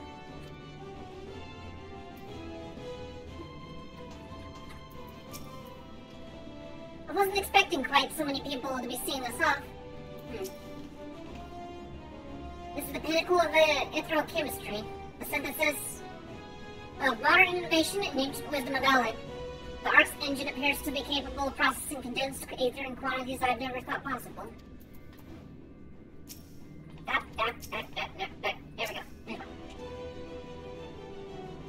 For someone to see us off, this seems wholly unnecessary. Still, I will not begrudge them for wishing us well. And even Wolfson and Bluita should be in attendance is most unexpected, but I'm nonetheless heartened at their presence.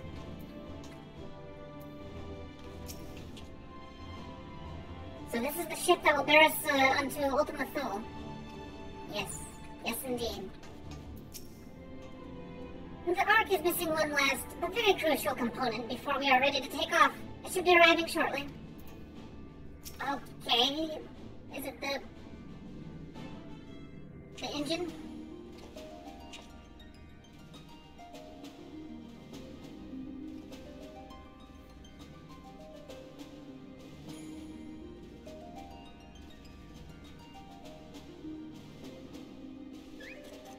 Hey there, forget your name already. All present and accounted for. Good. As you will have heard, the Ark is ready. All that remains is to board and be on your way. Yes. I've seen my fair share of tight schedules, but this was bloody murder. But we did it. We finished the ship. I'm glad you did your best. It's safe, fit for purpose, and looks good to boot. Aye, it's a Garland through and through. I really don't know what we'd do without you. Thank you for everything. No comments from Nero? What are his Don't voice mention actors it. available? Ever since that episode with Omega, I've been toying with the idea of starfaring vessels. And as they say, necessity is the mother of invention. We've learned a lot, let me tell you. In case you're wondering about payment, the ongoing existence of the world ought to do. But feel free to throw in a colorful recounting of your journey on your return. Okay. So, have you thought of a name? A name? Wasn't everyone just calling it Father's teeny tiny toy boat? Well, seeing as its purpose has changed, I thought a more eloquent name was in order. I suggested as much to Fortuno, who seemed quite amenable to the idea. Yeah, I'm better than teeny tiny toy boat. As you know, this vessel is the culmination of heretofore unprecedented collaboration. And though said collaboration is owed to the Scions, there is another whose noble deeds made our work possible.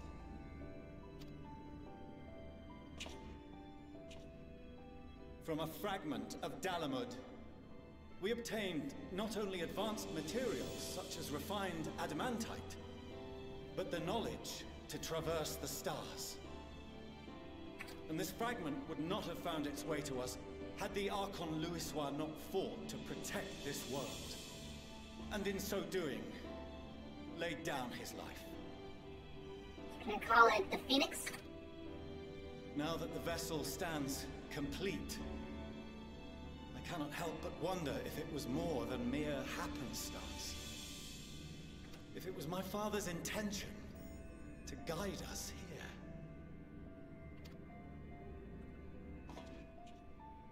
In the hopes that his guidance will see you all safely home, I name the vessel after that self-same fragment of Dalamud he delivered unto us.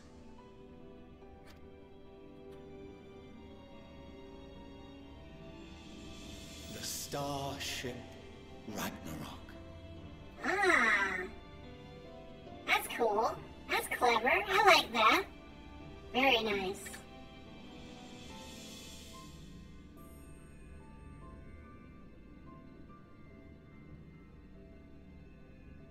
Kind of a gaudy name, but still, it works, yeah. Sorry for the wait. I got everyone you asked for, and not a one less.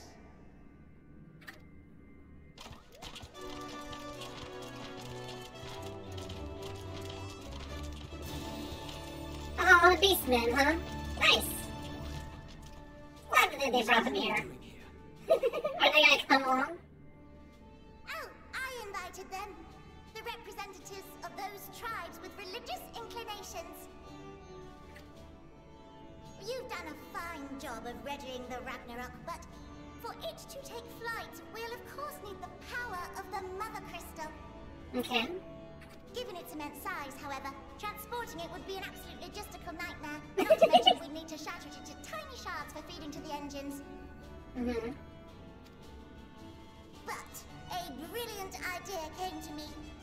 We convert the crystal's energy into forms that can transport themselves. Primals? Primal power? Are you gonna summon primals? Thou wouldst employ summoning, or should I say its precursor, creation magics. Oh, so the religious beastmen know technically creation magics. They do, technically. Care to explain for our benefit? That would, yeah, that's what they do. Huh. As you may have witnessed at Bestways Burrow, the Loperids are capable of creation magics, which they use to shape the moon's environment. Yet simple though they make it seem, 'tis a highly advanced and exacting art. To perform it correctly requireth that the wielder holdeth the object in his mind's eye in clearest detail. Hence the ancients' meticulous management of concepts. Drawing upon this art, the Ascians conceived of summoning as we know it. A derivative that replaceth the complexity of concepts with the simplicity of zealotry to make manifest a creation.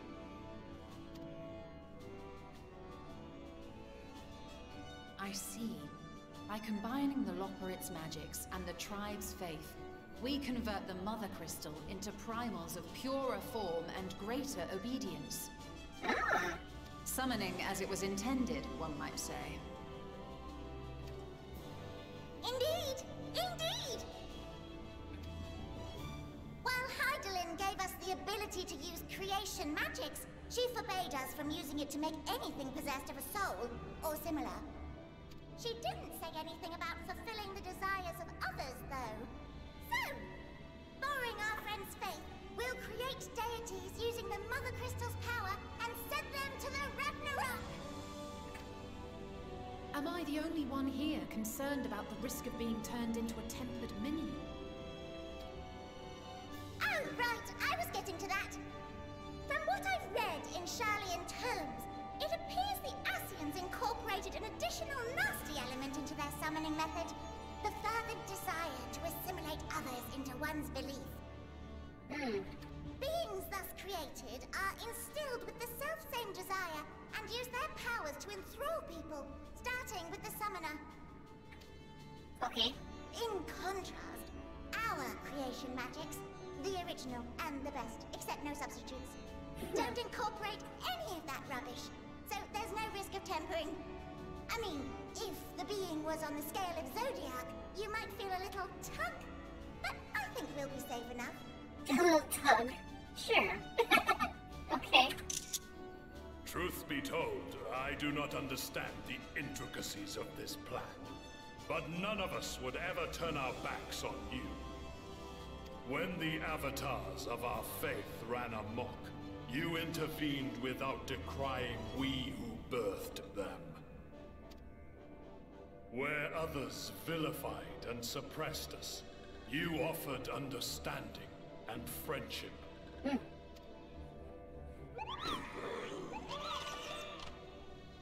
In gratitude, we will share with you the true expressions of our gods. Not malevolent deities, but benevolent saviors.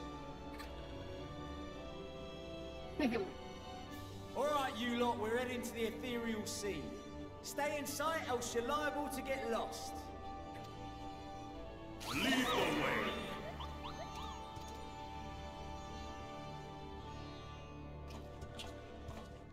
Kill him.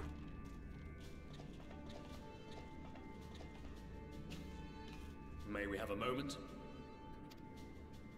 In anticipation of the day man might journey to the stars, we developed these.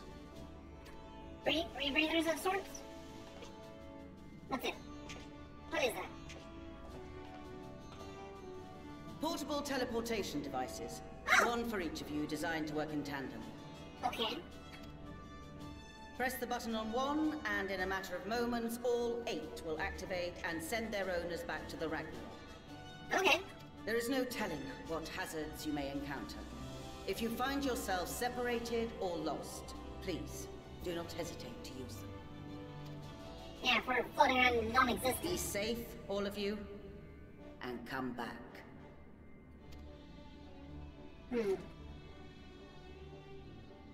You as well. I pray you take care. Looks like everything is in order, so I'll go ahead and board. A few of my fellows will remain to assist with the summonings, but rest assured, the vessel won't want for competent crewing.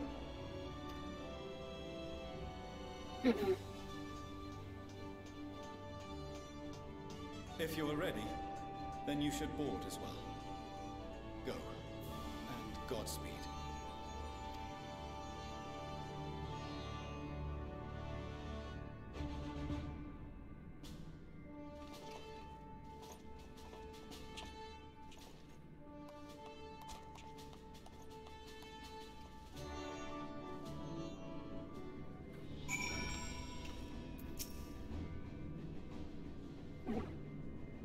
The minions will not be joining us, I'm afraid. Cannot bear to watch our children embark on so perilous a mission.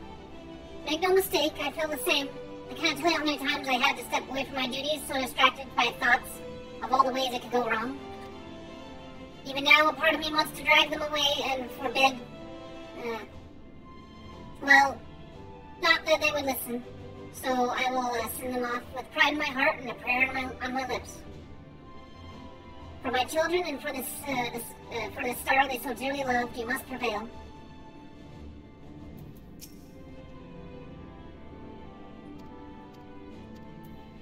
Alright.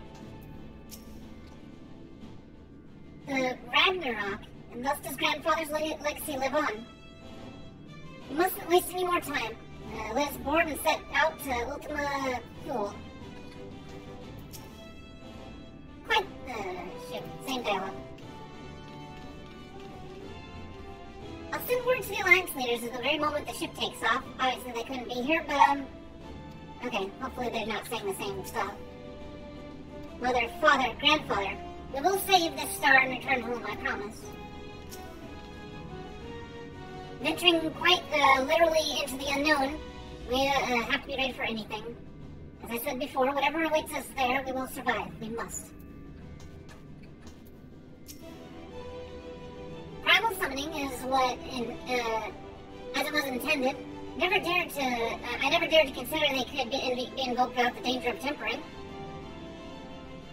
Changes come quickly to the star, and greater change yet awaits the days to come. All the more reason we must not fail. I am most grateful, Wilfison. I think that's the same thing here.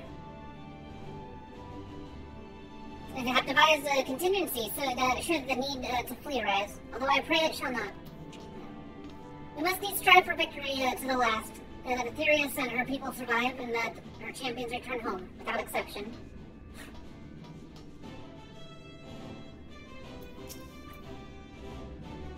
So the stage is set. I can but hope that we are prepared to play our parts when we arrive on Ultima Thule. The key, I suspect, may lie with Heidelin's parting message to us. Darkness and light, despair and hope. As goes one, so goes the other. Knowing Midian wills the power of despair, we must bring to bear hope in equal measure. The Ragnarok is a collaborative effort in every sense. The culmination of knowledge from the world's greatest minds, both past and present, without question the greatest ship ever built. Oh yeah. I'll have to remember to thank Totaro for timely provisions of food and drink. Poor Wedge would have long since given up from exhaustion otherwise. But now the rest is up to you. Come back safe, alright? You haven't forgotten anything, have you? No repairs or commissions? Delivery from retainers, perhaps? No? Well, if there's anything else, nothing else, have a safe journey. The world cannot end now, not when we've but scratched the surface of the Loporic's technological know-how. So run along now, and do what it is that you vaunted heroes do best. The world shall tremble before my genius soon enough, assuming you're able to prevent its destruction, that is. Yes, we'll make it so that it works. Oh yeah, Alpha and Omega. Haha, funny. Bloop, bloop. The miniature model of Omega appears to be staring intently at the Ark. Quick. Alpha appears to be trying to cheer you on. So cute. Super cute. Okay, I think I'm ready to go. If you would, come this way. I will direct you to the bridge. Upon boarding the Ragnarok, several cutscenes will play in sequence. It is recommended that you set aside sufficient time to view these scenes in their entirety. Everyone that's all aboard, ready paying attention? If not, if it's late for you, sorry about it, but I want to get to the new zone before I call it night.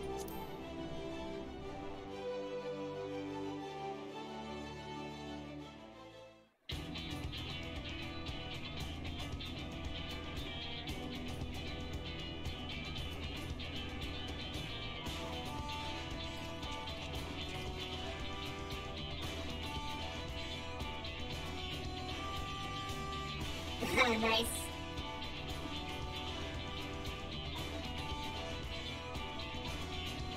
And then Rabbit's working that hard, except for Sleeping Way. Of course, he's working in his own way. Welcome to the bridge, everyone! I hope you have everything, because I can't be bothered turning back. Oh wait, I forgot to go to the bathroom. Right then. Make yourselves comfortable. We're setting off in just a moment. So casual about it, too. Are we just gonna straight up teleport, or are we actually gonna travel? What's going on here?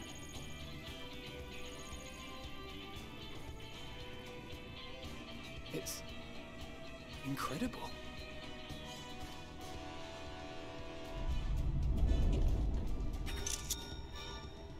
This is Fortuno. Can you hear me? The preparations for the summonings are complete. Okay. In accordance with the 14th phase of the plan, we have moved the Ragnarok to the launch site. The gates are open. You may depart when ready. Oh boy. So, are we ready? As ready as we'll ever be. Let's get going. Come on. The burnt-out star's got more fire in its belly. Try it again. With feeling.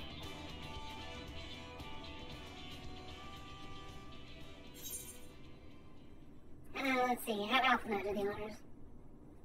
Yeah, Alphino, do it. Me? But I...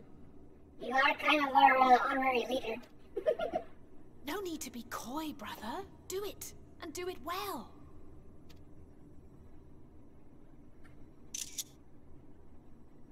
If you all insist.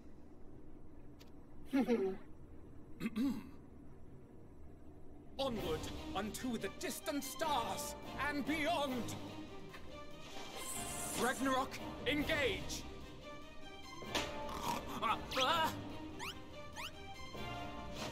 Engage! Engage! What the fuck am I watching at this point? It's like, Voltron levels of silly.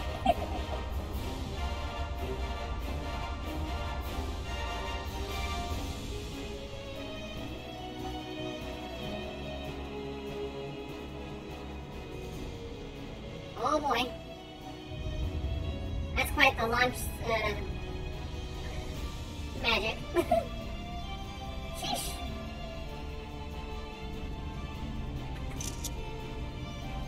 That's worth a picture.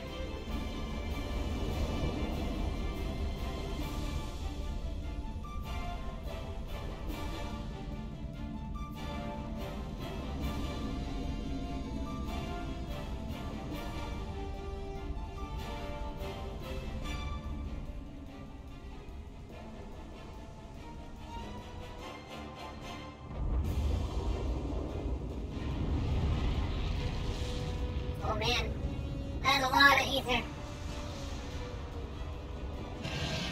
Oh, it's just like the well cutscene.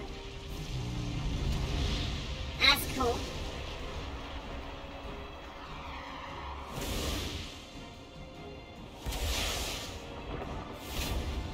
Oh, even Midgard's from here.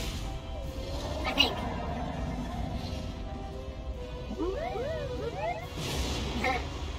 Moogles.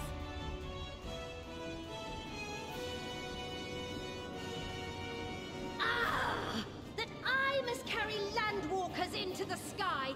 I cannot imagine a greater indignity. Do not sulk so. For thy mighty winds exist not only to buffet and batter. Nay, they may serve also to thrust forth with vigor. Such is thy glory, and thus it is an occasion to rejoice. So come, let us revel!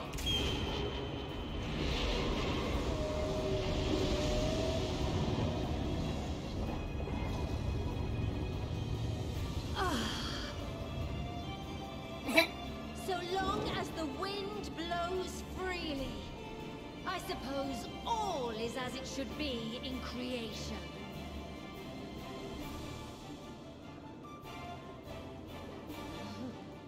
I will render unto them a storm, that they may pierce the firmament and fly free!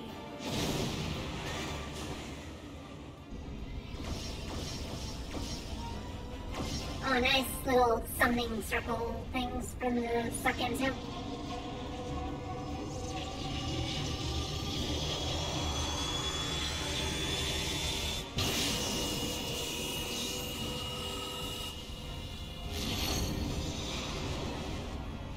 Holy cow. Sheesh.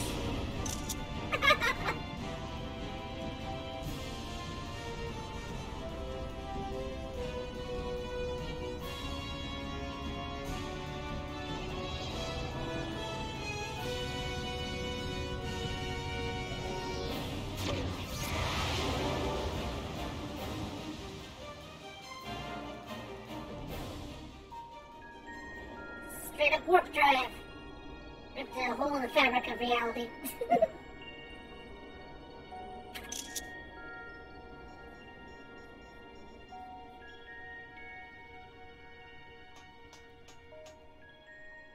Still in one piece? Good. Sleeping way? Report? anyway? Oh. All's well. Oh, he's awake. Fantastic, even. Okay. Thanks to the power of those primals, the engines are roaring and we're ripping along. All values are also within projected ranges. Time to destination is 8 carats. Perhaps 7 at a pinch. Okay, whatever that means.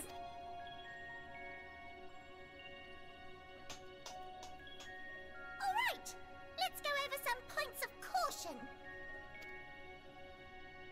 Our destination, as you know, is Ultima Thule. Lest you wonder, the place is not a star so much as a patch of emptiness. That's the extent of what our equipment could determine, anyway. From what we know of Meteon, she's likely used Dynamis to obfuscate her location. So, in conclusion, we'll only know what's there when we get there. The crew and I will see to it the ship's ready to take off at a moment's notice. We'll support the search as best we can, but it'll be your paws on the ground, assuming there is any. But everything will be fine, I'm sure. Hydaelyn believes in you, so you ought to believe in yourselves. Just don't do anything I wouldn't, like waiting too long to use those portable teleporters of yours. Personally, at the slightest sign of trouble, I'd mash the button to bits, and you should as well. Understood. We promise to be careful. I suggest you brace yourselves. We're about to arrive and the vessel will shake a good bit.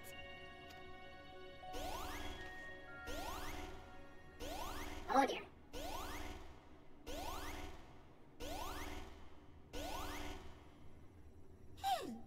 What is this? Something is... interfering with the equipment. Uh-oh. Not good. Warning boxes. Greetings. Oh dear.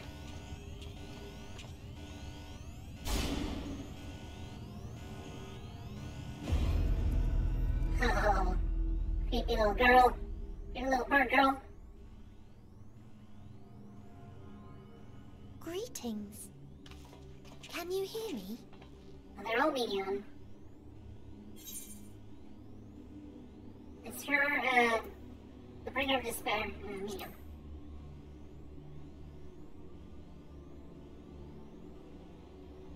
So this is Meteon.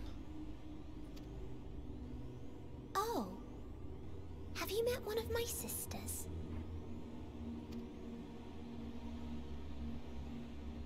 I don't remember meeting you myself. But I do know that you're from Atheris. Why have you come? All you had to do was wait. I would have delivered to you your ends.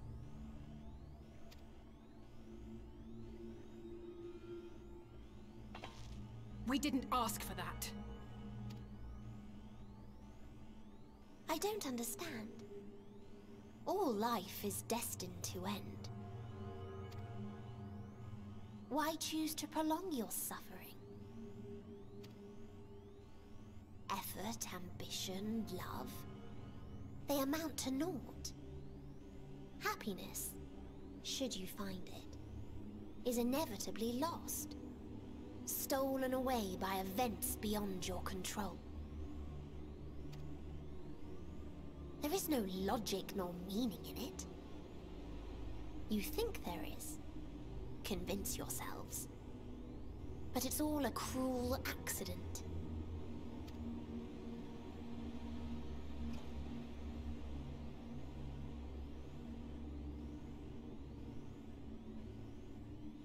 Come now. I speak the truth. A truth you would recognize if you looked up at the night sky. Unbroken emptiness. Cold, dark, and silent. Your world, like every other, is but a blemish upon its perfect fabric. Life is an anomaly. It is unnatural and cannot continue. The sooner you accept this, the easier it will be. Just to be clear, we're not here to argue with you. We know that life is fleeting, and that in the short time we have it, we're not assured happiness.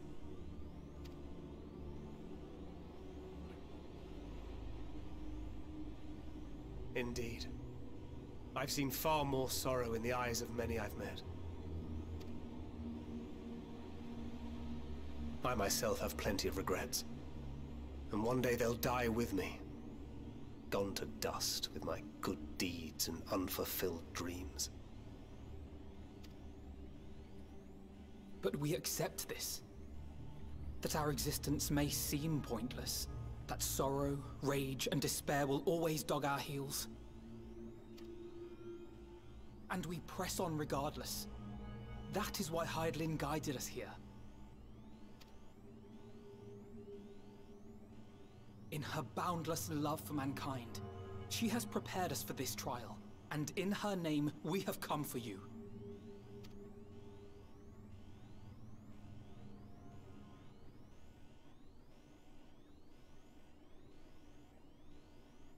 Yes, I sense it. A burning passion like unto fury. I know it well. For the same passion once burned in many a star before yours.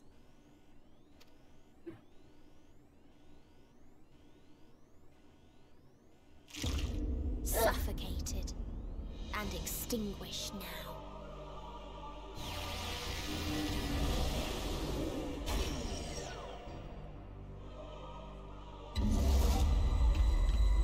Okay.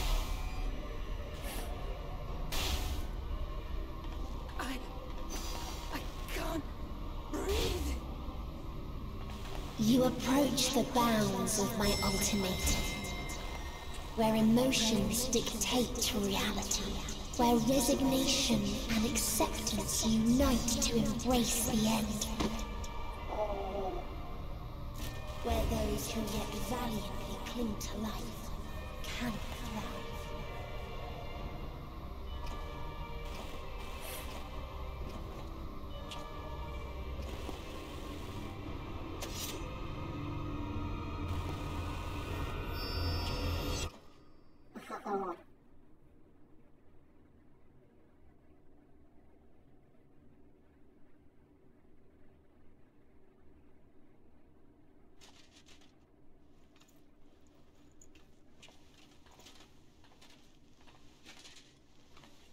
By the Fury.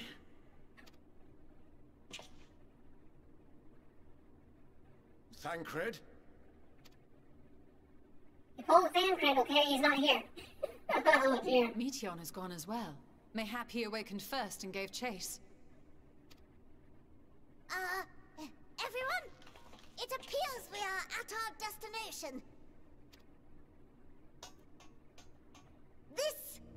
This is Ultima Thule. Not that we knew what to expect, but I wasn't expecting this. From atmospheric composition to ambient temperatures, all reading to within permissible range. This place is capable of supporting life. Maybe part of her still has hope inside her? If that's the case, then Thancred may well have gone on ahead. Let's go and have a look.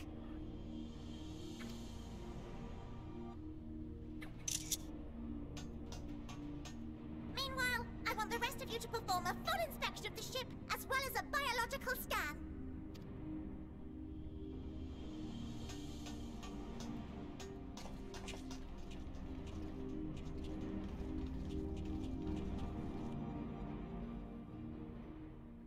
So it was that the brave wayfarers arrived at last at Dream's End.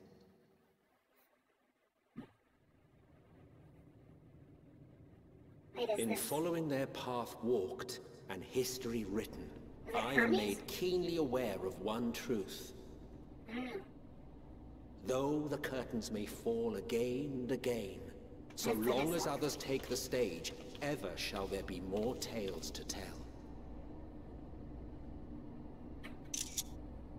So, let them bring it to a close, I say. Let the curtains fall upon That's Hermes this, and Emmet talking. the final chapter in the tale of the star. Star's Ultima Thule. Is this a dead star? As I live and breathe, I live and breathe. The environment itself shouldn't kill us. Well then, let us search for Thancred while exploring the area. The ship we leave in your care.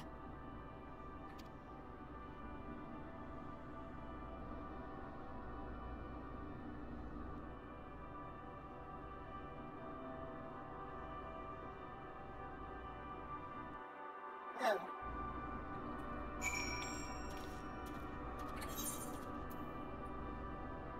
This place is huge. Ostracon Henna, Ostracon Decahexy, Ostracon Tria, Ultima Thule.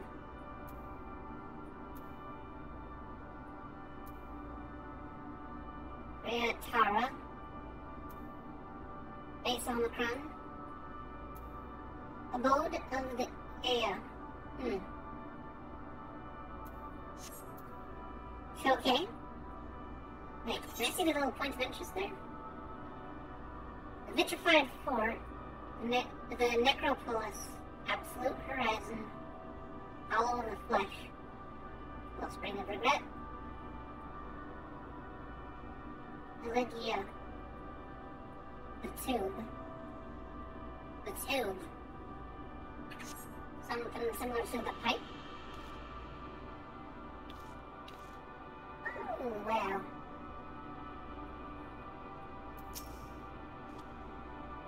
Meteon should strike again, which, with such overwhelming force, I honestly don't know how we are to oppose her. We are clearly no match for Meteon, yet we survived unscathed, but how? It is living may said, but I can breathe well enough, but something about this place feels wrong.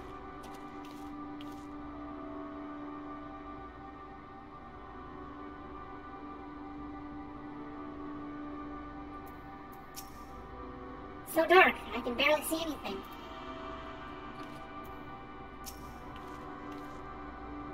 Didst thou witness what became of Thancred? So quickly was I overcome by Meteon's malevolence that I saw not of their altercation. There is a dizzying, disorienting feeling about this place, as if I could lose my footing at any moment. I must be careful.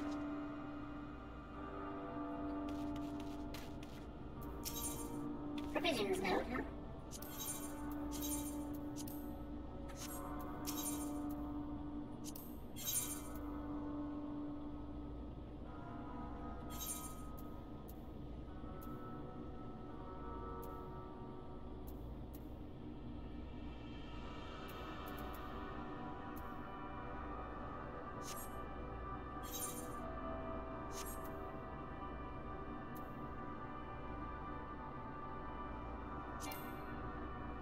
Nine of guilt.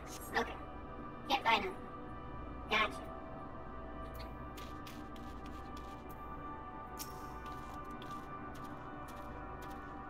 I can't guarantee it will be of help in these strange surrounds, but I've readied a provisions note in case of emergency. Of course, if you encounter any real danger here, I expect you to return to Ragnarok at once.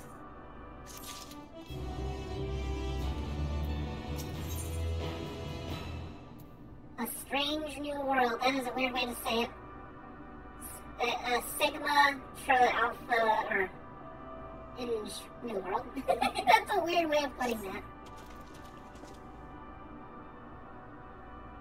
don't know if that's Roman numeral Super Sigma, but yeah. We're fortunate this place can support life, albeit barely, I suspect, given the torpid, stale quality of the air. But never mind that, we must find Thancred. Let's begin our search from the prow of the ship. Seems a good direction as any. Try not to stray too far, lest we lose sight of one another.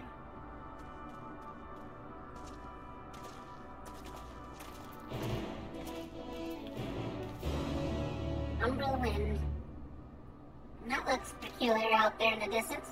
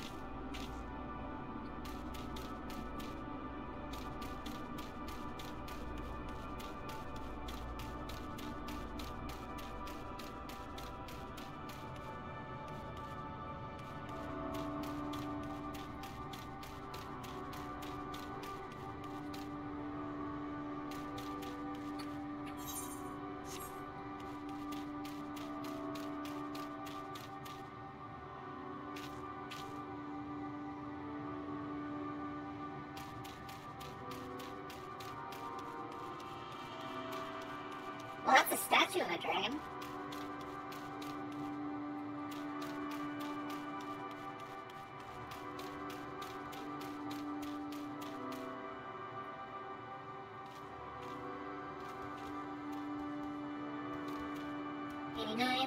Lesser stellar dragon. Huh.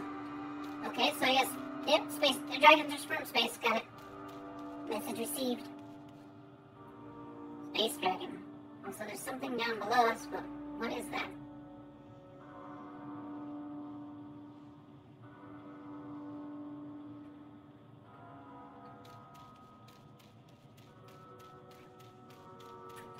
Weird.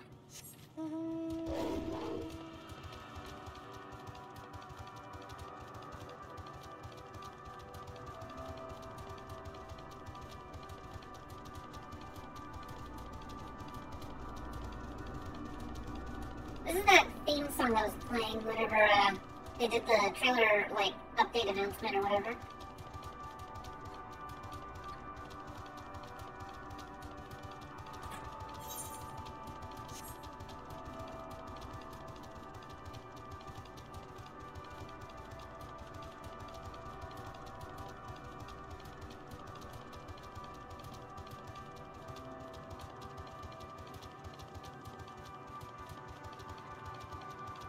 Some of the dragons are dead, but not all of them. Stellar dragon.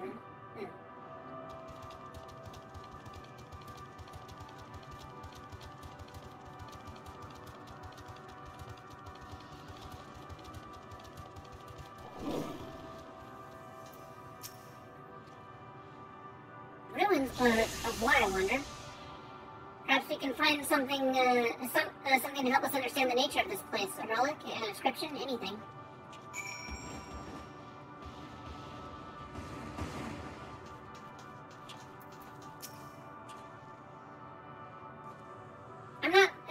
I see no one else in this barren waste, do you? Then why do I feel we're not alone?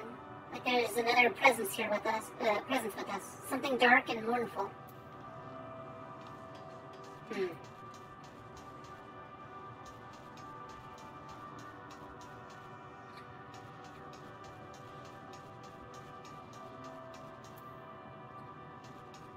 Molten structure, huh?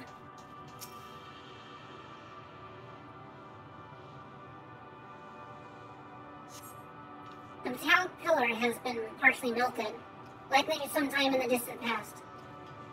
The damage does not appear to have been inflicted deliberately. Rather, it calls to mind the indiscriminate destruction often wrought in the heat of battle.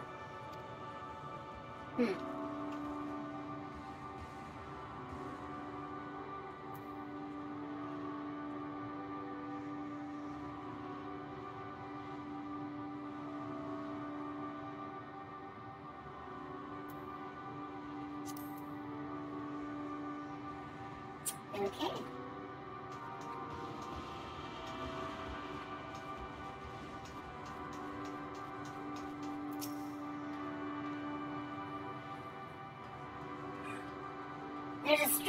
There's a structure here in front of my eyes, yes? A tower of some sort, virtually melted? Huh. And a strange twist of fate, it seems our perception of this place is not so different as it would be elsewhere.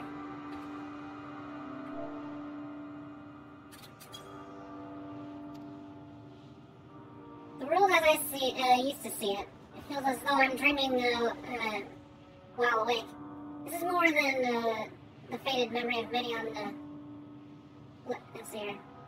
This is more than the faded memory many have led us to believe. Okay, whatever that means.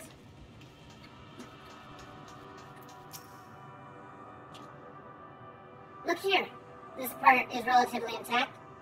The intricate design of the top suggests it was man-made, though those builders were surely not men as we conceive of them.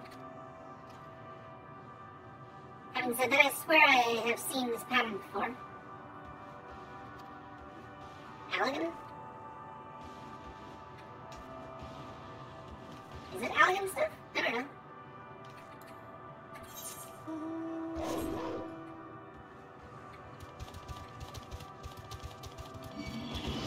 No, dragon. No. Bad dragon. Bad dragon.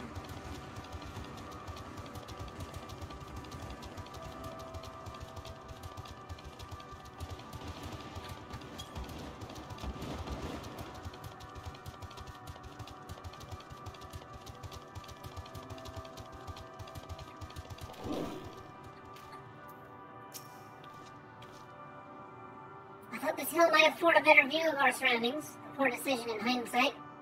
Besides the light of the ship, all is shrouded in darkness. If Vancreed is here, I'd never know it.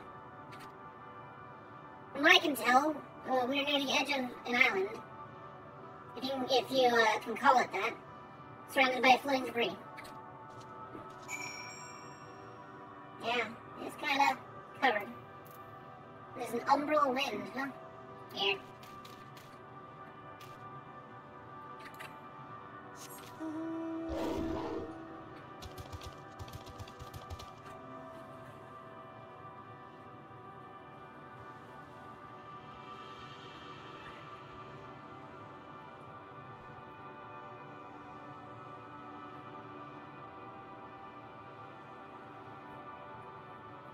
Oh, what is the deal with that dead star, I wonder, though? Well, there's a temporal rift out there, and there's a strange planety thing there. There's that thing that's a temporal rift. That's another one.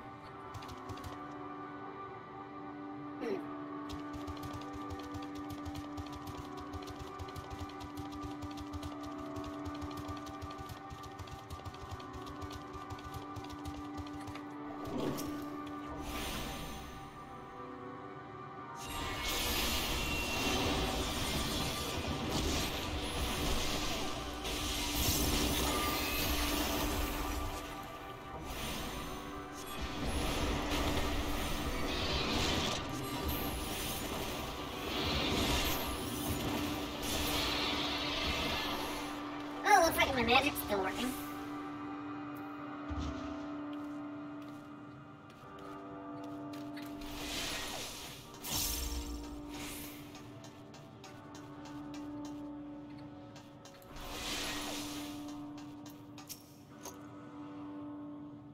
Hey, Daisuke, how's it going? Were you able to find anything? No. Not much. As I feared, still no trace of Thancred.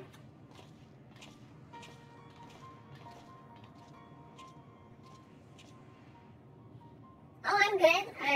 I'm reaching the end of my tether, but I'm still here, and I wanted to get to the new zone before I called it night, and now I'm just kind of lingering. But it's okay. I want to keep on seeing a little bit more. So, like I said, it's a good book. I don't want to put it down. There's nothing but emptiness as far as the eye can see, which unfortunately isn't very far. Well, I've been making longer-ish episodes for about a week so far, and I've just simply been taking the time to read every bit of the dialogue, so... It's very long, though. I think I've been actually, like... I was trying to speed through the main story itself for the last month or so. I ended up skipping Shadowbringer, half of Stormblood and Shadowbringers just because I wanted to do Endwalker. I just wanted to get into stuff that was new for me. There's nothing but emptiness as far as the eye can see, which unfortunately isn't very far.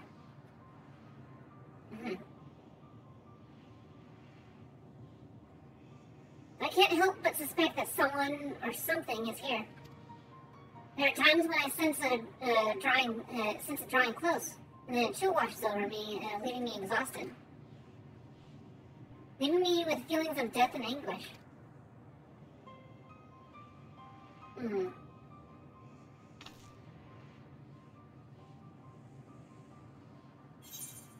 Let's see here. I felt the tomb ladder was near that thing.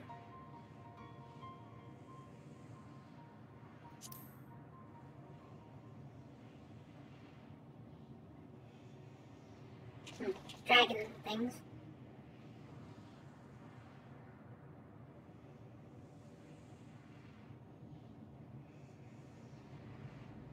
They can't see it? What?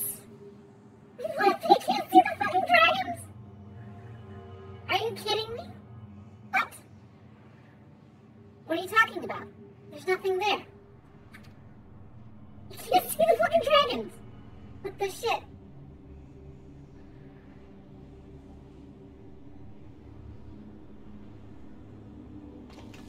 Before we jump to any conclusions, perhaps we should search elsewhere.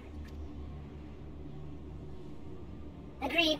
We've only found more questions when we're in desperate need of answers. There's a far stretch of terrain from the ship's starboard we've yet to explore. Let's try searching there then. What? I can't see the dragon things, huh? What about Asinian? Poo-poo-poo, a word before we join the others. You're not having space sickness, are you? Well, him being able to sense stuff.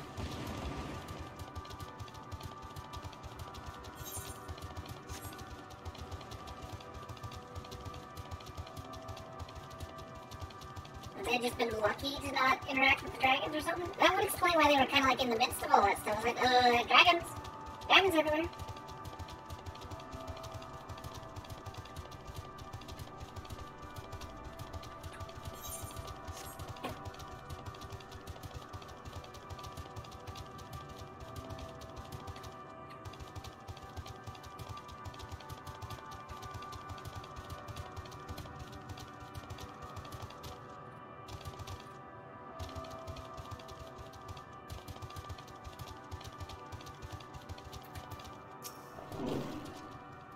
You see them too, don't you? The dragons? As I thought, their presence is tenuous at best, but there's no mistaking it. No doubt your bond with Midgard Solmir and mine with Nidhogg is what allows us to perceive them.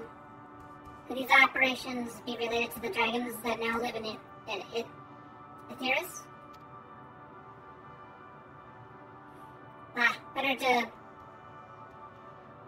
Better to leave such conjecture to the others. In any case, we must be careful. We may soon find dragons they can see as well. Death and anguish. What happened to them, I wonder?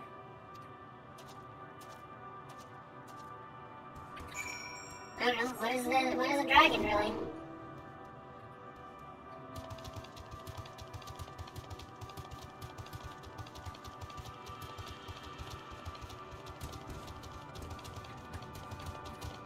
That is not how you get across that thing.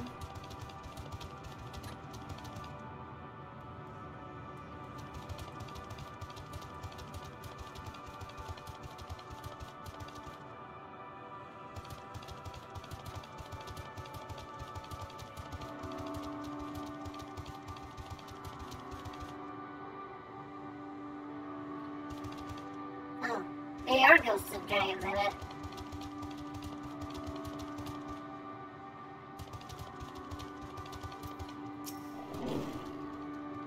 My sight may have been restored, restored after a fashion, but I fear I can see what I see cannot be trusted. It's as if Median herself has etched these images upon my heart. I doubt not that such a feat is within her power, given she constructed a sanctuary herself. Surely mine eyes deceive me. This cannot be possible. Dragons. 'Tis true that they are not of our world, but to find them in a prison of despair. Look there. Are those ghosts? You don't think? Wait, what does this paradox thing do exactly? So it started a paradox, but it's just sitting there now. So unexpected damage of 500.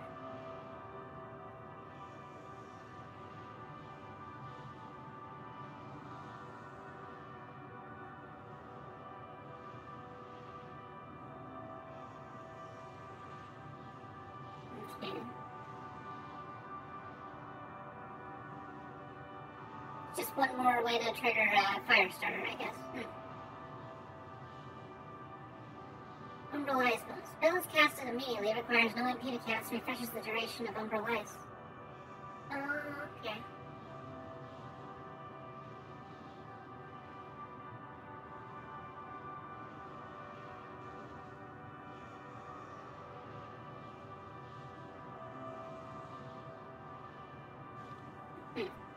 Weird. It seems these dragons have yet to succumb completely to the darkness of this place, meaning that the others should see them as well.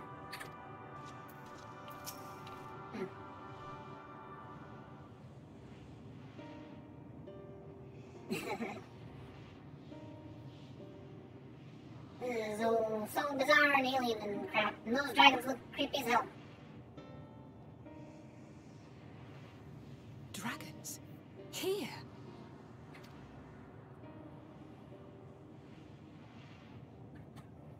What you see is a memory of a world that once was.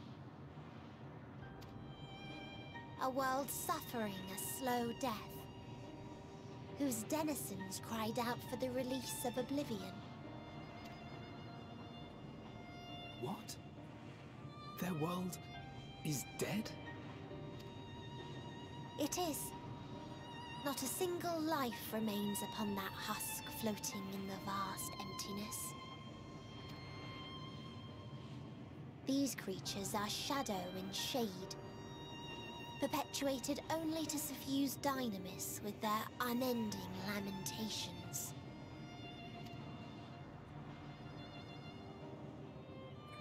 Our friend Thancred. Where is he? A strange question. He is at your side, is he not? What? Oh, yes. He is here, and there, and everywhere within this space.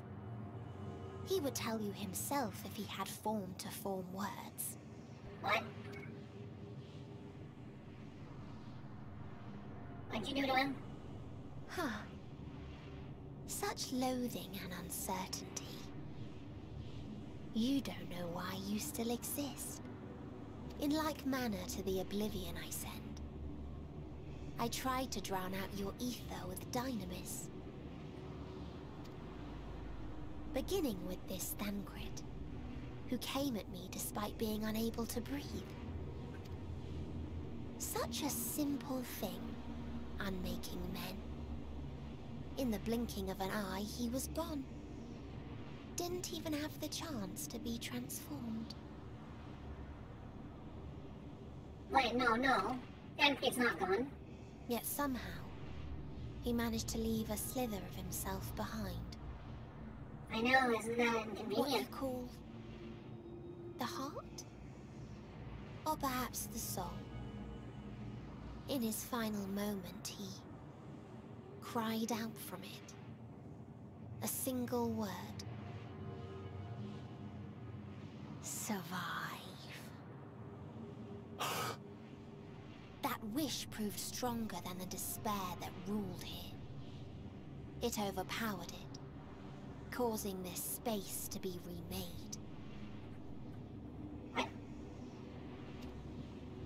Into a place you can perceive, and where life can endure. So there actually was nothing here until this thing with Thancred, huh? That you draw breath is proof that his soul lives on. For how long, however, remains to be seen. So this whole area is comprised of Thancred's spirit? What? Well then, we should hurry and tend to business.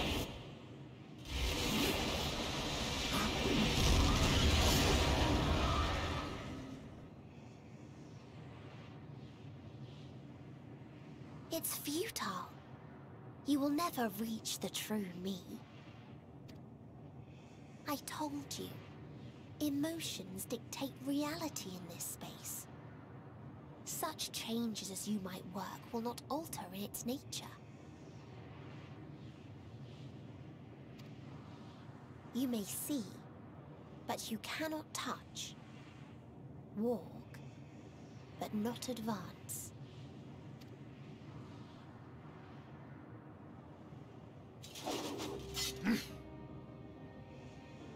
Meteion holds too much sway here. How do we contend with a foe who can unmake us on a whim?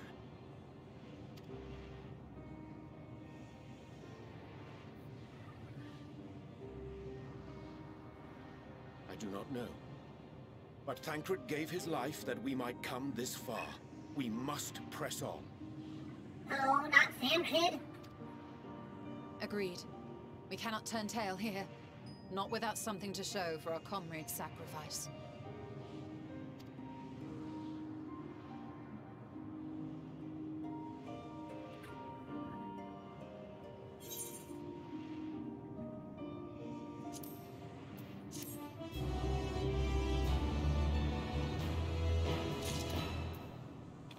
What the hell? Just like that, poof. I understand now why the Lockbrights were surprised to find that this environment could sustain life. They're but first Thancred's sacrifice. He can't really be gone, can he? Meteion herself said his soul persists. He is the reason that we are still breathing. If so, then maybe... My aim was true, I had her. How do we defeat an enemy we can't attack? His will was strong enough to reshape Ultima Thule that we might survive. And that we might see again. The sacrifice must not be wasted. It's hard to believe Thancred was able to overcome Meteion's will. Yet here we are, would that the price for his victory had not been so high.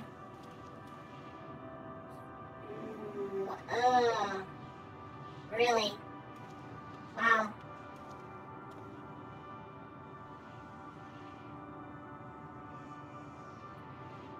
What is Reem gonna think?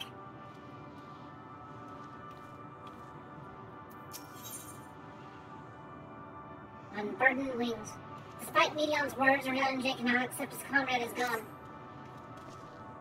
Soul without body, a form of being with which we are not wholly unfamiliar. Indeed, for we existed in a similar state when residing in the first. The circumstances are rather more dire than that, 'tis true. But I choose to believe he is not forever lost to us. Regardless, in sacrifice he hath offered us a chance to prevail. Let us not squander it and ascertain the nature of this realm that we might confront and defeat Meteion. Estinian, Fakubu, would you accompany me in speaking with these dragons? Mayhap they can enlighten us. I would ask the rest of you to survey these surrounds. If there's a path that may lead us to our quarry, we must find it. I was wondering what that burst of stuff down below is. Maybe that's part of his soul's energy. I don't know. Very well. We can reconvene here when everyone has finished. Medium said these dragons are shadow and shade, from a world whose denizens sought oblivion. As such, they're not like to be amenable to company, let alone a conversation, so please be careful.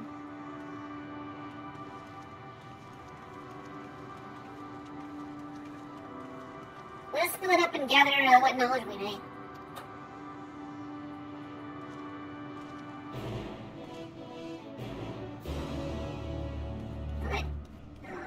Can't be. It can't be. It's not right.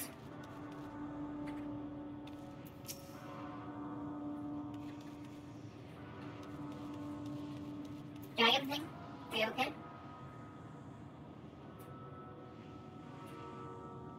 Could thy slender hands bring plague to our world? Thy breath extinguish thy spiritual flame? Oh, how we would adore thee, alas. With time our flesh shall wither, our souls fade, and so we await for its inexorable march unto oblivion. If thou art not come to hasten our demise, I bid thee leave us. We crave not companionship, only silence.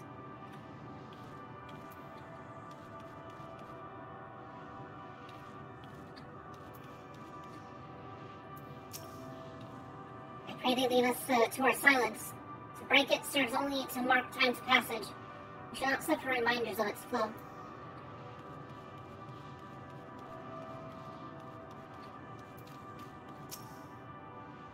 Thou art unlike the others. This place ill befits thee. Do not tarry over long. Who are you? The telling of my tale alters not its course. If thou knowest my brethren once ruled these skies, will our kingdom return? Should I boast that I was once among our hunters, will comrades I failed live again? Nay, once I lived, and now I await the coming oblivion, nothing more.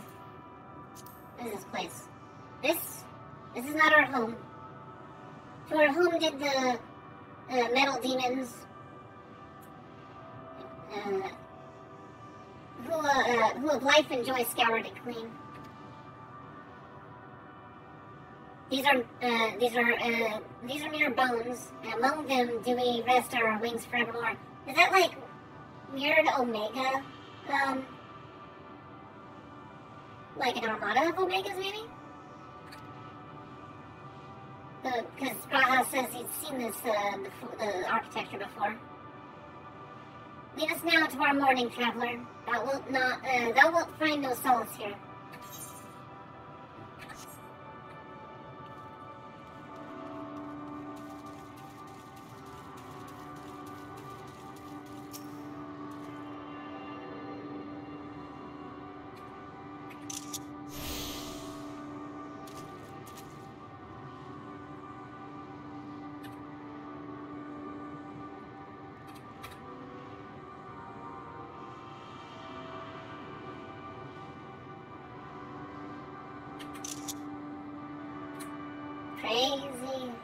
Crazy looking place.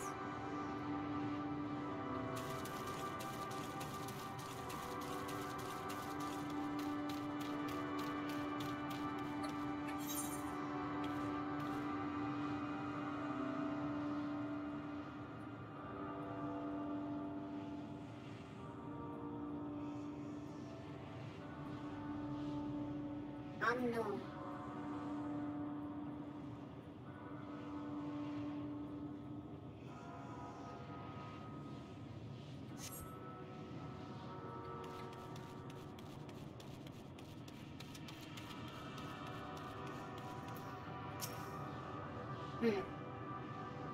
Come Nusk.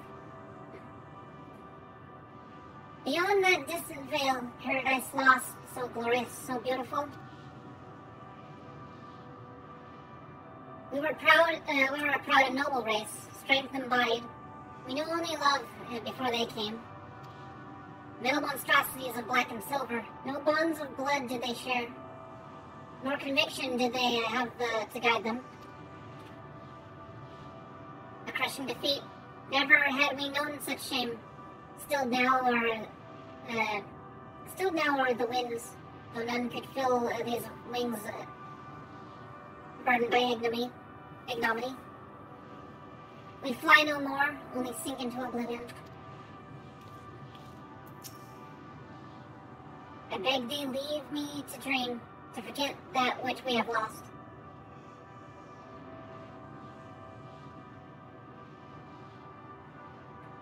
This is so weird.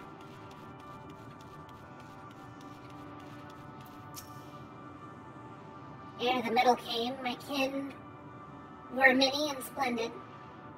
Elegant worms like unto ripples on the water, worms possessed of limbs so powerful as to rend the land in twain. Worms I have long since forgotten, faces lost to the tides of time.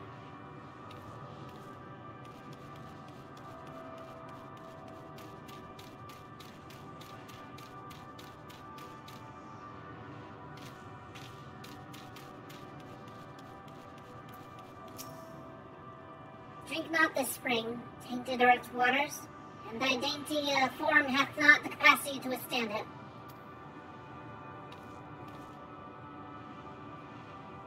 Yeah, they don't look very healthy.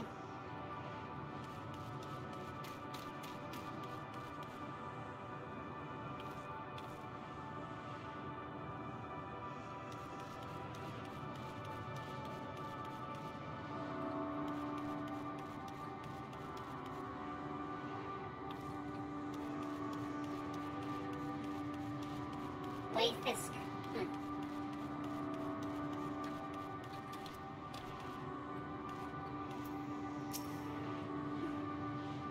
Thou wouldst bid me speak. Folly. I observe the lesson of stone. I shall not fly, nor speak, nor roar, only watch and wait and end. But one sight yet stirreth my blood, tempteth me to raise my voice in lamentation. Omnol, the cradle of unsung dragons.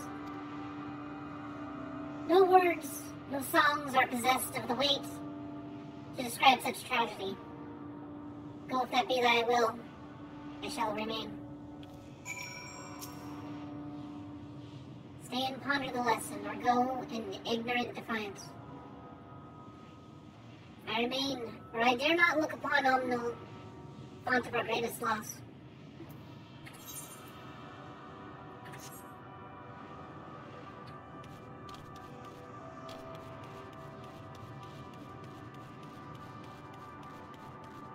So the air and the land was created from Thancred's sacrifice.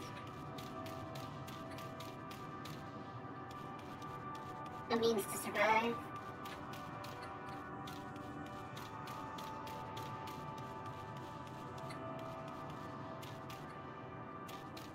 What is that creature over there? Stellar shelled dragon. Oh.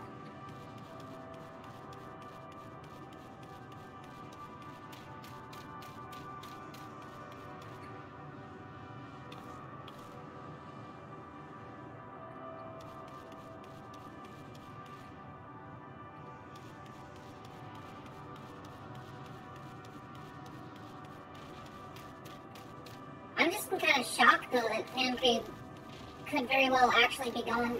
Like, I can't think of him being gone.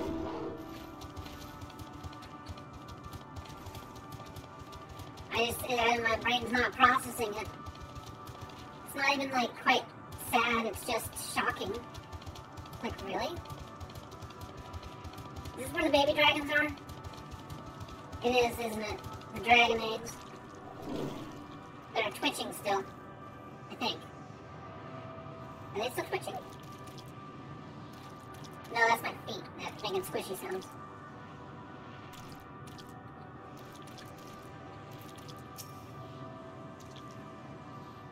They led you here as well, did they? It was described to me as the source of their woes and proof of their end. I think I begin to see why. It's a hatching ground, or was. I've seen similar on Aetheris. Midgard Somir's kind must once have lived and thrived in a place such as this. Must once have lived in... okay. Beatrice and his father was driven from their ancestral home by war and strife. Thus then is the fate of those who remained. Let's have a look around. Maybe these eggs have more to tell of what happened here. Is this the old Dragonland? And the metal machines, that was the one that gave chase? Did Omega chase after Midgard Solmir? I think he did. I think that was, yeah.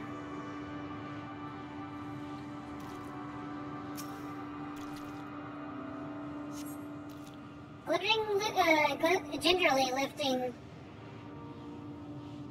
a large egg from the viscous mire, you peer inside and see a formless mass soaking in a pool of amniotic fluid.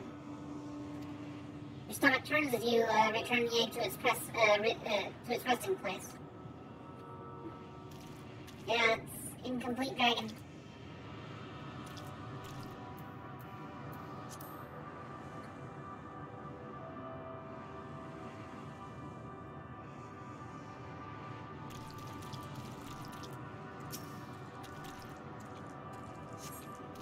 Inside the shattered egg, you find the remains of an unborn dragon. The body has already begun to decompose.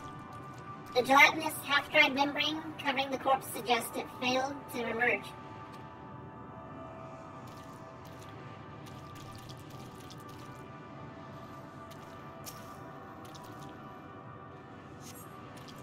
A murky liquid has pooled inside this eggshell.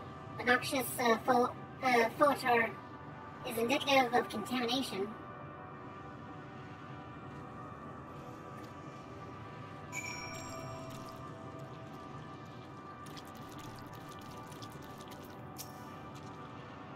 The stench of these eggs is as fierce as any weapon, whether there were winds to carry it away.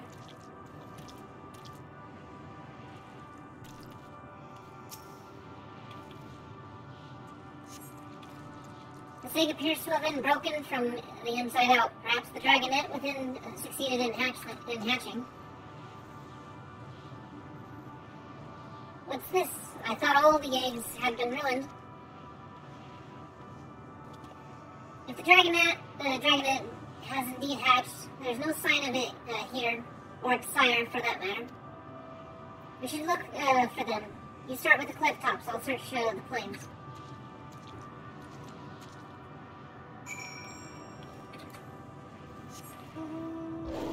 Unless only Midgard Solmir escaped and then was gone in space, traveling long enough that it grew into a big dragon and then had baby dragon eggs, because I think dragons in this game can produce asexually. Yeah, they can, because of, Nidhogg's brood, Grace Volgar's brood, all that other stuff, one dragon with a brood that can just spawn more dragons. Is this Midgard Solmir's old land? It should be said that the story would be important for understanding Endwalker. It must be Omega and Midgard Solmir origin area. Although was this floating area like always here and just the air was purely what became of Thancred? Are we breathing Thancred right now? Bereaved dragon. Malformed dragon. Oh, I'm so sorry.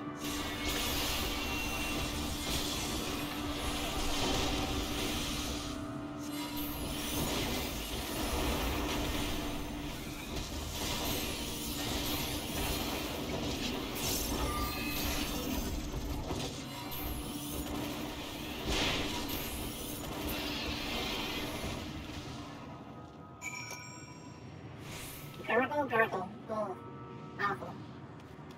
They can't have proper kids in this,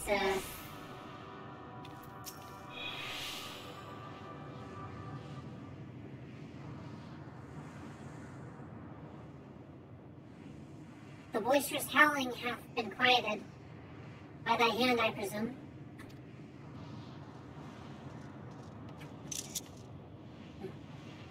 Everything all right? I thought I heard a dragon or something resembling one. I found the hatchling. It was not pretty. Ah, I see what's happened here. Was that your child? Perhaps. Some eggs within Almnol are indeed mine. If life within one did quicken, the beast thou hast slain may be of my brood. Yet I do not recognize it, twisted and malformed as it is. Not a dragon in truth, but a reminder of our failure, a testament of our shame. Explain.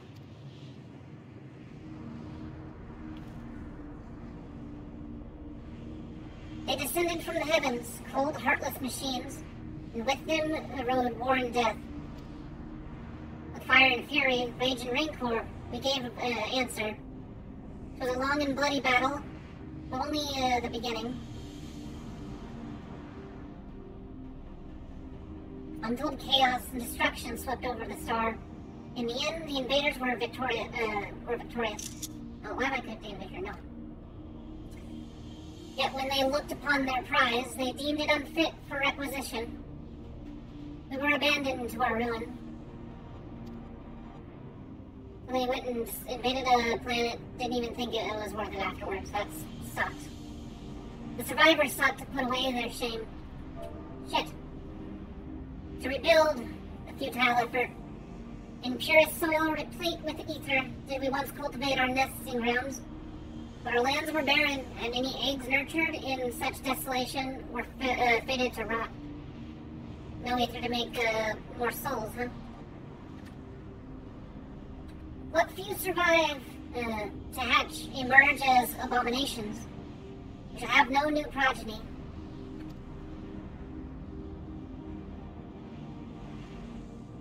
But there were dragons among you capable of journeying to other stars.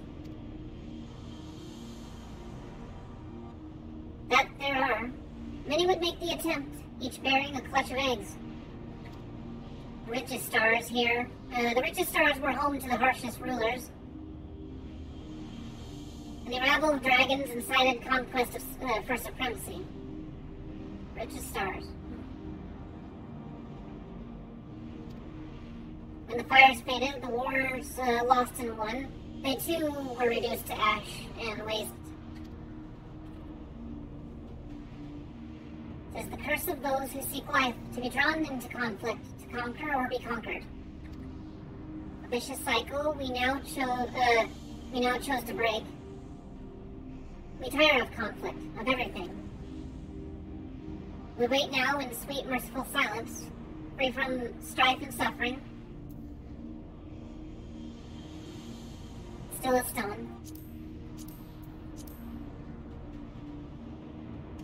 Wait, you claim your kind is doomed. Well, there is another star. You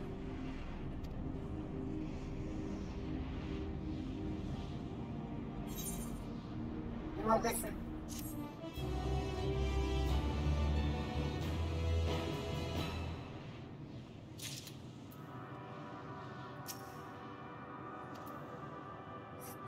I'm silent.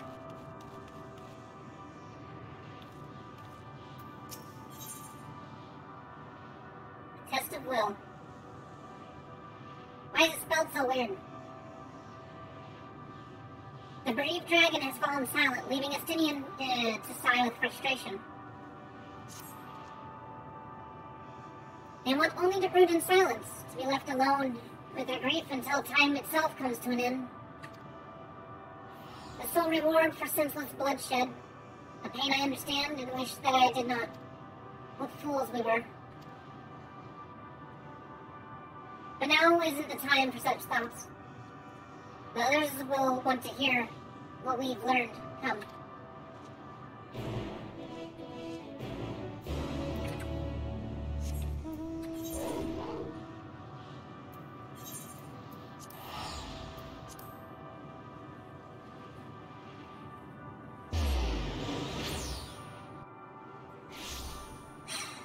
many quests. So many quests, yes.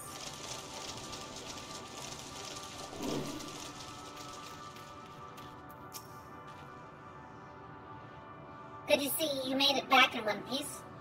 The more I see of this place, the more bewildering it becomes. Did your exploration prove eventful? Converse with any dragons? We would hear what the dragons had to share with you. Even if it's no different from what they told Ryanja, it would have value. A chance to gain audience with several dragons ere we returned, though I expect their tales are much the same as those you heard.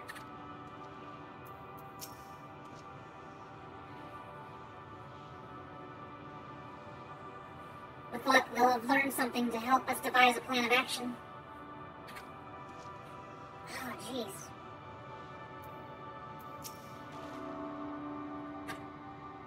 Were you able to establish any meaningful contact with the dragons?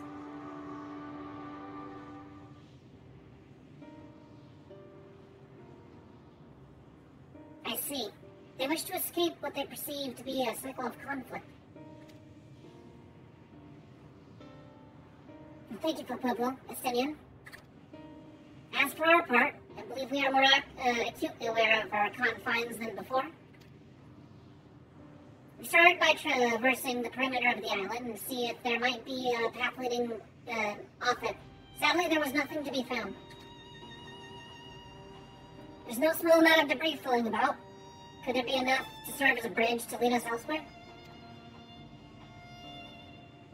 I considered that, and so I tried throwing a stone onto a potential platform to judge its integrity. But it never reached its mark. As it crossed an invisible threshold just beyond the boundaries of this island, it vanished, only to reappear above me and fall at my feet.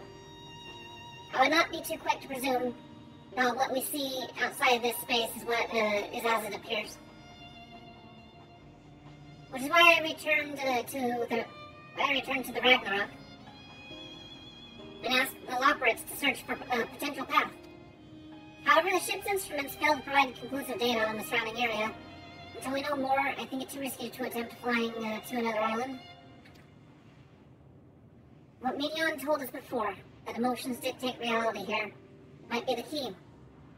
But I'm not entirely sure what emotion might manifest a bridge to lead us to safety.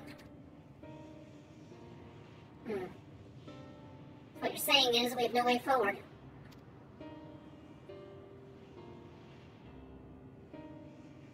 At present, if it is indeed emotion that governs this land, for this island, perhaps it is not Medion, but the dragons that hold us here. They tire of conflict and have chosen a path of oblivion to escape it. Or rather, they have chosen no path at all, meaning there's no way for the dragons or anyone here on this island to advance. Yeah, their desire for oblivion is overwhelming our desire to continue. Sound theory, disheartening though it may be. If that is the case, what recourse do we have? They're not like to be persuaded to help us.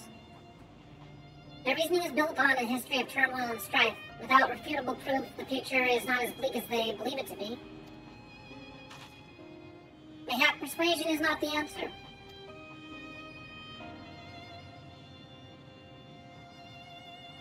Medion meant to unmake us. And then there, on Ragnarok, and she would have succeeded if not for Thancred's determination. She conceded it was strong enough to overpower the despair that otherwise rules Ultima Thule, and reshape it to a degree. Perhaps it can be done again in like manner, by overpowering the prevailing emotions.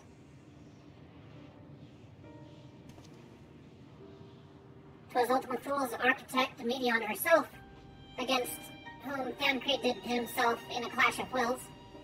Though I marked no leader among them, as much as I did chance to encounter a dragon possessed of despair far more potent than most. Potent enough, mayhap, to dictate the course of the others, and thus their domain to follow. spoke but few words, carefully chosen, their tone and timbre alone threatening to rend my heart in twain, challenging his desire to remain, may allow us to alter the island upon which we stand. Alas, I fear my vaunted rhetoric availed me not against his calcifying heart. But mayhap one of you will fare better. Yeah, let's try it. And I shall guide thee. All End, they call him, and in the dragon tongue. Thou wilt find him nearby, eyes fixed upon the water.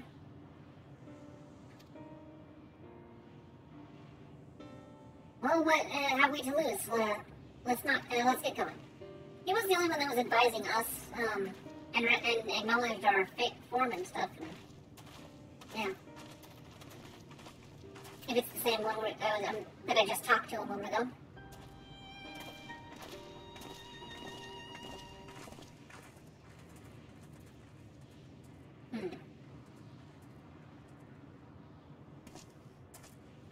We have an incomplete party, though. With Thancred gone, where is our team of 8?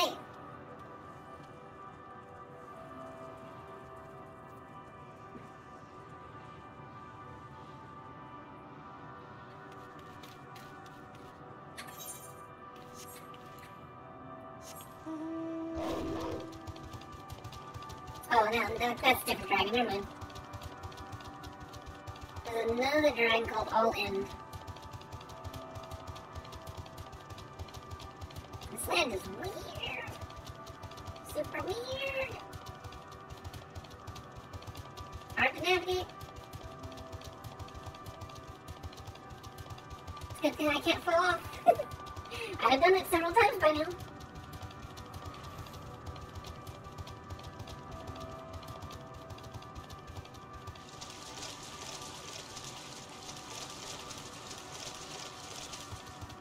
Seems like someone else is already harvesting stuff here. Jeez. All End.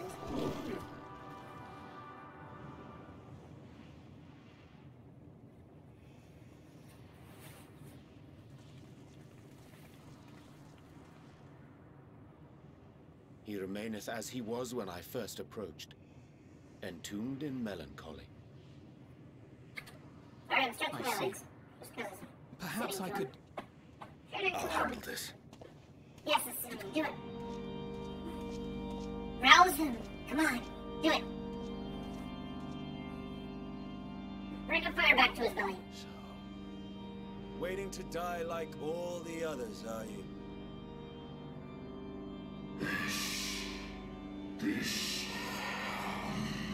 Aye, our pride is crushed, our souls corrupted. The winds are stilled, and the heavens offer no comfort.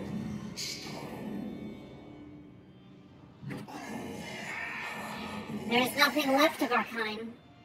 Our lives, the curse, as we await the end. Still as stone we shall become.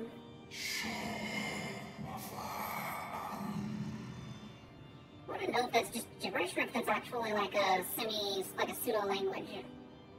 Like, really it's Draconian. So you say. Yet your kind has found a new beginning on our star. One of you braved the Expanse, bearing with him a clutch of eggs. They and their children now rule our skies, their song heard by all.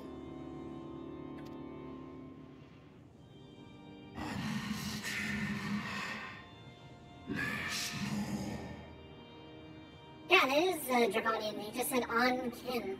Yeah.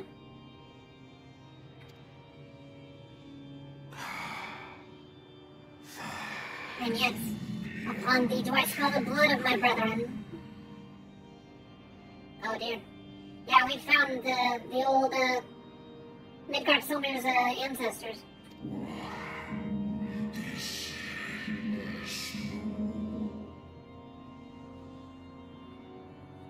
Were they drawn into discord and war on their new home? For a time. They were. They suffered much, and repaid their suffering in kind.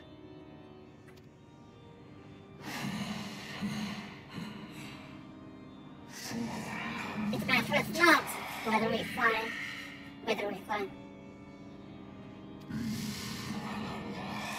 Ever will a sanguine ocean await us. Ever will retribution's wheel turn.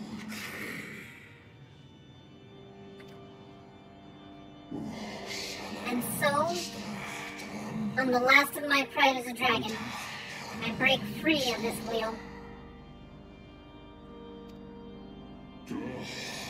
I renounce conflict, exile myself from the other, never again to be touched by the flames of hatred.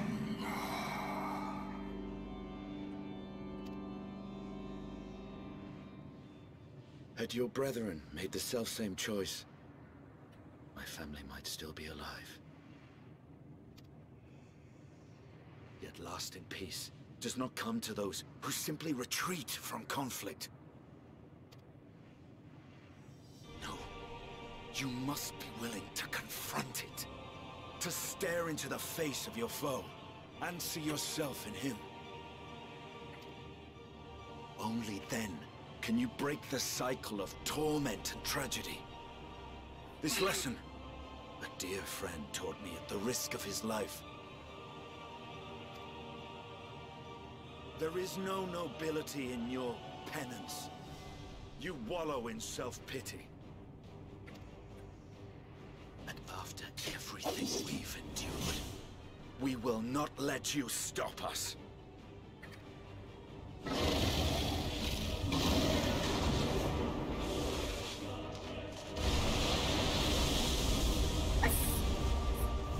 Flawless, or whatever. Estinian! Stay back.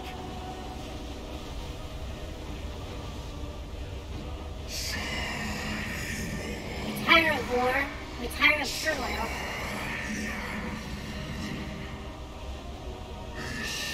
Dignity tarnished, crimson stained.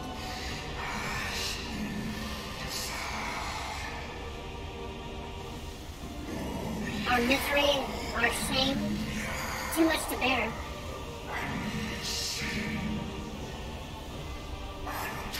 Release us from war, from life.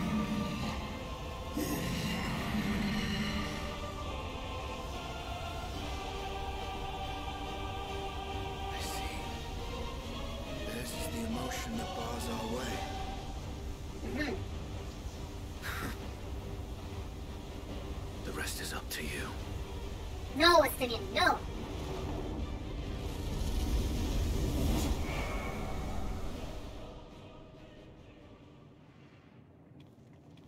Uh-oh. No, what? No! No. Not Estinian too! What?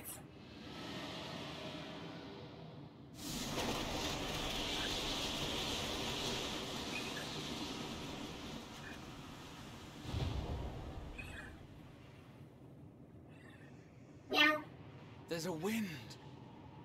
there is a wind.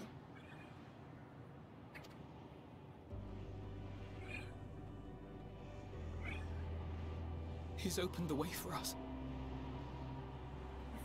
Ugh. Sacrificed himself to remake this place, like Thancred did.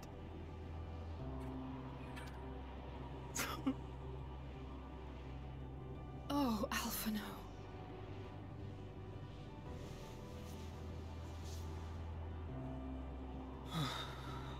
Come. Let us follow the wind. It will not lead us astray. He would not.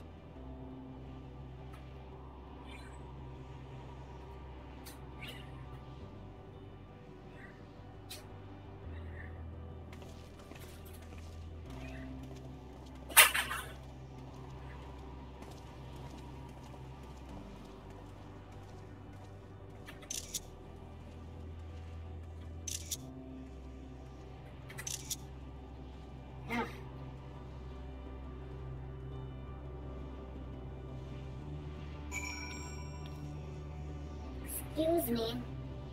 I would like my friends to not all die. Thank you. That'd be very nice.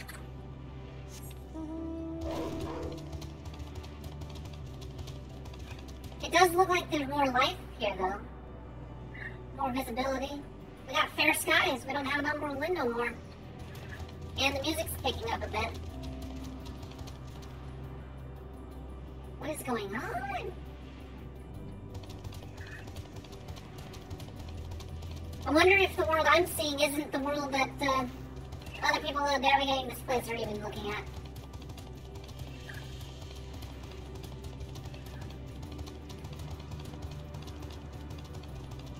Still a weapon. Okay.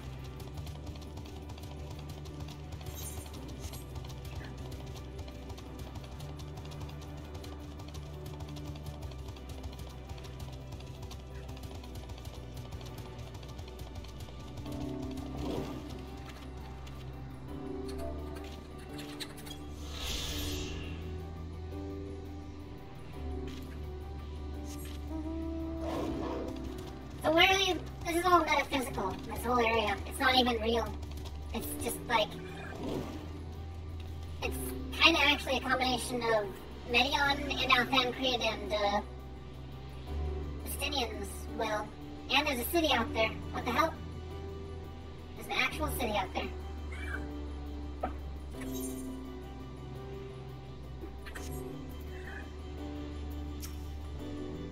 If I had known this place would claim Estinia too, no.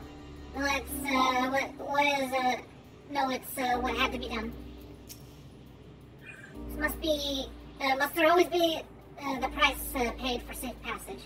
Must this always be the price paid for safe passage?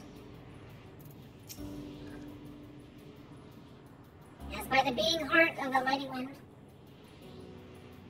Oh, you better stop it. No. You go outside, you'll literally come back in here and you'll be meowing still. No. As by the beating of mighty winds doth wings doth wind blow, where dragons may ne'er again touch the sky, he in the shade he bore shall soar free. So he let his hope merge with the despair to have something move forward. Okay. The wind has stayed the fog that covered this island.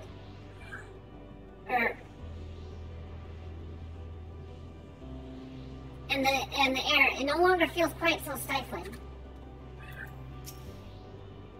Look there, the wind. Yeah, the wind conflicts. This is Estinian's doing. I'm sure of it. Should let it flow and see where it leads.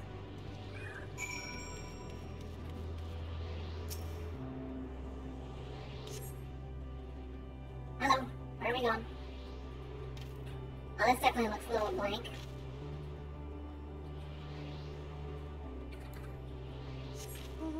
Oh, no, wait. I have to interact with this. Powerful gale has delivered you to another island. The other scions should arrive before long.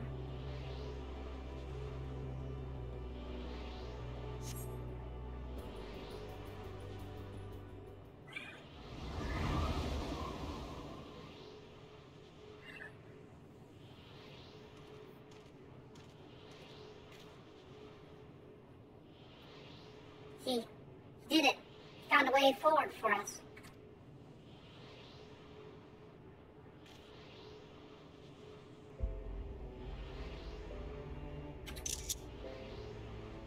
The dragons remain trapped within a prison of their own making, lamenting the horrors of war.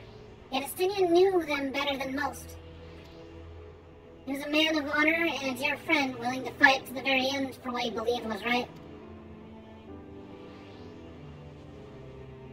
And he's still fighting off now, just like Thancred.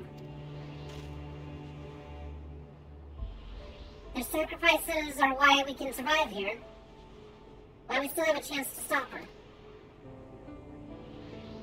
Even in spirit, they're unwilling to give in to despair. We mustn't either. Alzey is right. We must press on for their sake.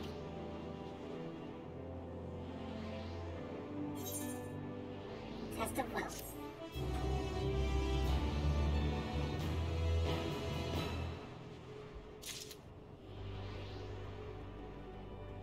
sure. Oh, well, it's probably, yeah, someone's gonna have to sacrifice themselves to go further, aren't they? There's all these other locations, though. I wonder what's up ahead.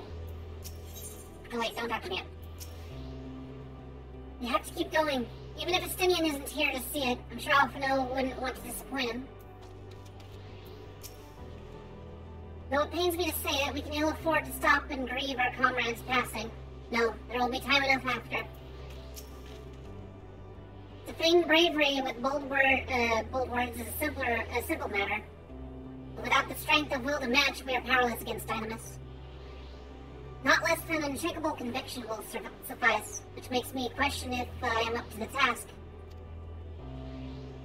Yeah, 990. Shut up!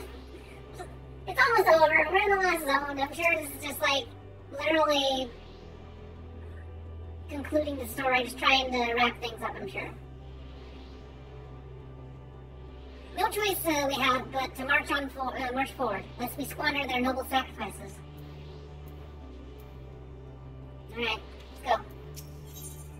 Alphino has regained his composure and is ready to proceed. Road paved and something.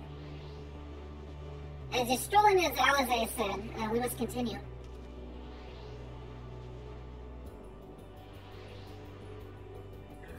Notice the change in our surroundings. Perhaps this is the memory of an altogether different world. Maybe. It would be prudent to learn more of it, then. Tread carefully lest we lose our footing on this, in this sand. So, parts of different worlds? That would make sense. Maybe what initially is here, because it's all metaphorical. These are the different worlds that Midion explored and saw, like the desolation that they went through, and we've got our friends here to prove otherwise. The despair that she experienced. We're not actually at these planets. Not sure what this dead star is was, but yeah. Roads paved. How's that read? Roads paved, sacrifice.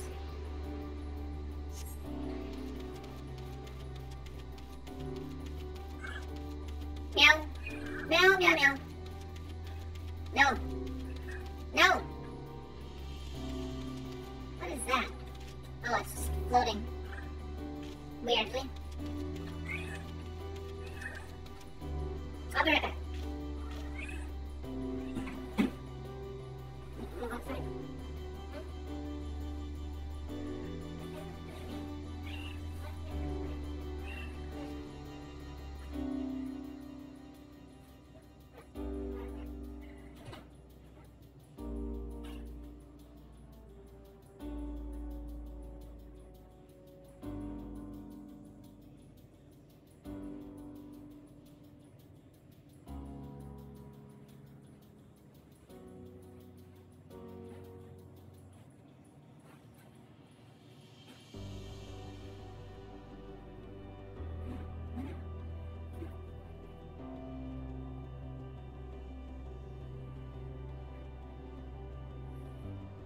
Alright, here we go.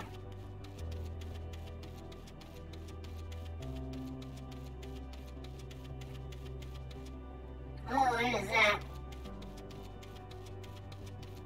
The other one. Okay, that's weird. What is that? Drifting Aya. Okay. A boat of the Aya. Okay, these are enemies, gotcha. Okay. Some weird runes. If you were worried about my vision, you needn't be. I can still see quite well. Yeah, you can see because this isn't real. This is all comprised of, I don't know, ether. Most of it. Another seemingly barren world. For mercy, the air is nowhere near as stale, but still quite dry, and the sand will doubt prove bothersome in due time.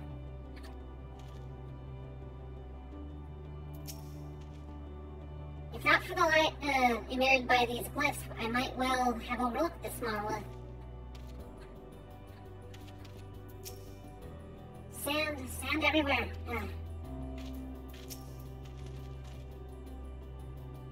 Were it not the violet crystal embedded in its surface, it would appear as ordinary stone. A curious script to have been etched upon them. Alas, it is not a language with which I am familiar. I cannot say I recognize it either. Nor I. The dragons, from what I recall, preserve their knowledge in song and eschew the written word entirely, so we may assume this is the work of another race. Yet we have one we have yet to encounter. Midian claimed the dragons' world suffered a slow death, seeking the release of oblivion. What life we find here, like as not, doth wend its way towards a similar end.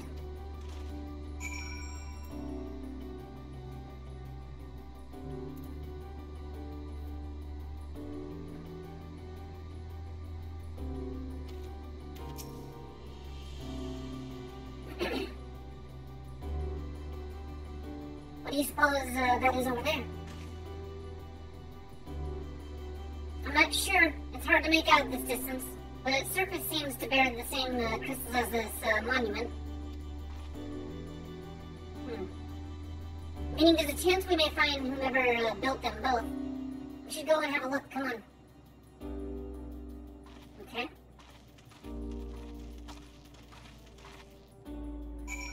Straight up lost in space at this point. That is a weird creature. What the fuck? Why am I attacking it?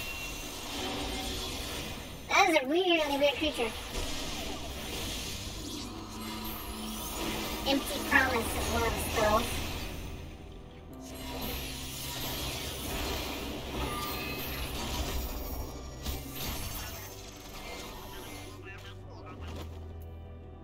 Okay, weird.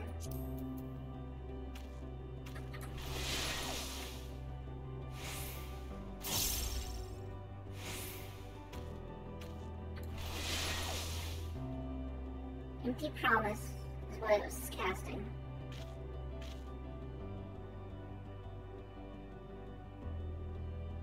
Huh.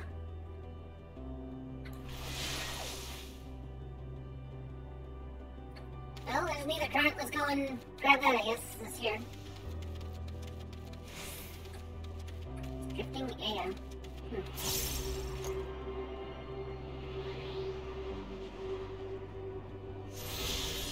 Timothy is current. Yep, that was. Trippy, trippy, trippy, trippy.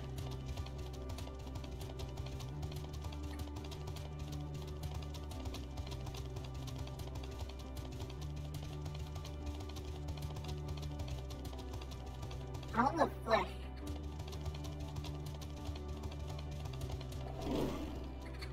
Ghostly figure.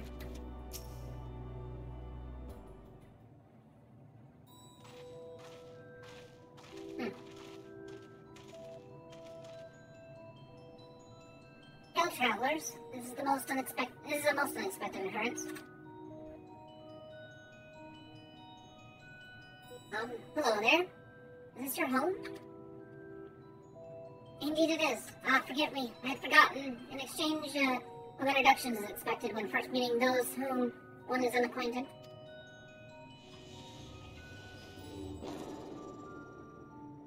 Okay. When the vibration of vocal folds was still required to convey our thoughts, the intention, Ea, I believed, was the pronunciation used when referring to our people. Though it is not entirely applicable given our present state, you are welcome to use this appellation. Okay. As for the nomenclature to address my individual person, I believe it would be pronounced Kafkudin. Kafkudin? Yes, Kafkudin, of the Ea.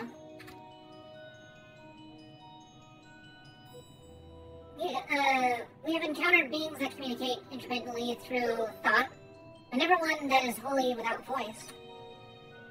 I presume we are having this conversation via a medium of ether, or dynamis, as this place is suffused with vast quantities of it. Fascinating in either case. I gather your response to my presence is positive, then. That is well. For there is something I wish to ask of you. Like yourselves, we Ea are ether-based life forms. Therefore, it may be surmised that your bodies are of comparable biological composition to those we once possessed. I have a number of queries regarding our subject of perception of the five senses. Sight, sound, taste, touch, and smell. In total, I have prepared 189,780,873. Okay. That's rather a lot, isn't it? My apologies. I've omitted a great many details necessary to understand the nature of my request.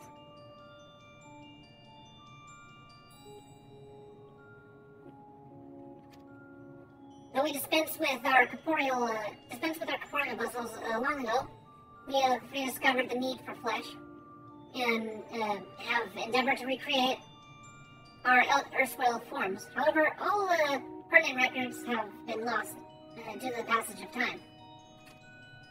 Take, for example, the nervous system. It is well within our power to create, but we have no frame of reference for sensations once experienced by our people, which may compromise our ability to interact with our physical environment. And the reason you need to regain corporeal forms? Why, to bring an end to our existence, of course. Okay.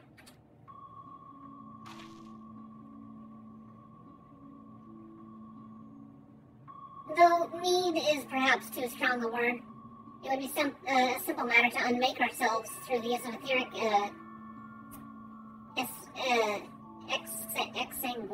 exsanguinators? Okay. But such a death seems inadequate. The traditionalists among us believe proper death requires an inescapable sense of impermanence in one's final moments. An experience found only when with bodies of flesh. Impermanence. Okay.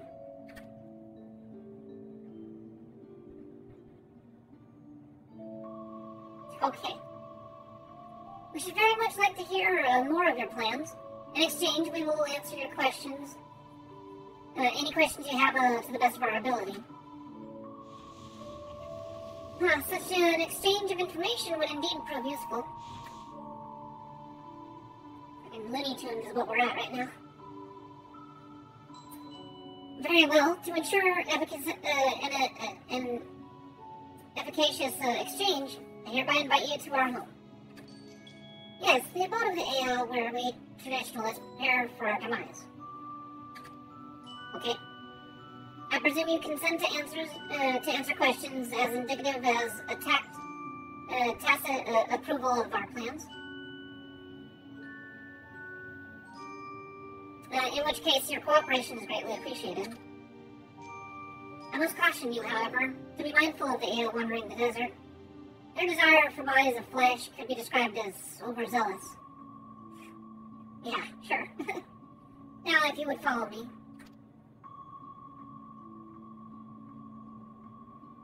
This is going rather smoothly, not that I'm complaining, mind. Even so, we mustn't forget their aim is oblivion, much like the Guardians. Though I fail to see why a civilization so seemingly advanced would choose to unmake all they have created.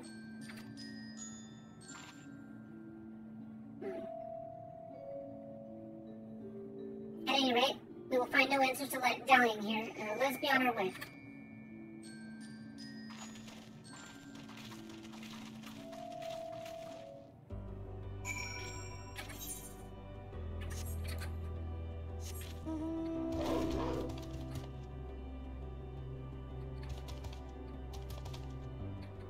What is that supposed to look like?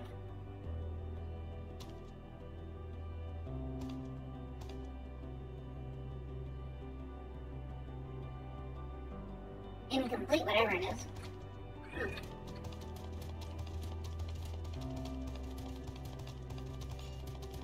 Someone straight up mining in the metaphorical space, really. Jeez. Some people. Some people literally have no better time on their hands.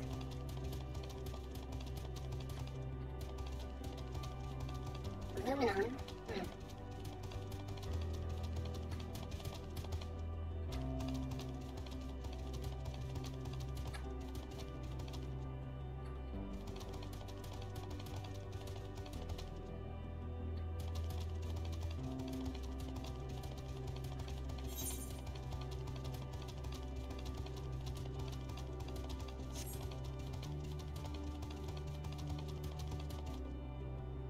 Bone of the air. The howl of dragons was shrouded in the silence of the dead, yet the stillness here doth suggest the Aea are, by and large, merely sleeping. More violet colored crystals. I cannot place my finger on it, but there is something unsettling about them. Cocoons, maybe, of souls. I should not be surprised their concept of village is so different from ours, and yet something tells me we have different definitions of the word abode. A little bit. You said there would be others, but I don't know what I was expecting. I don't know either. Welcome to our abode. Most of our compeers, you will find, remain idle in their domiciles, while your quizzical expressions indicate my phrasing is unclear. I speak, of course, of the violet crystalline constructs hanging from the stone structures there.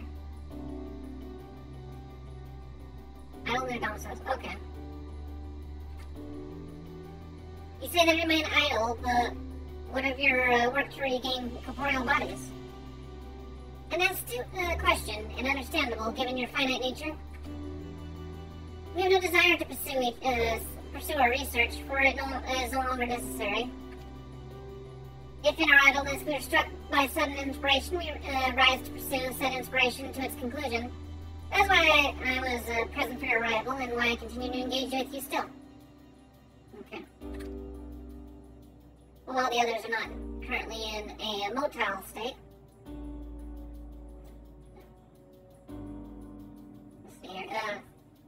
Rest assured, they would not object to you to disturb their respite.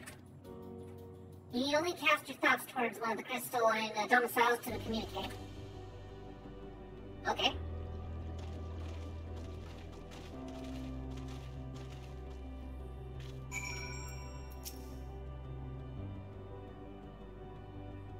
Even should they elect not to emerge, you need but cast your thoughts to the crystals to communicate with the Aea and with it. Okay.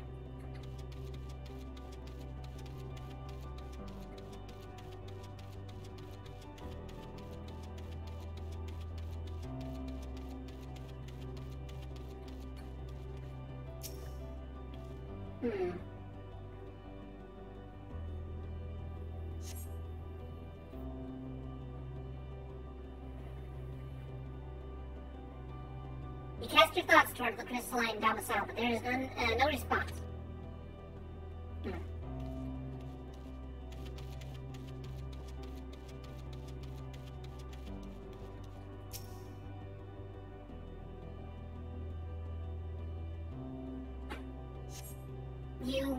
You wish to speak? Very well. Pray a moment, if you would. Okay.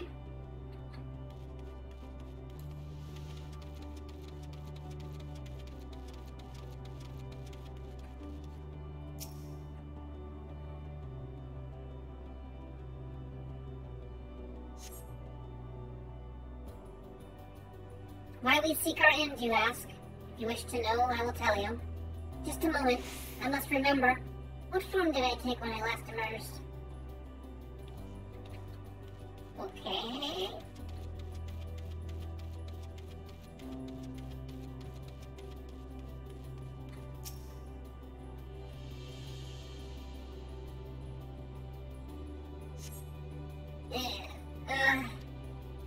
The strange moaning comes and goes, but soon fades into silence. Okay.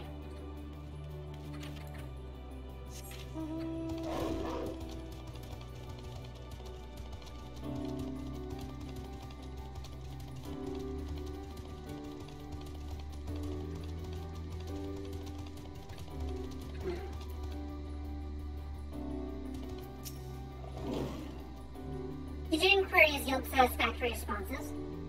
Well, they're kinda... I would say they're, like, probably... They are the crystalline form until they come out. I see. If they failed to answer, then it is likely because their minds have unraveled due to prolonged idleness.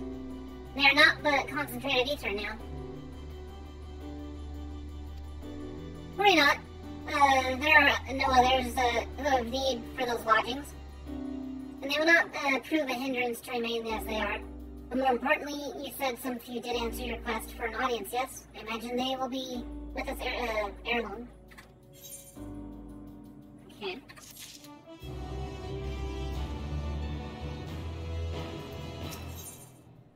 Flesh abandoned.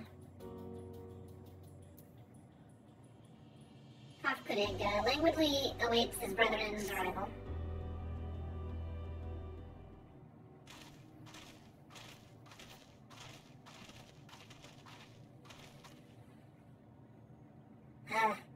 I had no luck, but everyone else fared well enough. Quite a few have awakened. Ah, there they are.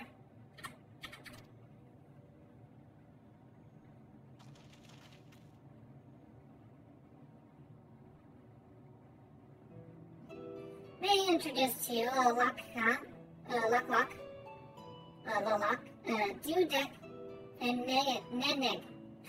Wherever. Okay, they're weird names.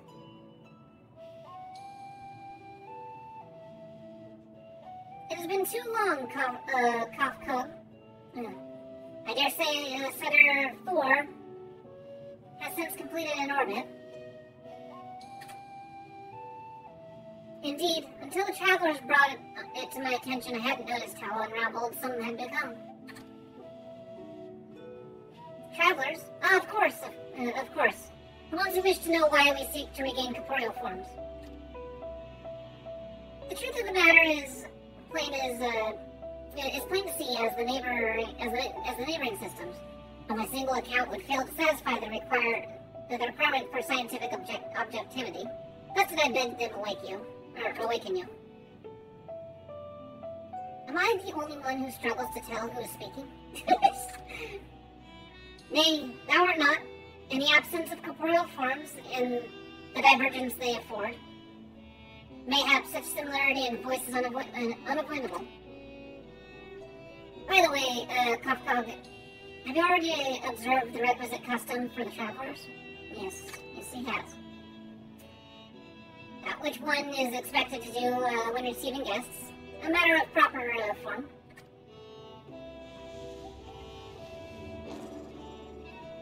Weird. Ah, yes. So long as it been, it had completely escaped my mind. And still does. What was it again? I can't seem to remember.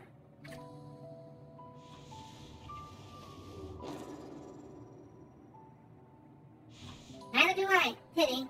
I was hoping you would. Perhaps we can search the archives for the answer.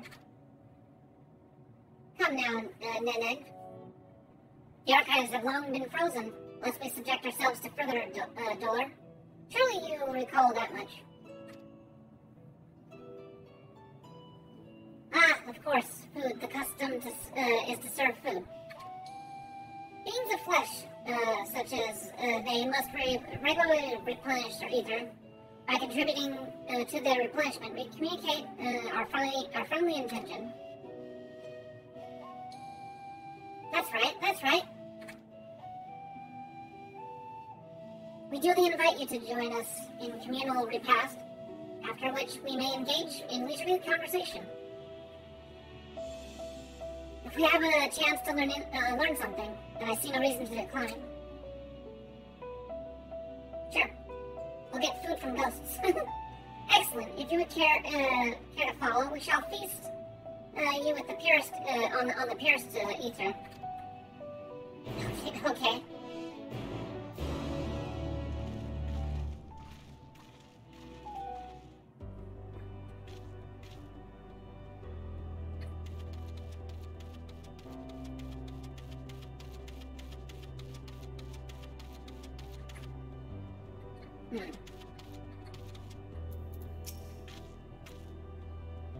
To think that I had forgotten what had become of the archives. How much has my essence deteriorated since I was last awake?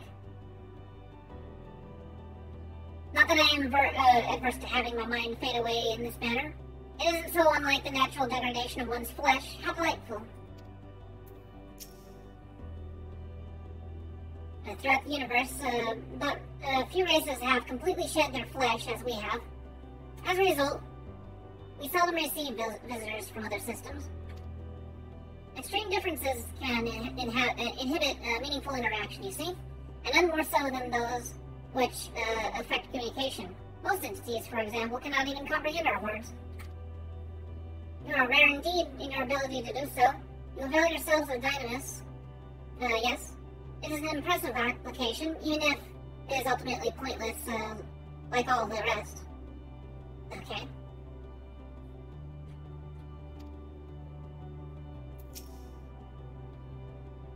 How much ether would be adequate for your kind, I wonder? As I recall, there's a fine line between optimal satiation and violent sickness. Okay. Yeah, I imagine there would be. What are these people doing out here? Before I talk to the next quest giver. What are you guys doing out here standing? We were told to stand here, wherever we like. This strikes me as less of a meal and more a ritual. It does. It kind of does. We just stand here, huh?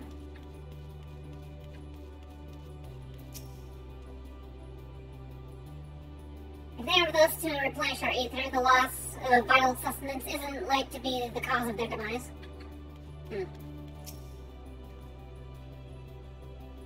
If it is, as I suspect, then the so-called feast.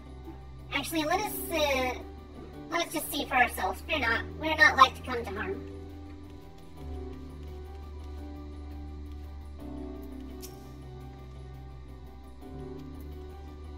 Ethan said, but I cannot help but feel a bit nervous. Judging by the construction of this facility, it would seem that a directly draw upon the ether. Okay.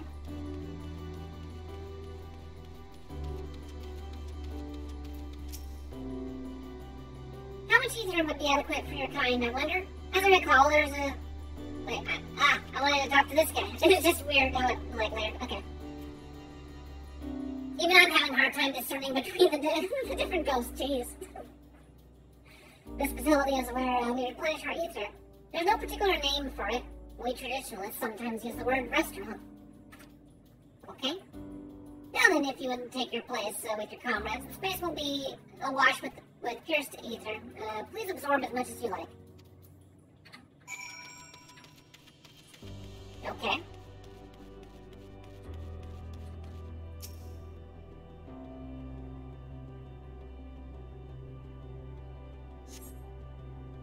You brace yourself for a rush of sweet, sweet ether, but nothing seems to happen. Perhaps you need to wait a little longer. Maybe. I don't understand. You brace yourself again, but again, nothing seems to happen. Just as I suspected, as meticulous as one might recreate the Aea's home world, this is Ultima Thule. One can't simply generate ether here. Yeah. As recreations, our friends are oblivious to this fact, to the very truth of their existence, much like the phantoms of the recreated Amarant. However appearances may seem, we must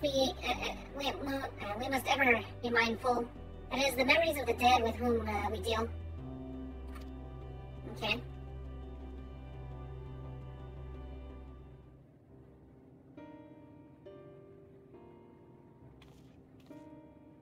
So did you have your fill of ether? Alas, we couldn't absorb it. A deficiency in our forms, it would seem.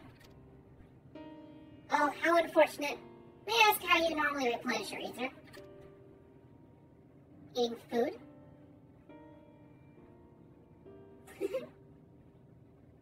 Through your mouths, you say? How very primitive and quaint. To think that their mouths serve not only to expel sound, but draw in substance besides. Such such life forms have long since vanished from our systems.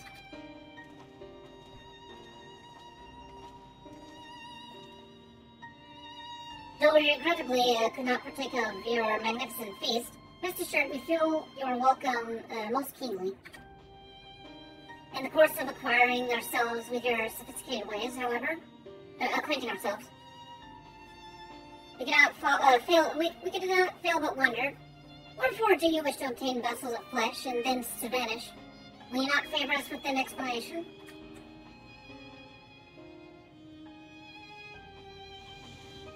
Your flesh and blood belongs, you flesh and blood beings are always so hasty. It does have its charm, however. Very well, we shall indulge you. In the beginning, when the Ea yet possessed corporeal bodies, our ancestors dedicated themselves in the pursuit of knowledge and technological advancement. By transcending all limitations, we believed we would eliminate sorrow and abide in true happiness.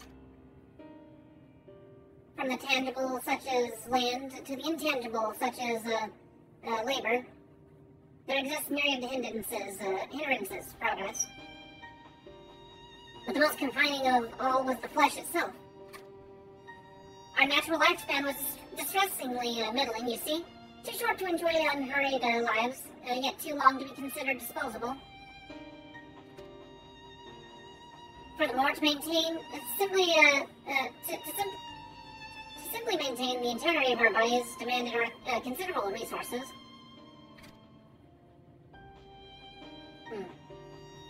But we managed to solve this problem. After long years, we discovered how to become non-corporeal entities with everlasting lives, untroubled by the failures of the flesh. Thus changed, we had more time and freedom to continue our scientific pursuits. We went on to make ever greater strides in our quest to transcend all limitations, until we finally decided to challenge the last of them all, the limit of knowledge. Okay. That is to say, deciphering the laws of creation. Okay. We sought to discover how the universe came to being, and explain all existent phenomena, and thence predict the future. If we could but achieve this, we believe that we would be free from uncertainty and anxiety. And did you find the answers you sought?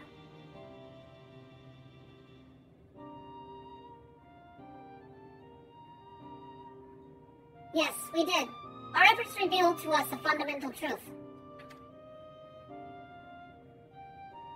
Knowledge of said truth is essential to the continuation of our conversation. If you would learn more, we will share it with you. No, we mustn't. Primitive as they are, it would be unspeakably cruel and to deprive them of their ignorance. They are possessed of corporeal forms, their lives readily ended. As those who have gone before, is it not our duty to warn them? I don't know, maybe? What thinkest thou?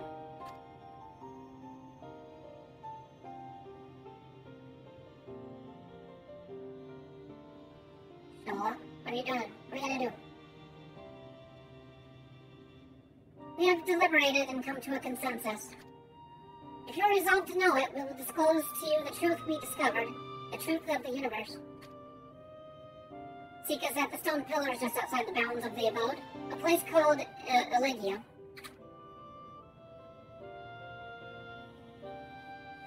Alright, game, what do you think the truth of the universe is?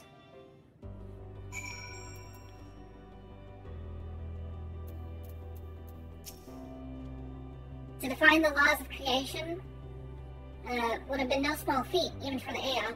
Nay, having eternal life, and hence no sense of haste, would only have made it harder. Such tremendous drive for knowledge they once must have had, and they struggled to reconcile it with the listless beings before us. Whatever answers they found, it did not bring them happiness. No, it did not. Like her master, Y'shtola seeketh the truth of creation. How will the truth of the Ea, who uncovered it all, only to desire the end, fall upon her ears? You may be intimately familiar with the problem, but know it like the back of your hand, and yet be powerless to solve it. In the course of my struggles, I've often been made keenly aware of this fact. I wonder, have the Ea never felt the same frustration? It's true that a lack of knowledge can beget fear. Therefore, in theory, by acquiring all knowledge, it may be possible to attain peace. But as Highland told us, all those peoples who attempted to free their worlds from life's woes met with failure. And the Ea are among them, as their presence here attests. The tale we are about to hear will not be a happy one. A fundamental truth. We will hear it, of course. Let us learn what has led such an enlightened people to its indolent end.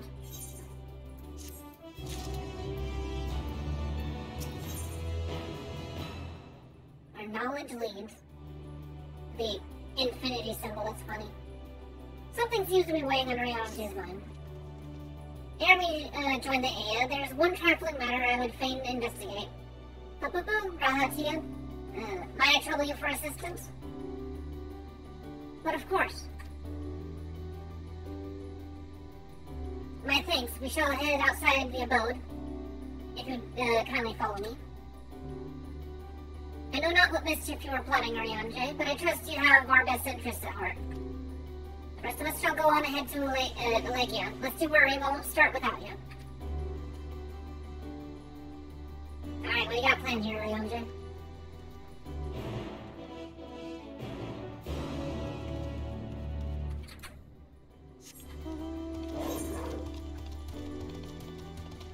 Are you worried about... You still, giving yourself to this truth?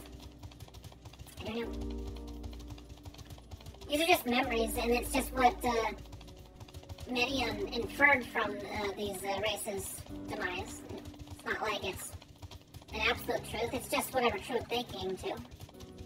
Before oblivion. Oh, leave me alone, weird thing.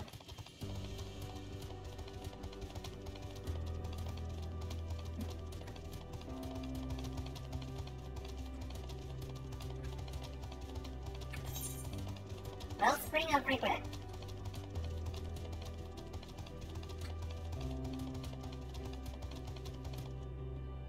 What is that?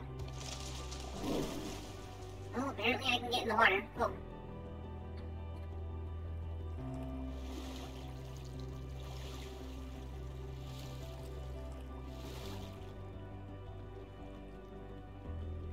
So weird. So weird. I don't know if going in the water is good. A spring, and a sizable one at that. I hadn't noticed it amidst the dunes.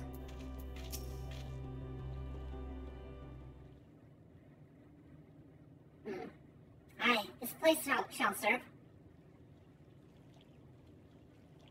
Is it the spring that you wish to investigate?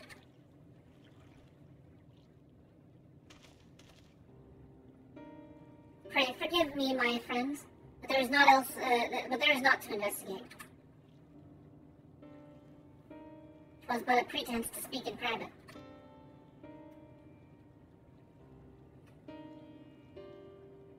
You have our undivided attention.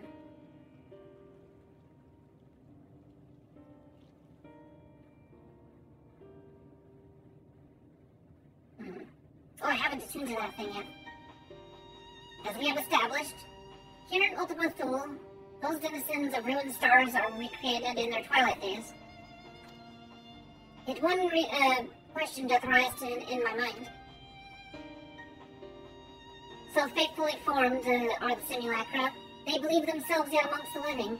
How dost thou suppose this is possible?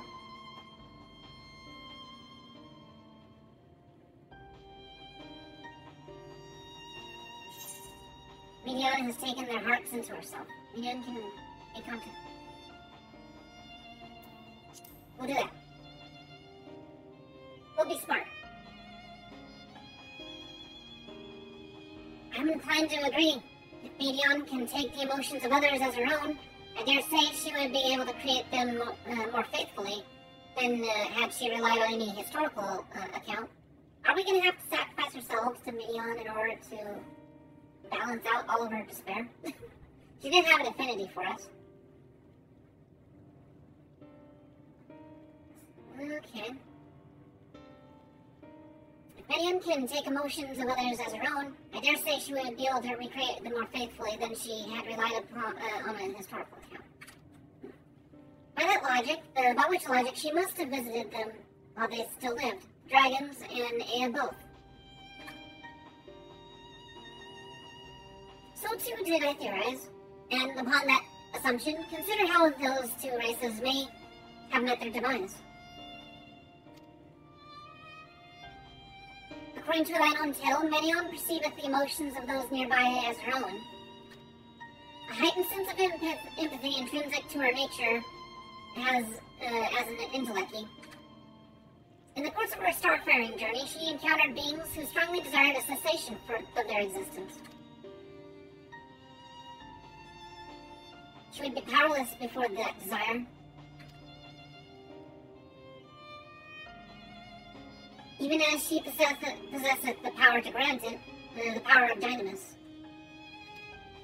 It is my supposition that, overwhelmed by the longing for death, Medion did unleash Dynamis and ushered the dragons and Aeod unto their doom.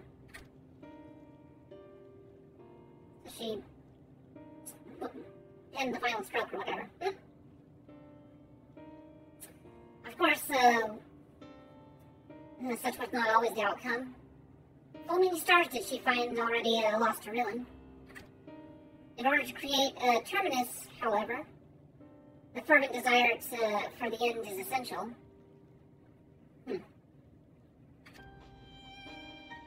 Therefore, should you struggle to find the way forward, pray ask yourselves this. In the place where you stand, who is the soul that yearns most desperately for oblivion?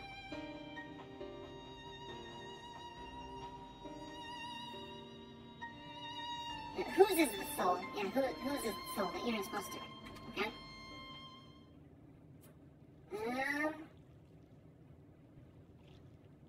Why you tell us this now?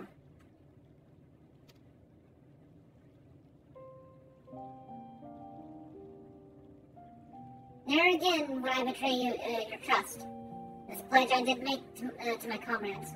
In bringing thee into my confidence, I will remain true to my word. So he knows where he needs to contribute. As for thee, let us consider it my fitting reward for the secrets I harbor for the Crystal Exarch.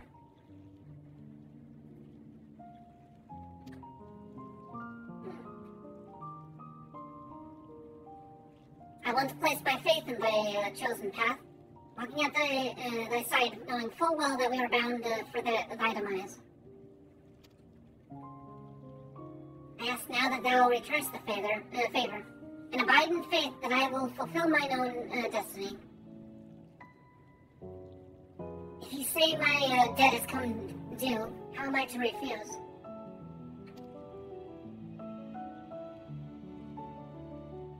It is indelicate of me, I know full well, and I can but beg thy forgiveness. Yet even if I must needs go to such lengths, I cannot well feign ignorance of the answer I have found within.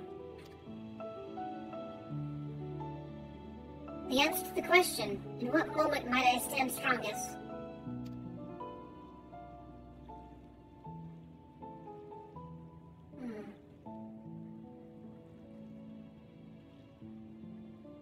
After all we've been through, I will say only this. Do what you must. Do what you must and see your conviction through. I shall, my friend. I shall.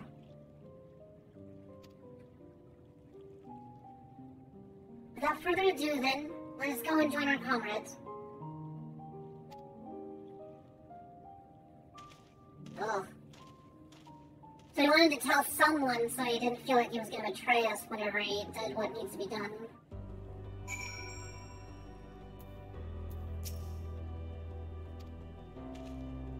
Let's be off too, Philegia.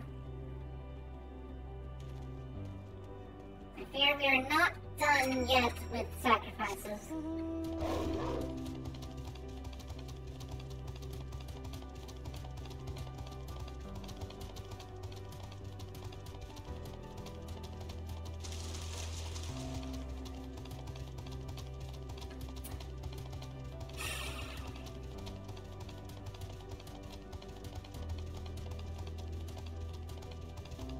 They better make it back. All my friends better make it back.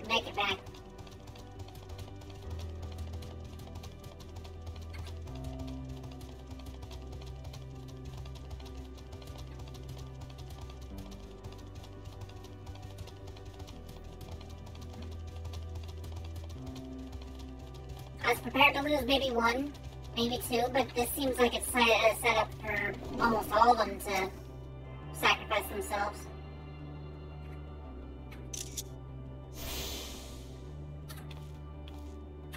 That's still a cool picture.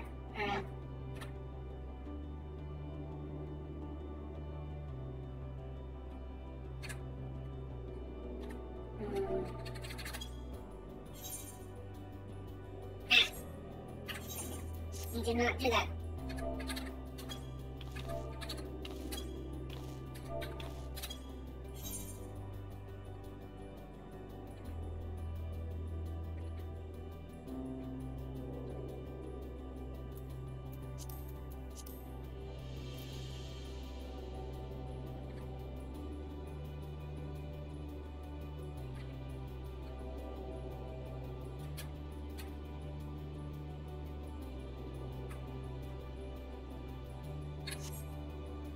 I don't know why tilting seems to make it even more dramatic. But I do need kind of emote real quick here.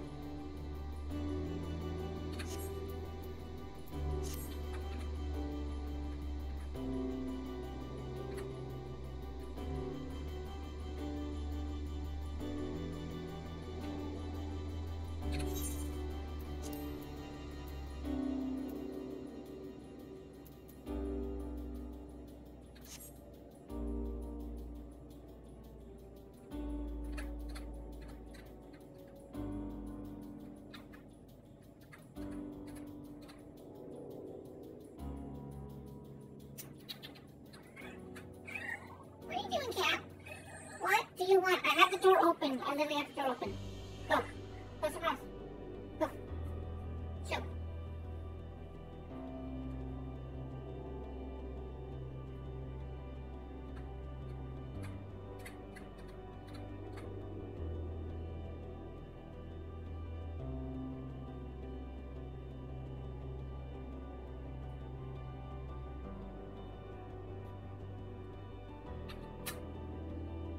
Let's see here.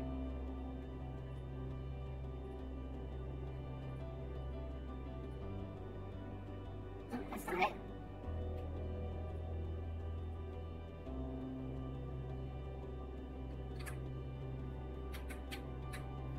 Oh, I got my thing messed up here. There we go. Maybe that'll work. Nope, that's not gonna work, apparently. Or I break my game. How about that?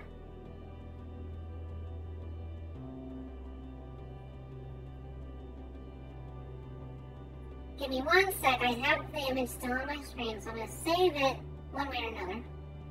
Even though I totally broke stuff. My G-shade broke.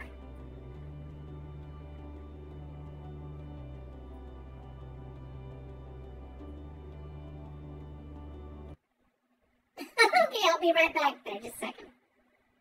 I'll log back in here.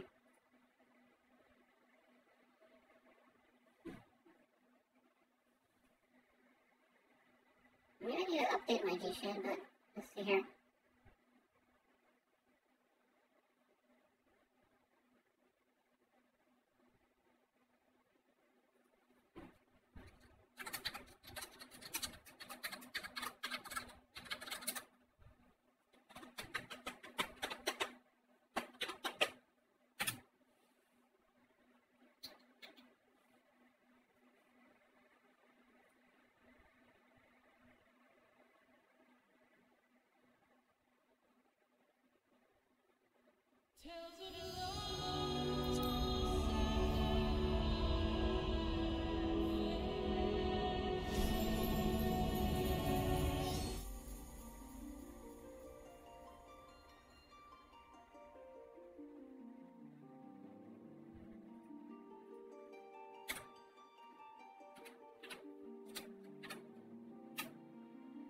Let me just save something, at least.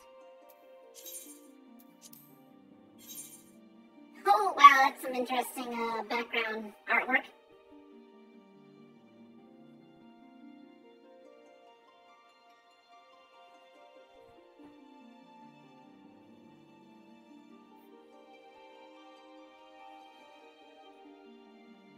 I swear I don't feel like that much time's gone by. I really don't think. It doesn't feel that way to me. Of course, I had 2 really strong energy drinks today, so it's wearing off, but not quite. Yeah, no, I'm enjoying myself thoroughly. I hope that it's not too annoying that that's what I'm spending my time this last month doing, is just playing this.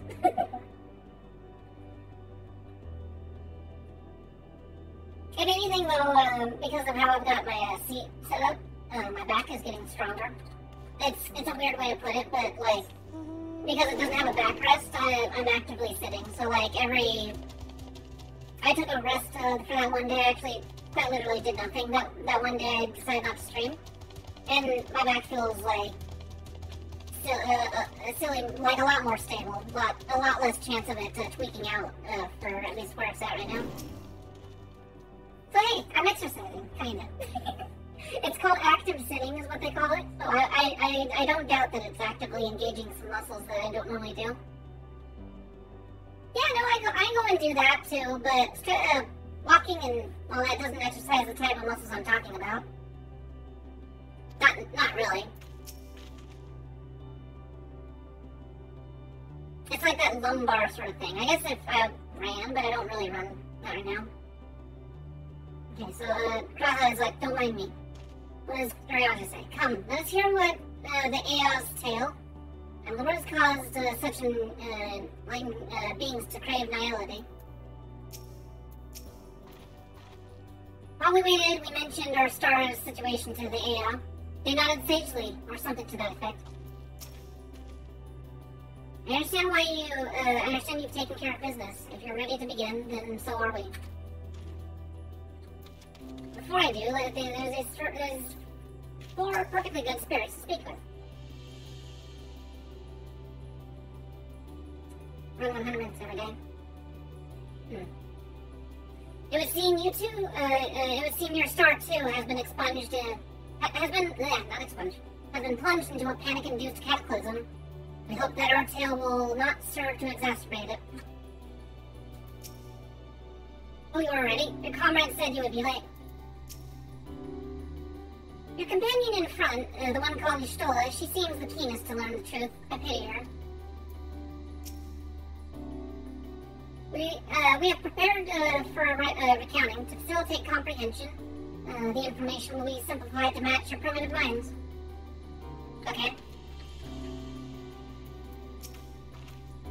It seems everyone is accounted for. Shall we then? So they're gonna dumb down their speech. Please continue. Tell us about this truth you discovered. Very well. Bear in mind, however, that the purpose of this conversation is not to impart scholarly knowledge, for such requires that you comprehend the subject matter, which you will not.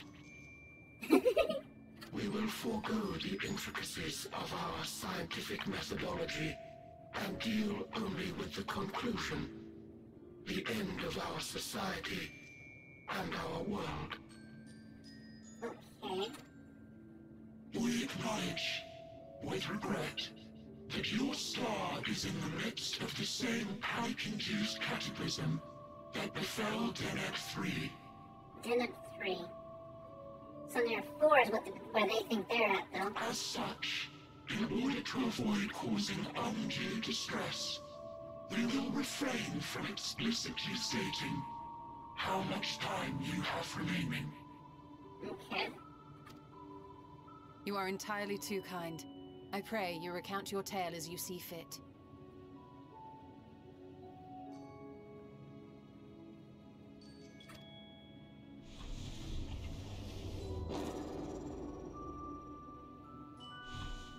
In the beginning, the universe was but a tiny particle. Then suddenly, this particle began to expand. This is a real universe that's dropping out. Having remained entirely in the bounds of your star, the phenomenon may be difficult for your kind to grasp. But this expansion has since continued unabated. Speculating that the universe could not grow indefinitely, we sought to learn what might occur, and made a worrying discovery. The stars will continue to spread apart, as will their finite thermal energies. Eventually, all heavenly bodies will grow cold and freeze. No new stars will be born, and the universe will enter into an eternal ice age. They're just telling us about heat death. Wonderful. In hopes of proving that this determination was erroneous, we scrutinized our research from all angles, even as we sought to avert the everlasting winter. Winter is coming. The endeavor proved fruitless. So infamously so, in fact, that it became synonymous with vain effort. The universe as we know it would end, and there is no way to prevent it. Beneath the weight of this knowledge, our society stagnated. Though we had time still, it was a cold comfort. Why strive for anything when desolation is assured? When our wealth of wisdom, accumulated since the dawning of our kind, would be forever lost. No civilization would rise from our ashes. No scholar recover our knowledge. In silence unbroken, naught would stir. This is a video game, people. Intellect was once our pride.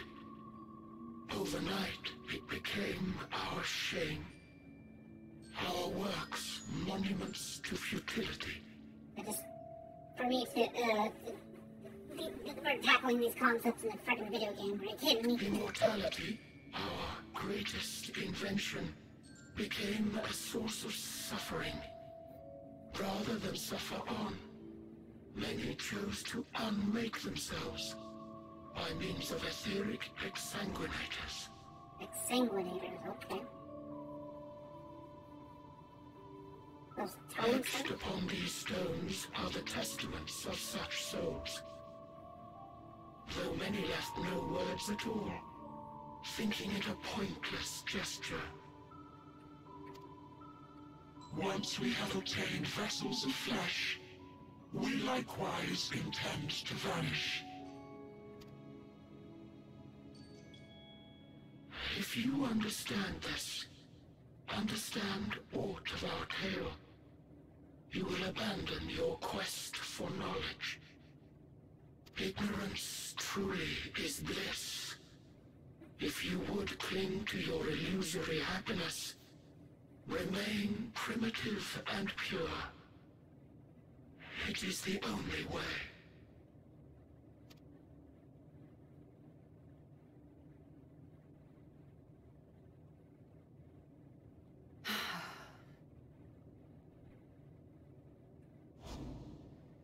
So that's your story.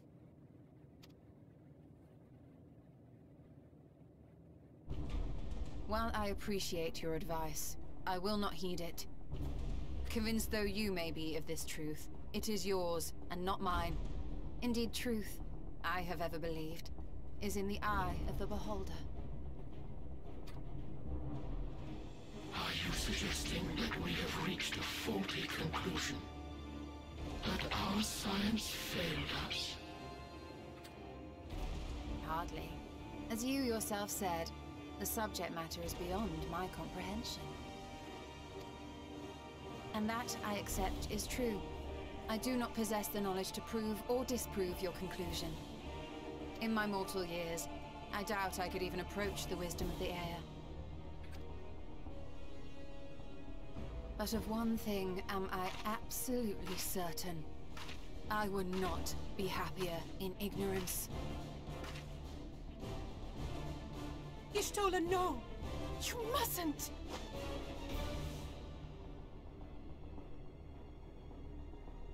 The most important lesson I've learned is that learning isn't simply passing one's eyes over words.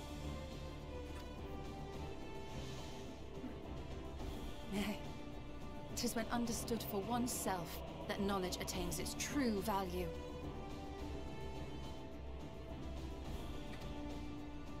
This is what has sustained me, driven me onward in joy and wonder, in anger and sorrow.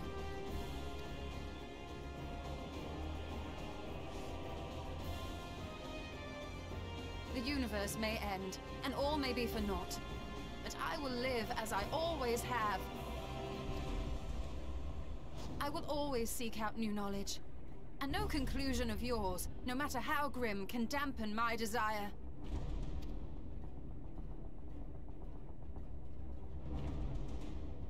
I suppose it is only to be expected.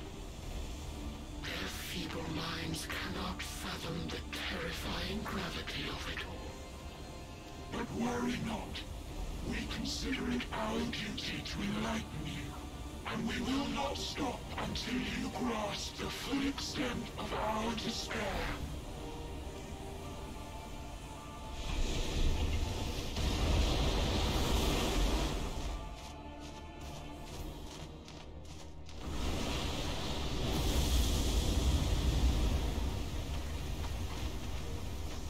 Keep calm and listen well.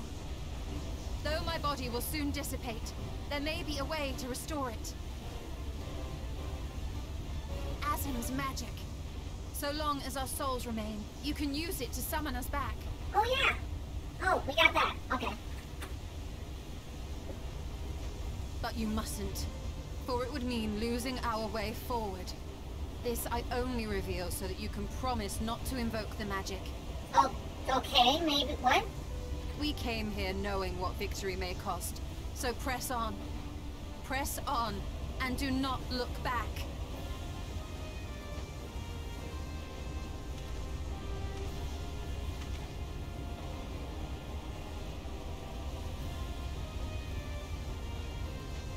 I shall join thee. As subterfuge is not required, thou shalt not suffer for mine absence.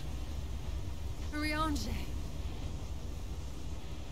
My resolve hath never been as strong as thine. Full oft have I wavered in my decisions, and afterwards been stricken with regret.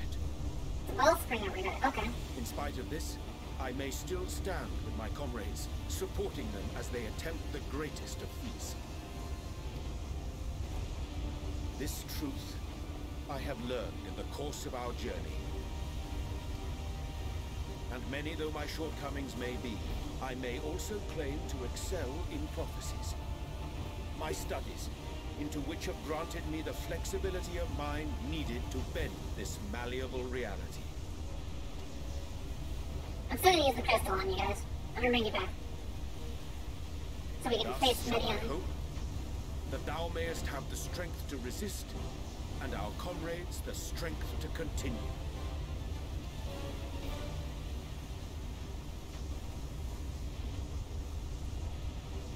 With you to urge us on, how could we possibly fail?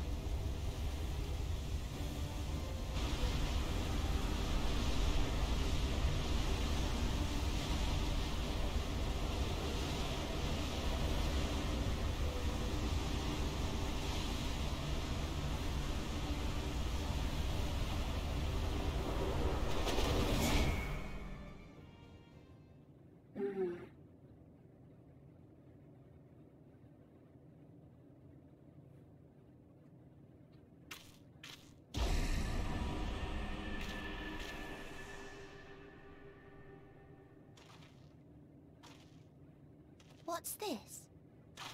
An extinguished civilization. Rekindled.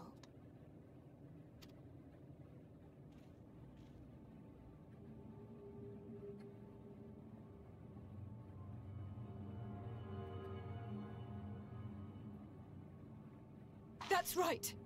Our quest doesn't end here. We'll press on, and we will find you.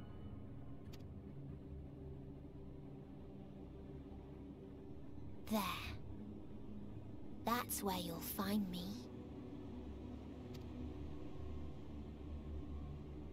Is that another star? Of the stars we visited, most were already devoid of life. And where there was life still, the inhabitants wished for death. But even death, we learned, isn't truly the end. It is but a part of the cycle of rebirth.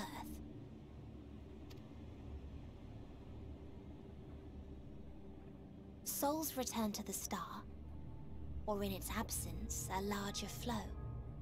And eventually they are reborn. Alive again, to know suffering anew.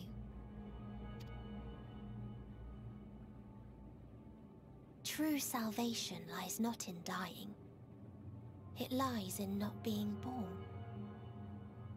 This is the gift I would give to you. To all life on beautiful Atheris. Yeah, sure, whatever. Not talking to you, To that end, we created an egg wherein life cannot quicken. That dead sun.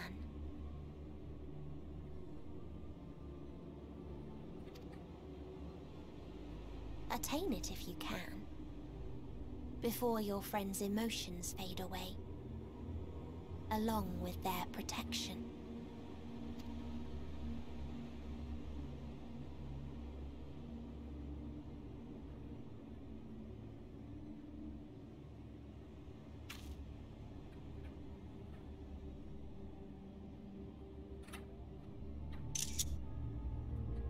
Faded again, and I didn't take the picture again. God damn it.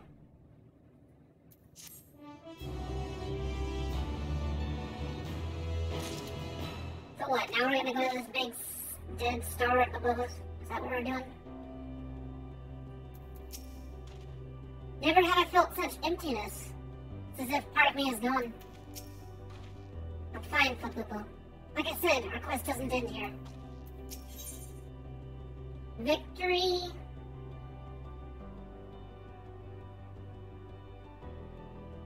Something... lost. I wonder if that weird glyph stuff is meant to make it, like, ineligible. Are you all ready to continue on? And let's make for where the light's shone. Stolen around you, open the way for us.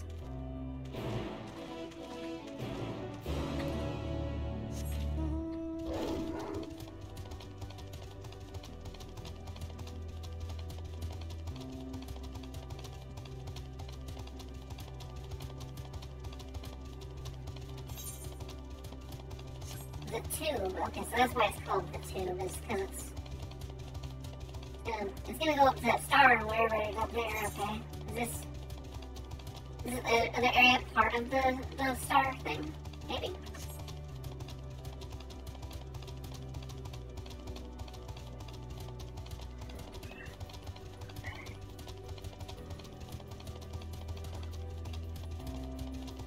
You're a cat. You are a cat.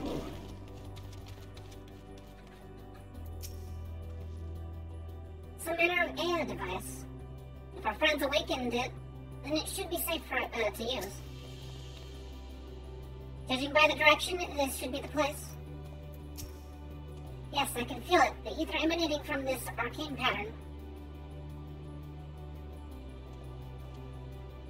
This is a portal, and no mistake. Let's see where it leads. Portal of Wisdom.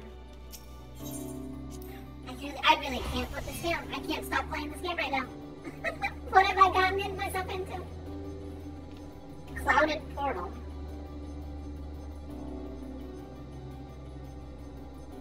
Where did that take us? Oh, that did take us to the edge.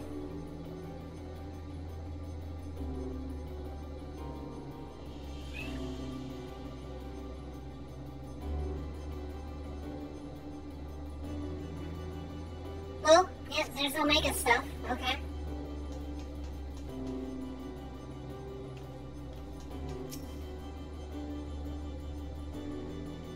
I'm fine. I'm totally fine. I'm absolutely fine. I've taken breaks. I did take breaks. I went BRB and all that stuff. Trust me, I've taken breaks from that. No worries.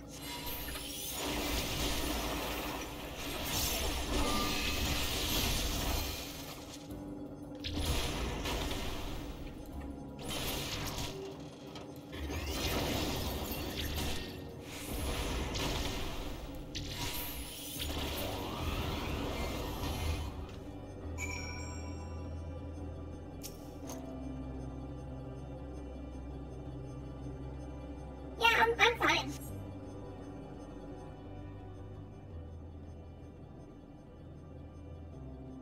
Like I said, this is fun and important to me.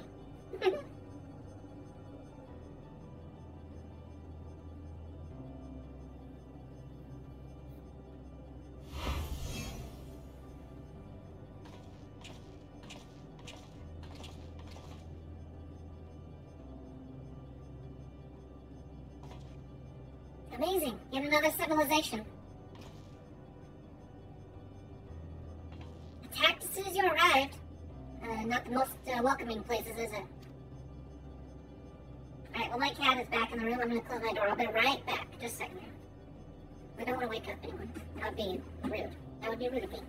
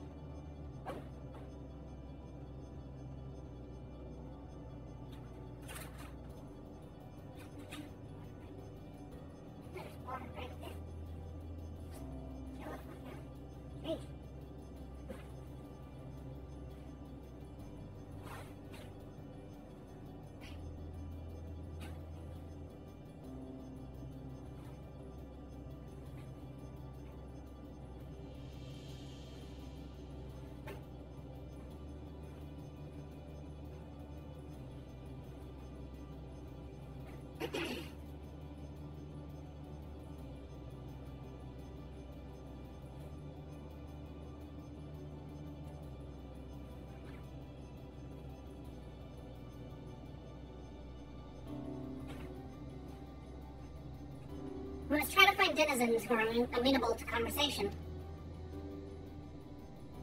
We should also get the lay of the land and see how far we can go. I'll help Alphino with that. In the meantime, you and Grahawk can search for friendlier folk.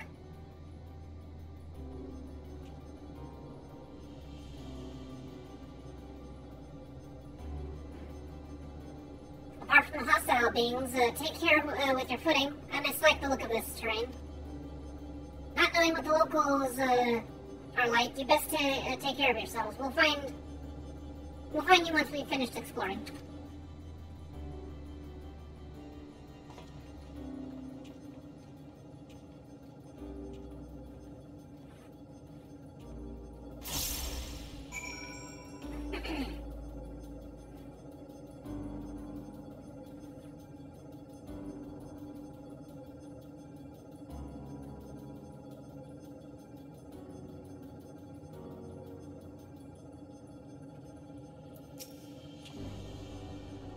I expect the twins will seek the outermost bounds of the Isle, so I propose we search the central area.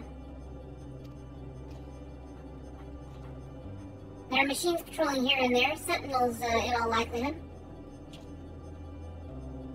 Like those you encountered, they will most certainly attack any who venture too close.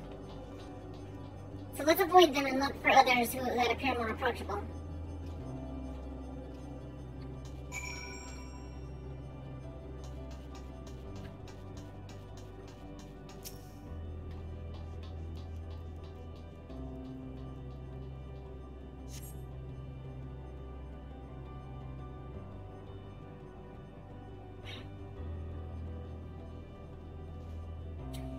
You see not but patrolling machines in the area, but they do not seem inclined to non-violent intercourse.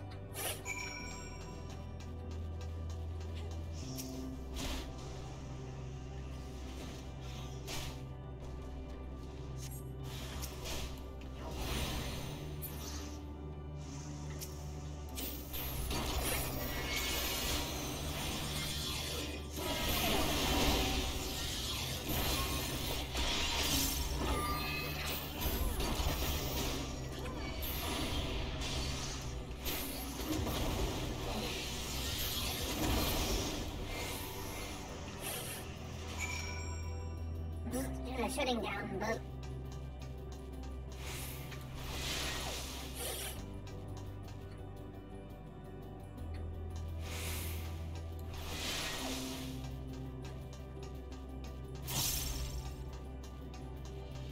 a striking dummy. Funny. How do I hold up to a striking dummy? Let me find out.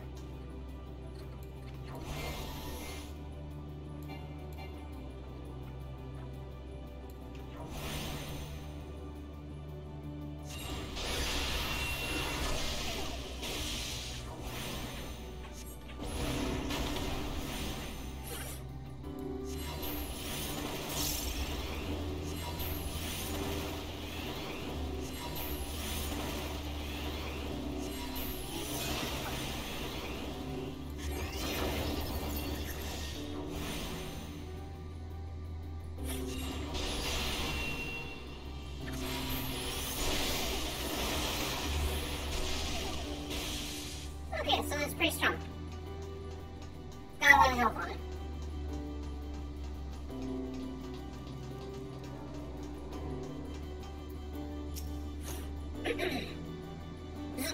Additional entity detected. That's a weird way to chat box. Look, Poo-Poo-Poo. The machines here do not appear hostile. Let's see if we can communicate with them. Begging your pardon, but we're searching for the denizens of this star. Unknown life forms detected.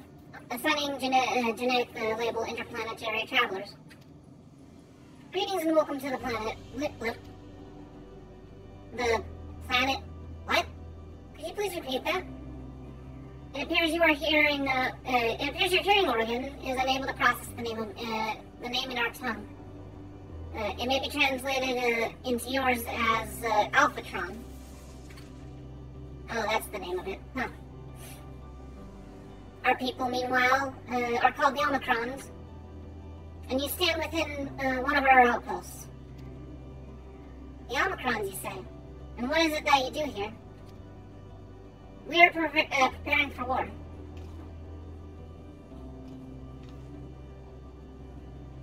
As we presently do not have a designated target, you have no fear. You have nothing to fear. Should your star become designated, however, you will be taken into custody or terminated. Fear. Wow.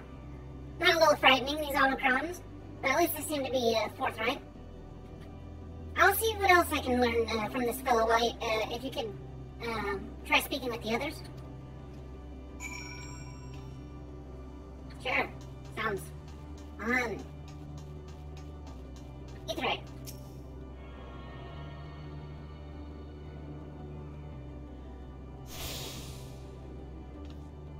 Okay.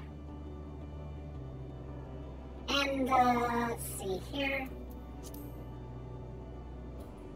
Alright, I'm in the sanctuary area. I'm gonna call it. I'll be here tomorrow, and we will resume the story, and I'm sure the conclusion will be very shortly thereafter, but I don't want to ruin the good story by pushing too late. It's 4 o'clock in the morning, so I will go and call it to bed. So yeah, I'll be back after I sleep, and probably during more favorable viewing hours. Thank you everyone that tuned in. Anyone that's new, a follow, just to know whenever I'm live, is appreciated.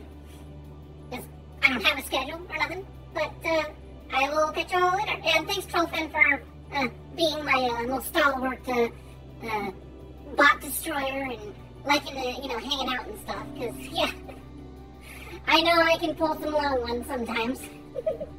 But yeah, I think I'm about quits for now. So, I'll check back with you later after some rest.